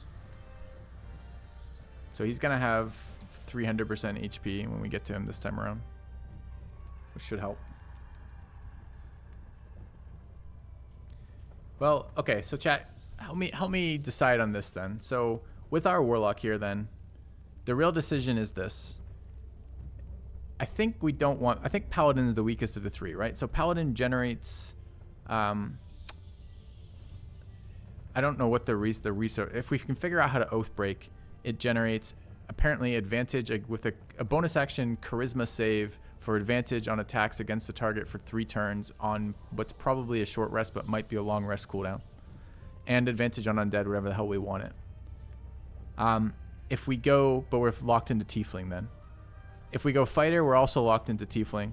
And we get basically either Great Weapon Fighter and con saves or 1 more AC. It's probably going to be Great Weapon Fighter because the goal is for us to go two-handed weapons at some point.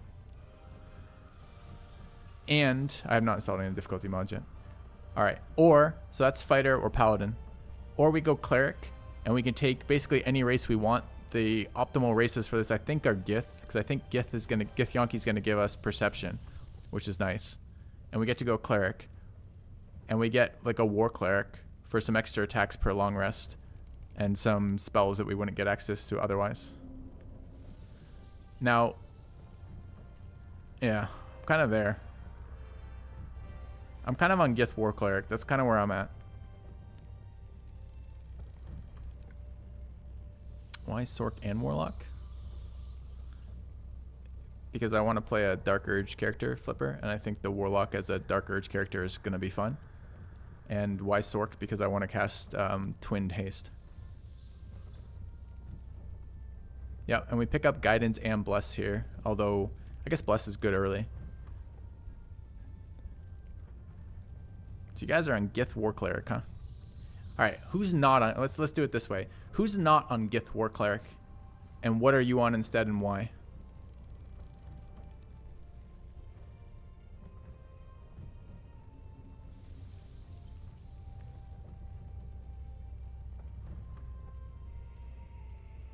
If we're okay with medium armor too, there's a couple other clerics we could do. There's a Knowledge Cleric that gives you the same ability that the...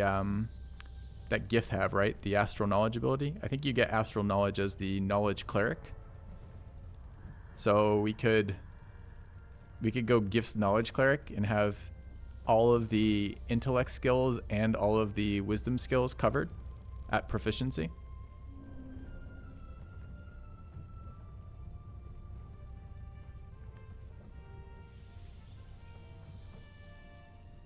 You can see half-orc War Cleric being more fun than Gith.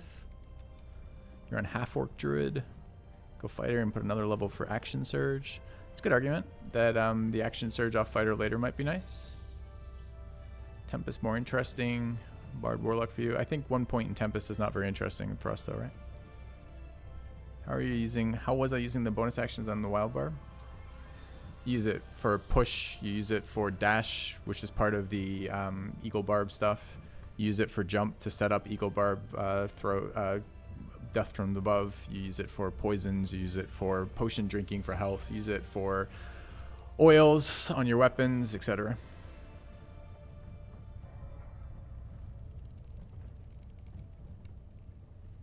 Okay, I meant from this selection, chat, not in general. What would you do instead of a Gish Warlock? That's not what I'm asking. I'm asking from the Warlock that we have here. Our options are Tiefling Fighter, Tiefling Paladin, so 1 splash to be clear. Tiefling Fighter 1, Warlock X, Tiefling Paladin 1, Warlock X, or War Cleric with basically any race.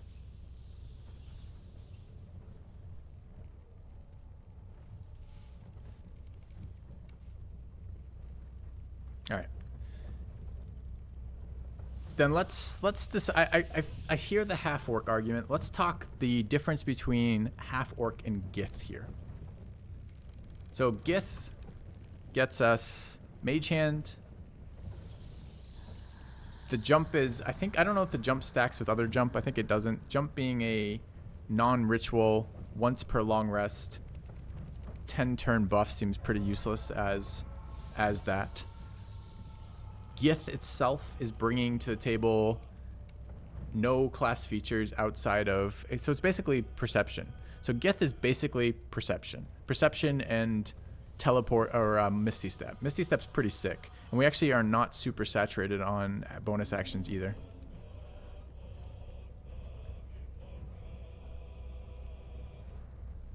Okay. Well, that's what the knowledge ratio is perception, right? That's basically what that is. I guess it's perception and survival, sure. Half orc gets us crits. We have no advantage on getting crits. We have another feature that triggers off crits for being Dark One or whatever the hell it is, but we have no extra chance to get crits, although we could certainly build crit, we could certainly use crit items on this character and use the viciousness potion if we wanted to. So half orc doing additional damage off crits is reasonable, but their other features are pretty uninteresting to me.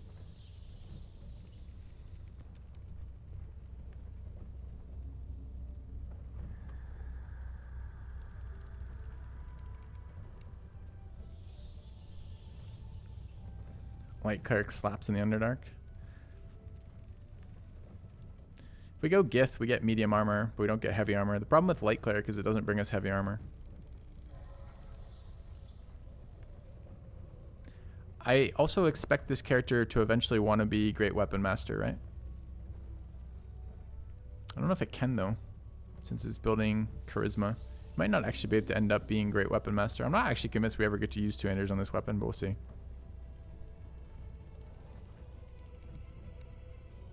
Alright. I'm kind of on the Gith War Cleric version. Okay. And I also like the fact we're playing a Gith Gish.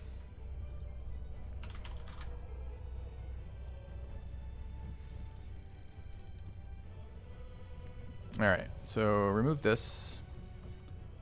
And this ends up as... Okay.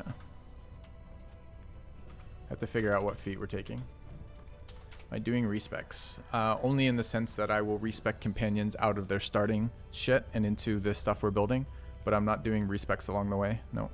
I want to respec just that one time and then build them like I played them all the way up, so not rearranging stuff. Alright, so this is Cleric 1, War Cleric 1, I guess, into Warlock X. Alright, and I don't know what we're doing for stats yet. Stats are lots of questions over there. Alright, so if we go in for Cleric, starting attributes are 2 of these. Where are we getting Intimidation from, chat? If we don't have Intimidation, this might be a deal breaker. Intimidation comes off the orc, basically. I see no intimidation here. I guess we don't have to go Cleric 1. We could go Warlock 1, which I think gets us Intimidation. That might be palatable. Oh, Dark Urge, right. No, I'm wrong. You're right. You're right. Okay. So we get Intimidation from Dark Urge. Not Derp Urge. Returned. Okay. Dark Urge. Thanks, Dolphin. Did you finish Act 3, Dolphin? I don't remember. I tuned into a couple of your streams, but I ended up having to do the tune out to avoid spoilers because you were ahead of me in part of the story. I got up to the end of Act 1. Okay. Okay. All right. I get double the viewership for doing character creation than I do for playing the game. So I don't know how far we'll get on our second playthrough either, but I wanted to try some difficulty mods and play a slightly different game.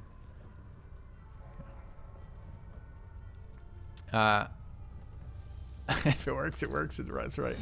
Yeah. A generous bestowal. And donated that. Thanks, Flipper. Having been around much, I really appreciate the very different way you're playing this game, and I am very much looking forward to being able to watch you again.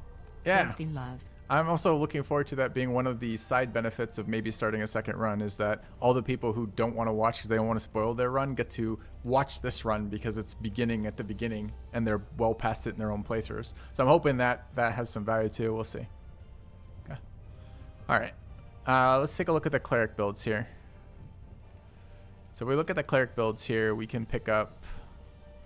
What am I looking for? I'm looking for proficiencies here. It doesn't matter which of these. We don't want persuasion. I'm deliberately not taking persuasion here. So I guess insight. We're gonna get insight through Githyanki, right? And medicine. We already get medicine from Dark Urge too. So this is literally locked in history religion. Okay, that's fine. So we're basically Shadowheart. Okay.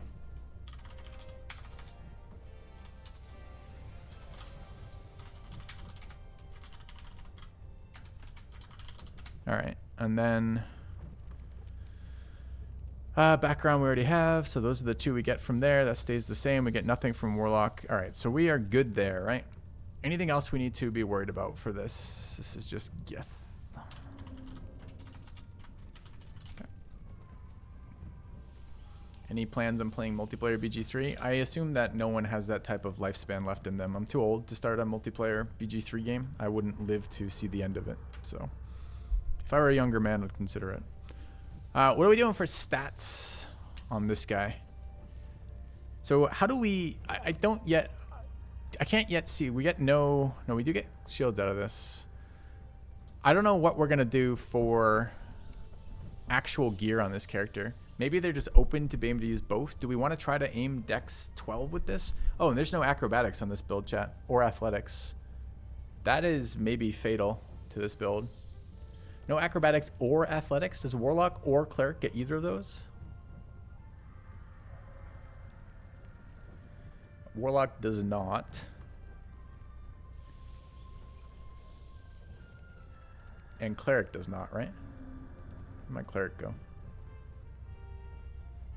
I can gift them whenever I need them. I can't, because the gift thing is on long rest, and those are combat skills, so you kind of need them every fight, right?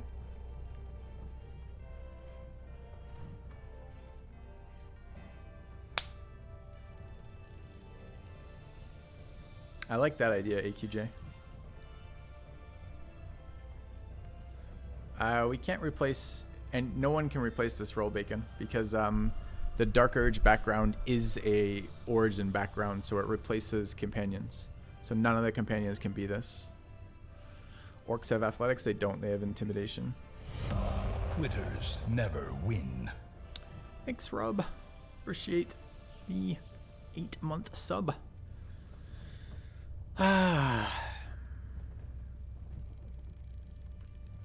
Do we just have to suck it up being a melee character who has no resistance to prone? We're gonna get shat on. I mean, there's armors. There's a concentration armor that makes you immune to being prone. It's like a boots or something we can maybe use. But we will have to fix this problem because it will be a problem. None of the other races have that either, right? What were the other racials? Let me just work through that real quick. The other races, none of them have... Well, let's look, I guess. None of them have athletics, right? Or acrobatics. You know who does have athletics or acrobatics? Have returned. Thanks, Solman. There's fighters. Looking forward to seeing the Dark Urge playthrough. It's fighters.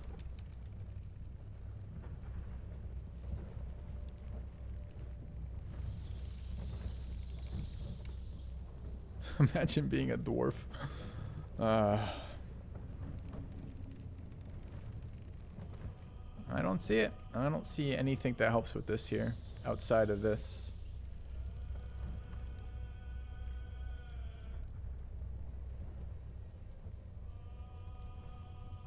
If you can fly, are you immune to prone? Did Dragonborn get flying later?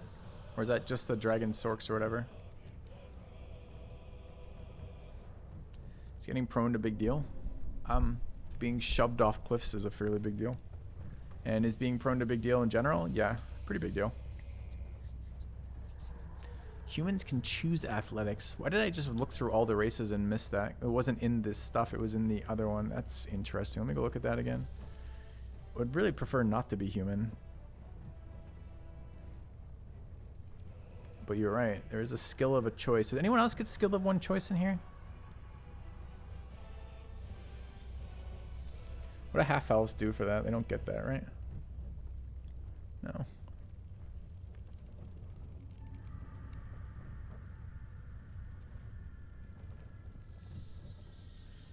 We also get shields off human just randomly.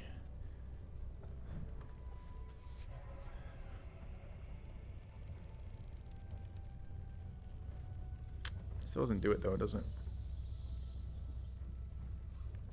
Fucking carrying capacity. Like, could you think of a less useful fucking feature? I guess you could be Shadowheart and be less useful. It's still probably an upgrade over Shadowhearts. It's better than have a wizard cantrip not being a wizard. Unless Thaumaturgy is not a wizard cantrip, right?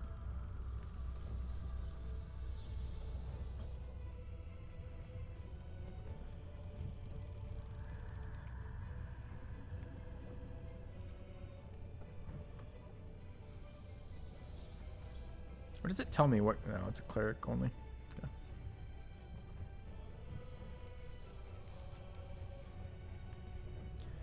You're hating on being set things on fire at will. I am hating on that a bit.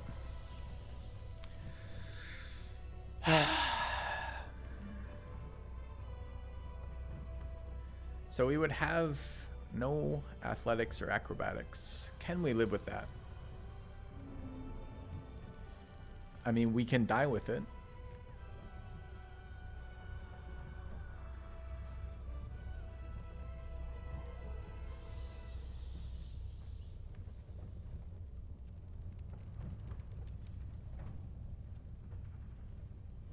What other ways are there to be resistant to that? You get bigger, like enlarge.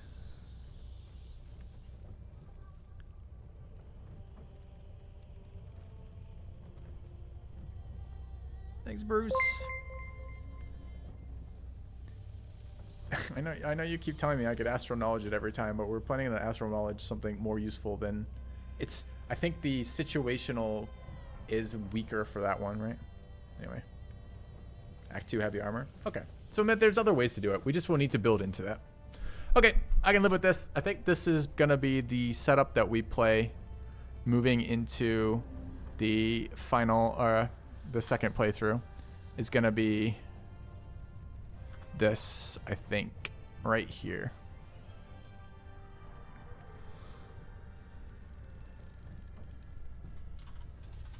We need to figure out stats in the Warlock, but we can do that in character creation.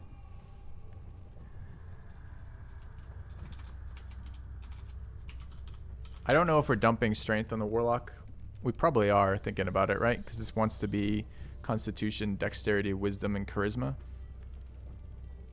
So it's probably Dex 14, Con 16, 17 Charisma.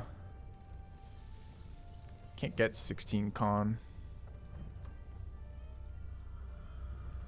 Can we though? Yes, we can. It's plus one it. So it's probably like 12, 12, 17, 15, right? And then take our, or 17, 16, whatever it is. All right. Okay. But that's a problem for creating. Am I starting today? No, I'm not starting today. It's already 3 p.m. We're going to call it here for the day. Chat, thanks for hanging out for character creation. Actually, chat was super useful today for this, right? We improved the Warlock design, we improved the Monk design, and we improved the Initiator design. All of those were super, super fucking helpful, chat. That was amazing. We figured out I was going to only play with 3 companions. We get 4 out of this because of chat. That's awesome too. So we're gonna get to play with either Minthar or Hulson. We need to, the final decisions we need to make are, do we want to, this is good versus bad we need to decide on. I would love some feedback on that, chat. For those of you who have played, like, forget Dark, we're gonna play Dark Urge. So it's gonna be Dark Urge good or Dark Urge bad. But what I wanna ask from you guys is, those of you who have played it, how restrictive to the various parts of the game that you could play was bad? I'm a little concerned that we're gonna lock out a lot of the interactions, the cool interactions we could be having with characters and decision making in the game if we lock out bad. Yeah, you can fight the Dark Urge Dolphin, right? Which is, you're a character who attempts to do good, but often occasionally just murders somebody. You're like, it's like Dexter, right? It's like one of these deals, or yeah, right? So I'm kind of excited. That would kind of be fun to play. I just don't want to play good in general. so I don't know. My personal interest in role playing ends at about chaotic neutral. That's about as good as I want to play. So I don't know. Dump it in Discord though, chat. If you have played through as evil or good, particularly evil. If you've played an evil campaign, could you at me in Discord with your experience with that? Did you feel like a lot of your options were just denied you, where you ending up feeling like you're missing out a lot of the storylines? Kind of want to hear that. It sounds like a couple people in chat are saying it's a shit show, but I thought I also heard some people say it wasn't. So maybe if you've had the experience that it wasn't a shit show, that would be nice to hear too. Anyways, chat, I'm out of here for today. Thanks for being here. Thanks for watching. You guys greatly improved my mood, but also my build. So that was fun. And I'll see you guys next week. Have a good couple days.